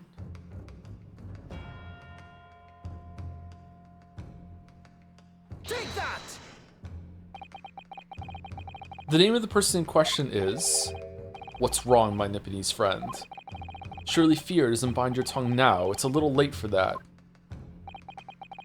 Of course I'm afraid. After all, naming her in this capacity is definitely going to make waves. A lot of waves. I could very well turn every single person in this courtroom against me. I'm sure it'll be alright, Mr. Naruhodo. Thank you, Miss Susato. The enemy always appears larger than life, but you'll appear exactly the same to the enemy. Alright then, here goes. Okay, that was a crazy thing that the game just expected me to do. I'm sorry. That was... Wow. What?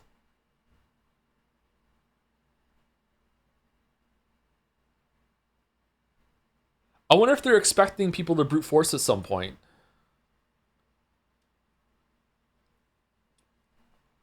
You kept us waiting long enough. Your answer, Council, now.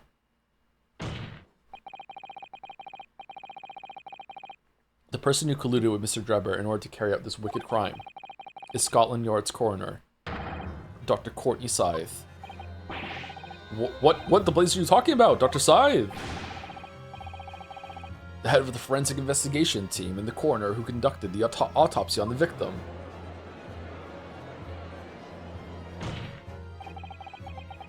We know there were 2 bird cages, so who could have carried out the switch to complete the illusion?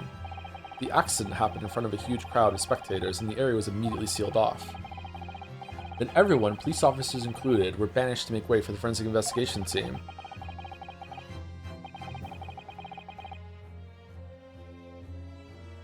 When else could the switch have occurred? It could only have been in that team's presence. It's essential that the court determines exactly what happened following the incident. The defense demands that Dr. Scythe be summoned to the witness stand before he wants to testify. The game wants you to use the following logic. If the coroner is right, the cages couldn't have been swapped, but if they're saying they were, she must be lying. Yeah, but it could also just be that he didn't die after the thing fell, right? Or when the smoke happened, he got out of the thing, they dropped the bird cage to get rid of it so it looked like it teleported, right? And then, and they have a second one set up. Like, he must have been involved in this somehow, right?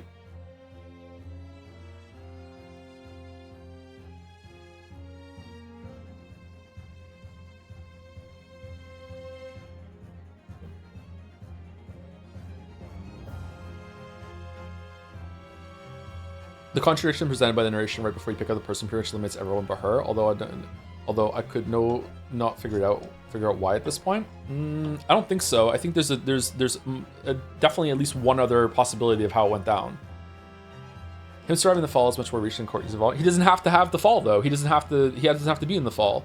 When the machine was about to go, remember there was no teleport, right? So when the machine puffed up in smoke, like he just steps out of the cage falls down, so it looks like it disappeared when everyone was there, right? He runs down the stairs, he's gone. Now the magic trick has been performed, right? So at this point, like the stage is completely clear. The thing appears in the sky, everyone's attention is there, and then they go. Like there's another way this could have went down.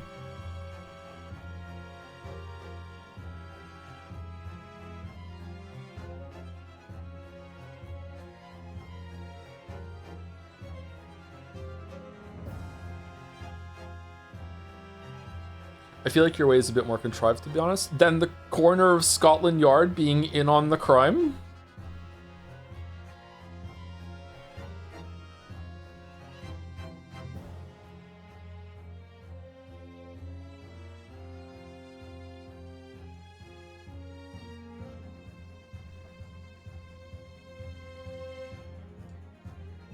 How do you break his neck? When did he fall? I don't know. Maybe they just...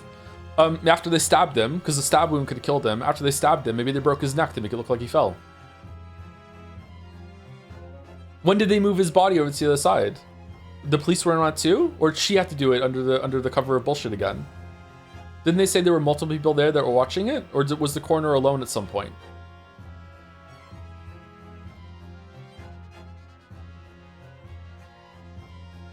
They just said after police... Yeah, but she did by herself, or are more people in on it?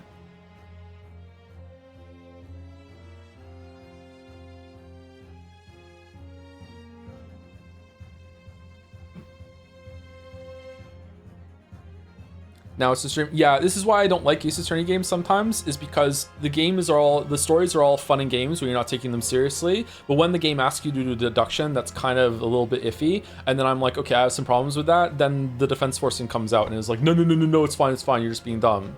Like, I don't know. Like, this doesn't seem right to me.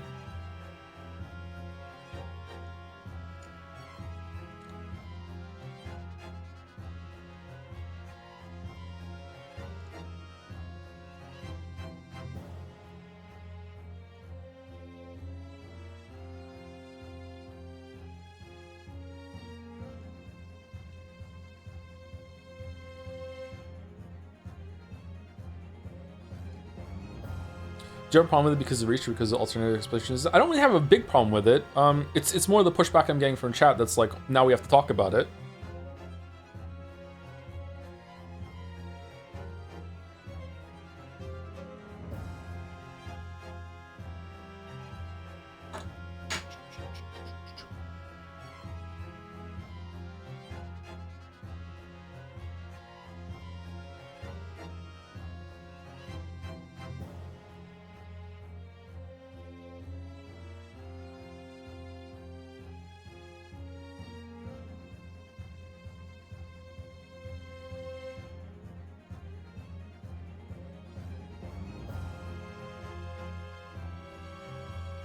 Because of your character, I'm disagreeing with your reasoning as defense force. So, I don't know if I should ban you or not.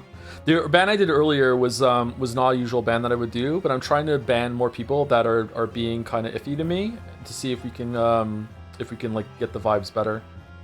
Rude? Okay, there we go. That's worth it then. I don't know if this is gonna work out or not, but if people are willing to be like this like rude and fussy about little things, when we get to the big things, it's gonna be even worse. I feel bad about it though. I don't like these bans.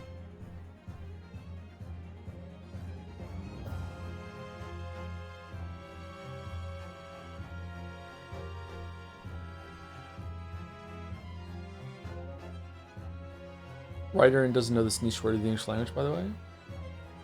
What's happening?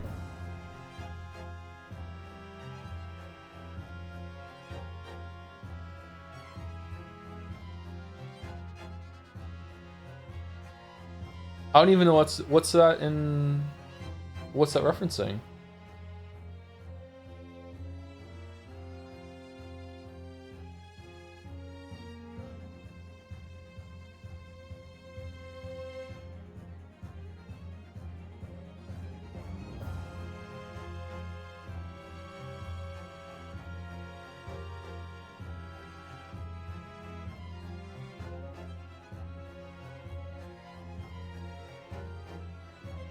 I was wrestling the guy that you banned for saying. I don't remember banning for someone for saying that. Maybe you don't have the exact wording.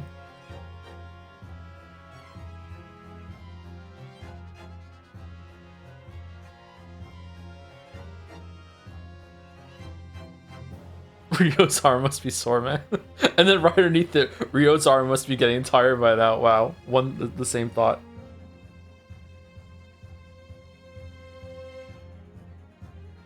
Defense demands the doctor's side be summoned to the witness stand once to testify.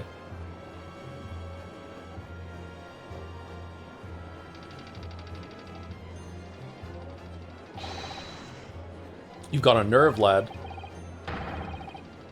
Standing up there, dragging the yard's name through the mud. I didn't mean to.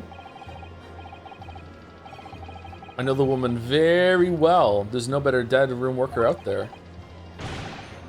How dare you call her a criminal? My learned friend's imagination appears to be wilder than the East End at night. You would know that, would you? But the recklessness of your accusation aside, there's another grave problem with your argument. One which the prosecution demands you address at once. A grave problem? Oh my word.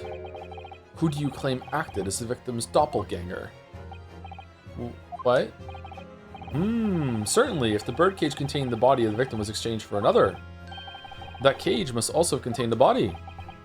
And yet, no missing persons or accidental deaths of anyone even remotely resembling the victim have been reported. Which means there was no one, dead or alive, who could have fulfilled the role of a body double for Mr. Assman. Oh, that's true. If my argument is that there were 2 bird cages, then there must have also been one person inside each.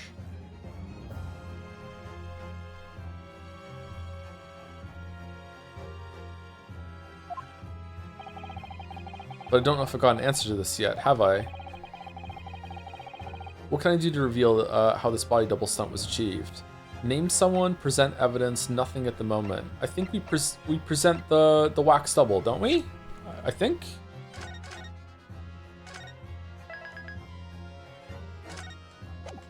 The wax head? Probably? Very well, the defense will address my learned friend's concerns. Ooh, by presenting evidence that reveals the true nature of Mr. Assman's body double. Good gracious, evidence! I do hope this isn't filibustering, counsel. It's a big word for you. The court is expecting a name. No, it's evidence. If you have relevant evidence, present it now. Body double and the birdcage were hiding inside the balloon that was floating above the stage, which means that any witnesses would have only seen them from 60 feet away. So who was it that appeared out of that explosion, some 18 meters above the spectators? Aha! The body double inside the second birdcage was... If this doesn't work, then I guess we have to go back and say that we can't present it right now. Take that! We know the victim, Mr. Assman, was in the birdcage that was situated inside the kinesis machine on stage, and therefore he couldn't have been inside the second birdcage. Instead, that contains something else. What's been described as a body double, which is what fell from the sky and crashed into the crystal tower. Yes, Counsel, according to your somewhat elaborate version of events. And that body double inside the second birdcage was in fact. It's alright, Mr. Naruhodo. You're ready for this. Just steel yourself and come out with it. Thank you, Miss Susato. I needed that. As I was saying, the body double inside the second birdcage was, as unbelievable as it may seem, that thing that...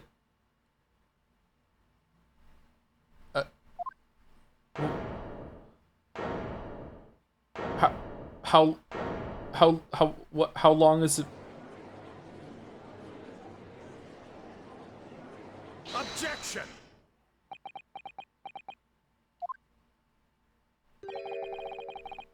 Open your eyes and look into mine, my Nipponese friend. Now tell me, what are you playing at? Stand firm now, Ryu. This is your time to show your Japanese spirit. As the court will observe, this is a waxwork model.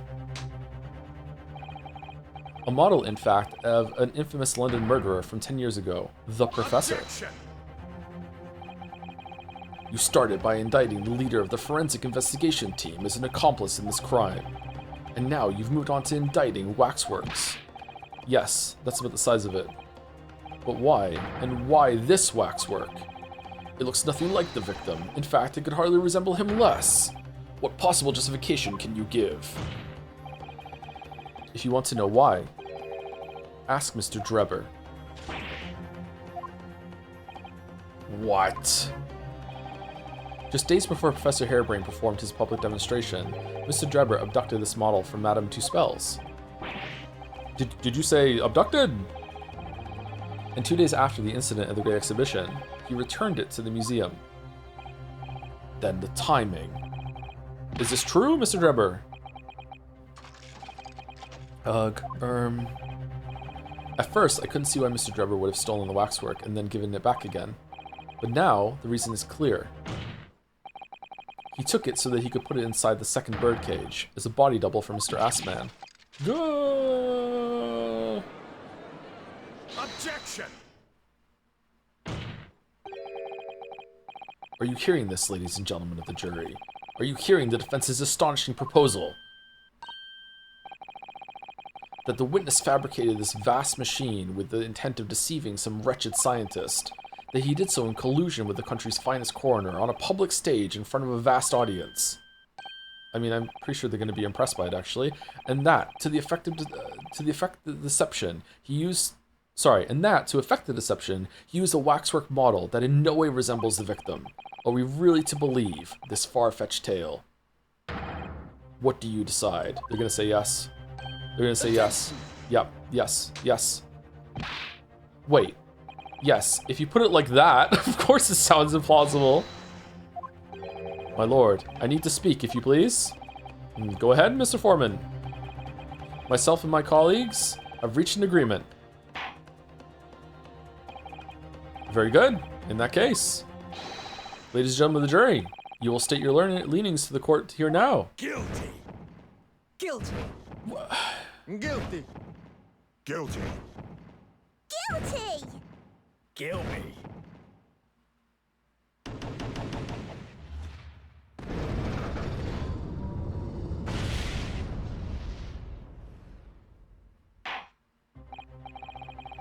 So, as indicated by the foreman, the jury has reached a consensus. I knew that was going to happen. We shall get through this, Mr. Naruhodo, as we always do, and uncover some new truths along the way. I'm quite sure. Yes, I agree. I'm going to have to appeal to the jurors as usual and see if I can persuade them to change their minds. The defense will now embark on a summation examination. Don't even fucking have to ask. Are you and your fellows ready to proceed, Mr. Foreman? We are, my lord. Very well. In that case, I ask you now to state clearly for all present to hear. The grounds on which each of you has decided that the defendant is guilty of the crime of which he is charged.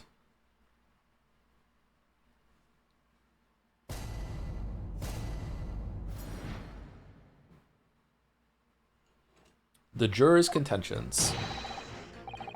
I've known that woman for years. She'd never been an accomplice to anything. Ooh, out of order. It's utter nonsense to think those two would ever be conniving with one another. Oh dear, this is most troubling. But surely the waxwork of the man stole has nothing to do with the coroner, is it? Oh, so we accept that he did steal it and had it for the period, and then after the thing happened, he gave it back. Okay, I have had my own problems with members of the police. I do not trust them much. I've seen no rigorous proof that this waxwork was ever inside the birdcage. It's conjecture. Accusing someone without right evidences? He's not a proper job, is he? I won't have it. Someone surprisingly. It seems the introduction of this waxwork model to the proceedings has polarized opinion. They're stuck on it being actual teleportation instead, given that its face is obscured and its build is in no way resembles that of the victim. Why don't we ask to get it opened then? I can only applaud my learned friend's temerity at suggesting it as Mr. Assman's body double. Yes, the applause is deafening, and yes, I know it seems extraordinary, but that's the point. That's why I have a strong feeling it's actually a greater clue than anyone yet realizes. What are you thinking, Mr. Naruhodo? I can't explain why at the moment, but I feel as though there's a specific reason why it was used, why it had to be this model. Really? A reason why nothing else would do, you mean? Yes, and I'm convinced. It's something far more significant than whether or not the model looked like the victim. Huh. Well, if that's the case, we must prevent the trial from ending prematurely at all costs. Yes, agreed. I have to find a way out of this. If you're ready, counsel, you may proceed with the summation examination. Yes, my lord.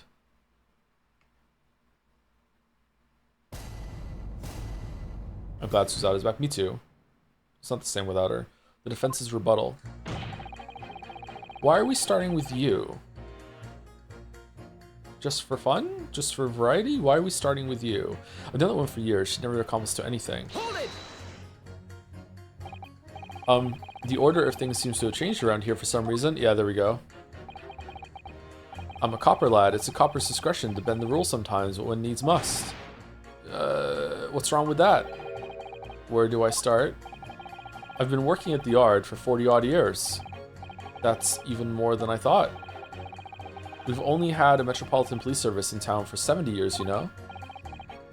Of course, times have changed. The public didn't trust coppers back when I started. It was rough. Still don't, bud. We had to fight crime, and we had to fight to win the public's trust as well, and when we did. Forensic science was in its infancy too, even more than it is now, and she spearheaded the revolution. Dr. Scythe, you mean? That's right. About 10 years ago now it was, when I was still a youngish bobby on the beat. That's when she started making a name for herself as a top-class coroner. And now, look at her, head of the forensic investigation team, and a woman no less. Well, you won't hear me complain. It's what we all dreamt of back then, I tell you. Okay, so is the wax model actually looks like Assman, and Assman was the professor that somehow wasn't killed properly in the execution? And then when they went and did the deal, Drebber realized, and then went to Scythe and told her about that. He knows her somehow, must know her somehow. Something like that. Can you tell me without holding that gun in the air? We were all out to uphold justice, lad. Full of vim we were. Full of vim. This coming across loud and clear. It's utter nonsense to think those two would ever be conniving with one another. Will you play Blow's demo or wait for full release? I'll wait for full release. Hold it! We're only just starting to understand this case. Day 2, by the way. What are you reading there, sir? The man behind those murders on Solar Pond Street was caught in 2 days flat. That's real policing for you. That's really not relevant to this case, is it? You're wrong there. Because it was Dr. Scythe in charge of examining the bodies, and it was evidence arising from her work that led to the arrest of the scoundrel responsible. Oh.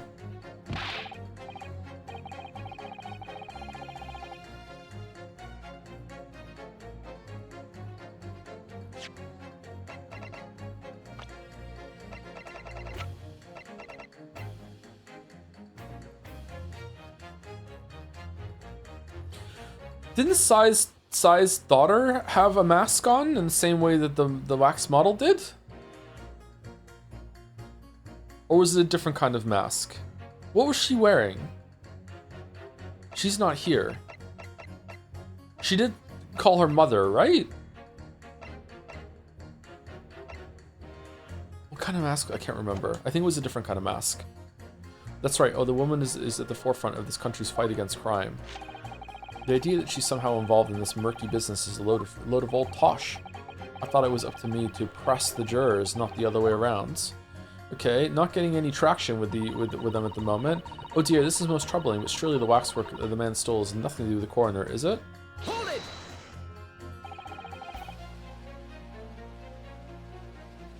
Why would you assume that? Well, quite simply because that unsettling swindler has no relationship with the woman, does he? True. As it stands, we don't know any connection. Why don't we ask him? Oh gosh, but it would be delightfully romantic if they were somehow to have a mutual interest in the waxwork. Romantic? A woman of society, such as myself, views everything in terms of relationships, you know? Well, you learn something new every day, even if you don't want to. One might wonder about a possible relationship between the defendant and this coroner woman. Or perhaps between the defendant and that handsome prosecutor just there. This woman may be more astute than I've been given her credit for. She's the target audience of the game. If that's the woman's stance, then perhaps demonstrating some connection between the waxwork and Dr. Scythe would be enough. Yes, I agree. As soon as we have even a whiff of a connection, she'll be the first to know. I've had my own problems with members of the police. I do not trust them much. And yet, what sort of problems? Let's just say we have run into each other on numerous occasions while I've been performing on the street. Right, I see. Obviously, artists such as myself cannot appear on stage as we work in close proximity to our audiences, so we perform our great magic in parks, on street corners, and the like. But the police use any excuse to make our lives difficult. Oh, okay. Sometimes they even cook up a story to extort monies from the poor. Well, that's definitely not right. Yes, and it is why I say that if you trust the police, you will have trouble. But here you are, claiming this waxwork model was stolen to star in an illusionary spectacular. The idea is so wild, I think I will take my chances and believe the authorities on this occasion, and think there was an actual teleportation device instead. This is how the public at large use Scotland Yard, is it? Our own police force in Tokyo is not even 20 years old yet, is it? Perhaps we should view what's happened here in London as a measure of what may happen at home. Yes, like a Scotland yardstick. I wonder how a policeman would feel listening to the way this juror speaks out about the force. I'm sure you'd have a word or two to say in response. Bum, bum, bum, bum, bum. Maybe they're just gonna fight and then they'll annul themselves. I've seen no rigorous proof that this waxwork was ever inside the birdcage. It's conjecture. But you claim the whole instantaneous kinesis demonstration was a trick. That I did, but there's more than one way to pull a rabbit out of a hat, isn't there? Sorry? I grant you, given that this cage appeared from amidst an explosion, there'd have been no need to use a real person. But if a waxwork had been used, the culprit could at least have had the decency to make it look like the victim. I'm not sure exactly how much criminals are governed by decency. The point is, if you're going to make a claim about that waxwork being inside the birdcage, you need to give us some evidence. Without that, it's just not science. Why didn't we get it open? I don't understand. Why would you even put a mask on it? Was a mask the part of the bit? What does Two Spells think about this? This is weird. I suppose we should expect nothing less from a logical argument from a fellow Royal Society. I'm guessing they're trying to do this to have a big moment where they finally take the thing off and it's revealed that it's a face that we know. But as it being presented evidence here, we didn't do that before we came in, is very strange. But that perhaps means that his mind could be changed if we managed to present suitable evidence. Evidence that the Professor Waxwork was inside that birdcage. Can I produce that or not? I do. Yeah, I can actually. Yeah. Actually, I have something I'd like you to see, sir. Oh? I must warn you that I firmly believe it's only wise to trust men in white coats. So given your jet black outfit, I don't mind admitting to a sense of trepidation here. So you don't trust yourself? Okay, that's based. So you don't trust anyone in black? Looking in the mirror must be very trying. I do have some evidence that proves the waxwork was inside that birdcage, namely... Take that! What's that? A piece of glass? Though it's unusually thick for glass.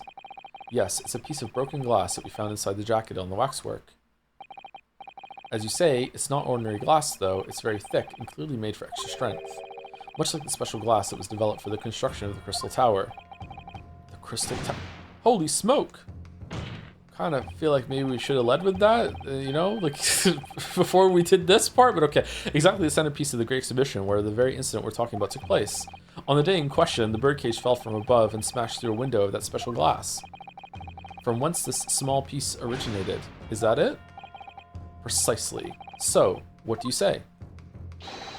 Now that clear evidence in support of this assertion has been placed before you. Well, as I said, I only trust men in white coats as a rule. However, when the reasoning is sound, it's fair to say, color shouldn't come into it. In light of what you've shown me here, yes, I feel obliged to change my position on the matter. In that case, juror number 4, you will amend your statement now, please. What do you mean? You're not going not kill... The presence of the piece of glass leaves me in a little doubt that the waxwork was indeed inside the birdcage, okay? Hold it! Thank you for reconsidering your position, sir. Your words are misplaced, boy. My opinion is governed by logic and science and nothing else. Yes, science is where you should direct your words of gratitude.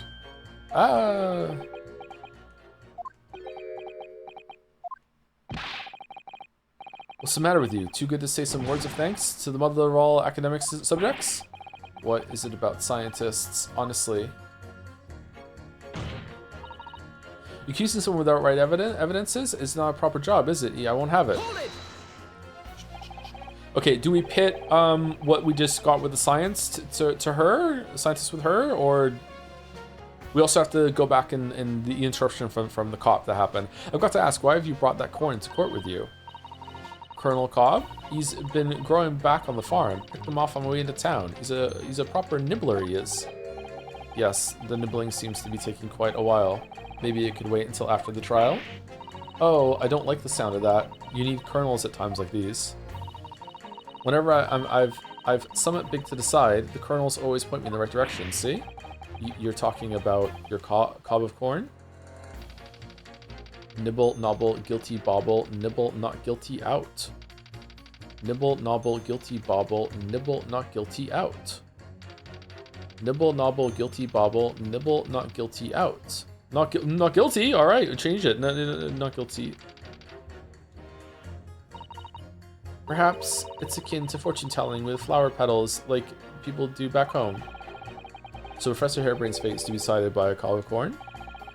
Could you not at least wait until we've had more time to find the truth before deciding on the defendant's guilt? Oh, I don't know about that. Me tum's awfully full already. Amazing.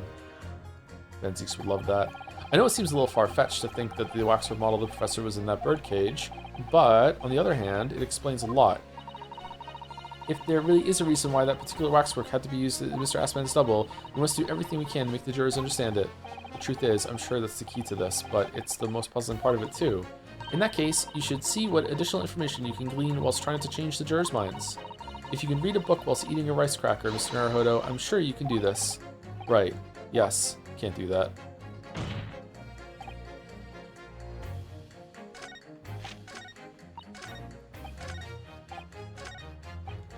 Hold it! Not in my day. Excuse me. Do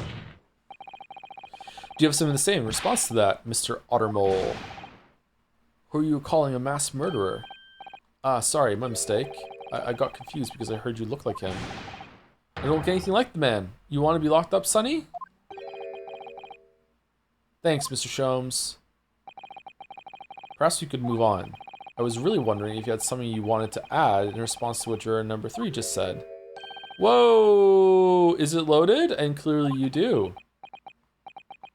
Back in my day, back in the good old days, it wasn't like this. What was it like, sir? We worked our fingers to the bone to earn the public's trust, we did. And by Jove, we earned it. People respected us back then. Respected you? Humph. No one would have called the coroner into question in them days. The coroner's report was the hallmark of an investigation done right, especially when Dr. Courtney Stevens put her name on it. That was the best of the best, and the apple of the forces... Hold on a minute. What are you talking about? Who's Courtney Stevens? Ah, sorry. Got a bit carried away there. Stevens is Dr. Scythe's maiden name. Her maiden name? So that was before she was married. Of course, yes. Silly me. It's Scythe now, isn't it? Stevens. I'm sure I've seen that name somewhere recently. Anyway, the point is, those were the great days of policing, not like now. Sorry to interrupt, sir. But do you think you could change your statement to include that name? Well, yes. I don't see why not. She was Courtney Stevens back when I knew her. Of course, a legendary coroner, even then. Hold it! You talked about her getting married earlier. Like, yeah, so it is her. It's the same person. But like, who is there? Someone with the last name Stevens that I didn't clock?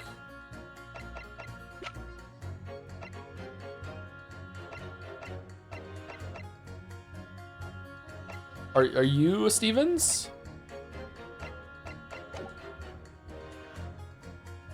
Or sorry, not Steven, Scythe. Like who? Someone she married named Scythe, because that's how she changed her name.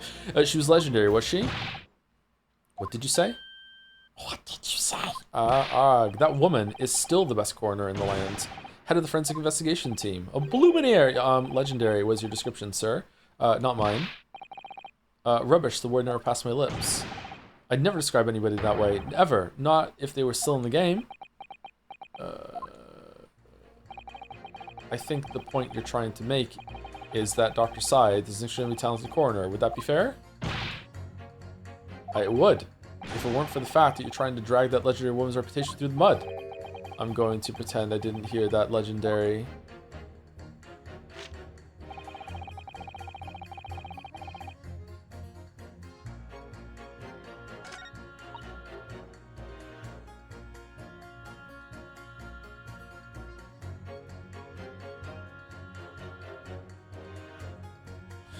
Okay, so I have some connections I can make here, but they're kind of a stretch. They're like very spurious, but maybe they'll count. I could say like, no, she had something to do with this because it's a waxwork of someone that she did the autopsy report on, and I could also say to these two like, without evidence, and then he's like you know, there is evidence, right? I could put these two together. Let's put those two together and see. Let's see if that's it. I don't think this is gonna work actually, but let's find out. We can always just reload it. Objection! Those two statements clearly contradict each other. Oh, they don't contradict each other, do they? They match each other. Maybe it's somehow a contradiction. She's saying there's no evidence, and he's saying there is. Maybe. Good gracious! To whose statements do you refer, counsel? If you could put down your corn for a moment, juror number 5. Oh, you mean me? You've pointed out that it's wrong to make an accusation without evidence, but the accusation that the waxwork model was inside the second birdcage on the day in question is not without supporting evidence. Okay, maybe it is a connection then, as the defense demonstrated to the juror sitting beside you. Oh, is that right? Would it be fair to say you didn't follow the argument? I don't understand much besides Colonel Cobb, to be honest. Of course you don't. I don't like corn. If I could interject here. I like corn in something. I don't like corn by itself. Please do, sir. Now this assertion of yours is about the waxwork has been backed up by some solid evidence. It would be wrong of me as a man of science not to pursue the matter further. Oh, okay. That was easy.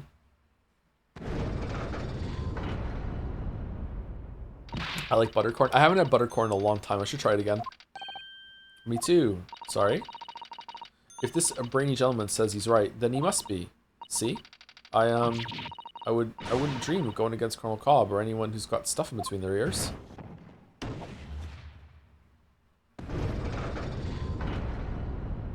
What about popcorn? I like popcorn. Success. If you can call it that.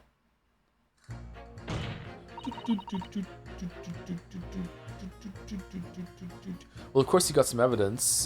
That's a whole other cob of corn, isn't it? Okay, Gollum.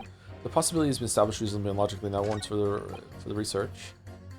Okay, so I'm guessing that we put the coroner's name against that. Let's see what happens.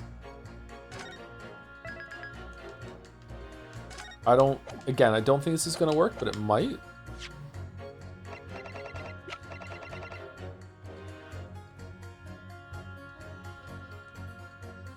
Oh, I can't even do it. I can't show evidence to someone. Okay, it's definitely not gonna work. Okay. What do I do then?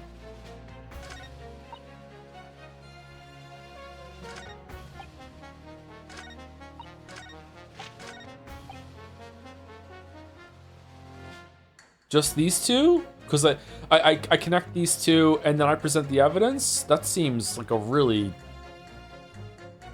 silly way to get in there, but okay.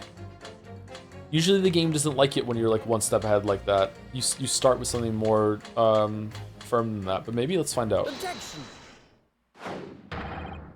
Those two statements clearly contradict each other. Good gracious. To whose statements do you refer, counsel? So, juror number 2. Oh gosh, me? What can I do for you? I presume that what you heard juror number 6 said in his statement? It's brought to light the maiden name of the coroner, Dr. Scythe, which in turn has revealed a connection that wasn't apparent before. Was that really a contradiction we found between the two of them, or was it more of a connection we were making? Well, naturally, as a woman of society, I find such connections and relationships irresistible. But oh golly, I'm afraid I fail to see what you mean. Dr. Scythe's maiden name is Stevens. And through that name, the coroner is very definitely linked with the waxwork of the killer. The defense has evidence to prove it. Do we? My goodness, evidence, you say? How utterly enthralling. And counsel, the court cannot overlook that last remark. I very much hope there is substance to your claim. Of course, my lord. I would ask the court to look at this. The evidence that clearly links Dr. Scythe to the mass murderer known as the professor. Okay, now we get to link it. Take that! I have here a certain autopsy report from 10 years ago. I guess it contradicts the woman's argument of not being a connection. Yeah, maybe it was worded in a way that there was a way to frame it as a contradiction. Maybe, I'm not sure. A 10-year-old autopsy report. What relevance does that have? It is, of course, from the autopsy of the person portrayed in the waxwork, the killer known as the Professor, the Thinker. The Professor's, but the man was a capital offender, so that's right. This is a certification of death that was drawn up after the convict's execution. It was a close trial. Wonder what happened in there. My lord, you were the judge that presided over it. Oh, I don't remember. It really was close. The name of the killer was never made public, so the report gives few details. But what's important is the name of the coroner who wrote it. Courtney Stevens. Oh my, Courtney Stevens? Strike a light.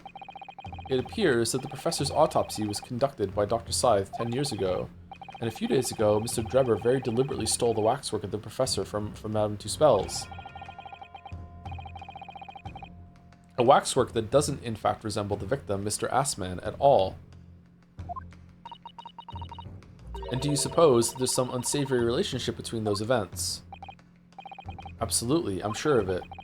There's no doubt in my mind that the professor case is at the heart of a link we have yet to uncover.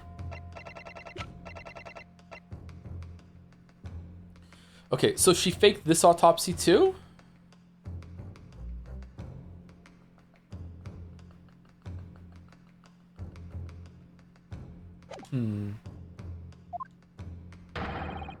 Between Courtney Scythe and Mr. Enoch Drebber. Hidden links, mysterious connections, secret relationships. This is all most extraordinary. We're surely obliged now to explore this further. And you know what? For no reason, another juror's like, yeah, fuck it, me too. I like her outfit. Okay, it's even. Is that enough? Or is the policeman gonna... Okay, yeah, quite right. We can't let this trial come to an end now. Not while there's this cloud of suspicion hanging over the yard's best coroner. Really? It wasn't like this in my day, but we're still here to uphold justice in the end. I don't really feel like we convinced you there, but okay.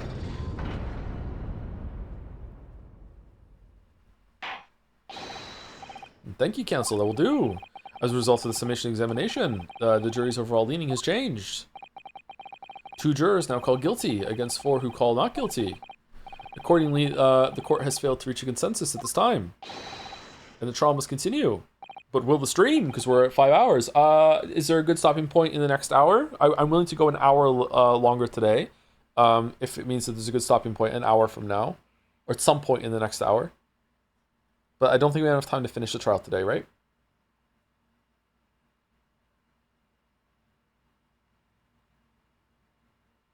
Good one soon? Okay, cool. All right, we did it. Oh, well done, Mr. Naruhodo. Another wonderful victory. Oh, maybe there's going to be a recess when we wait for Scythe to get here then.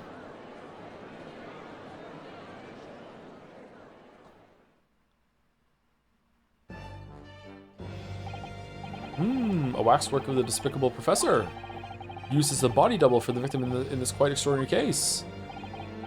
I must say, it's extremely hard to believe the assertion could possibly be true. However, it would appear that it does at least warrant further investigation. It's the waxwork of the professor that links Mr. Drebber and Dr. Scythe. And I'm convinced that there's a special significance to that link. I don't know what you're hoping to prove, lad. I really don't. The truth, sir, by using evidence and testimony. Humph. If the court is to delve deeper into the alleged involvement of the waxwork in this case, then the prosecution calls for the owner of the model to be summoned as a witness. Oh, the owner? Madame Tuspels. I really thought... Are we going to have Tuspels and Scythe on in the witness stand at the same time? Waifu off? That Lord Van Zeeks would object to this whole line of inquiry. Very well, I concur. Make arrangements for Madame Tuspels to appear as a witness with immediate effect. Listen carefully, my learned friend. Oh, yes?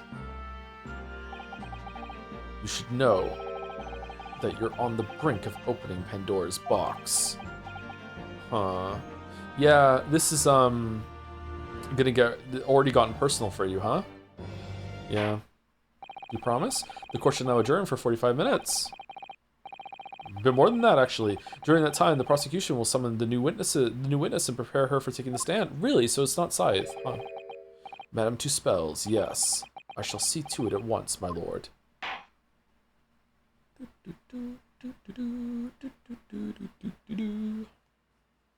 To be continued. Perfectly at 5 hours. Damn. All right, that's good. See, if we hadn't had the little, you know, miniature chat fight, we would have been we would be here early now, and it wouldn't have worked out so well. This really does feel like the first normal case of the series. It is more of the same structure as before, yeah. I don't feel good about those bans, by the way. Maybe I don't like this approach. I think it's worth it. Like, a lot of people have said I don't ban enough, and I let people just talk a little too rudely in chat a lot. I don't know if those two chatters were a case of that, actually, but, you know, I'm trying it out and seeing. Doesn't feel good right now. Oh, those permabans? Exactly, fuck them. Of course. Thank you, Fifi to Fessel, for the 34 months. Still not here. Still catching up on VODs. Wishing you well, Tom. I hope you can say some bullshit about me for me to get a chuckle out of it when I get back here in August. About your crimes? About creating the Bunny Chan? Maybe. White Rabbit Chan. Follow the White Rabbit. Permabans are a little extreme. Oh yeah? Do you think so? Do you really think so? I guess the timeout for a day, week, month might work out for some shadow too. I don't know. It depends.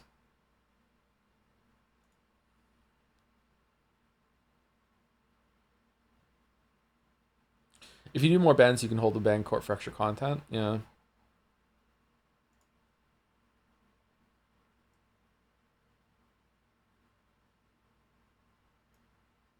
Anyway, aim from the community live.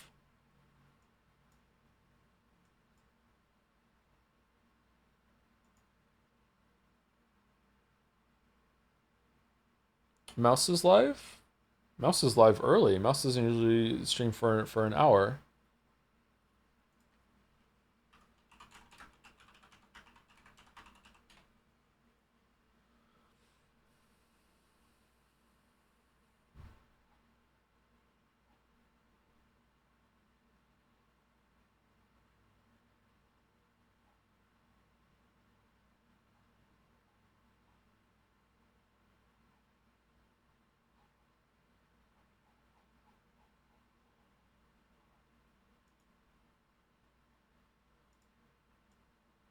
Thank you for stream king. You're welcome.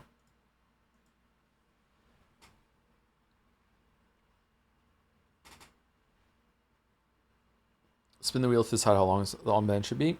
Honestly, it may seem weird, but if you're willing to go down the ship on something that really doesn't matter, and you're not willing to reach any common ground, then like when it's something more important, then that's gonna be like that's a really bad sign. I don't know. I don't like this. Maybe I should just stop talking to chat. That seems to be the root of all the problems, right? If anyone cares, Mouse is in big Road Temperatures 2 spoiler part. Okay, there you go. Just be aware of that.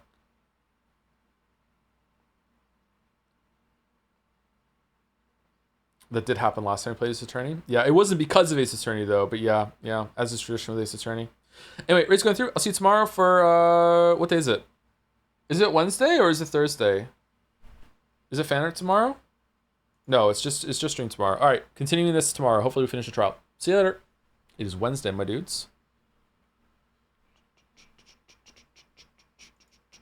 And see you later to anyone who's watching the VOD or just didn't go to the raid to avoid Road to Empress 2 spoilers.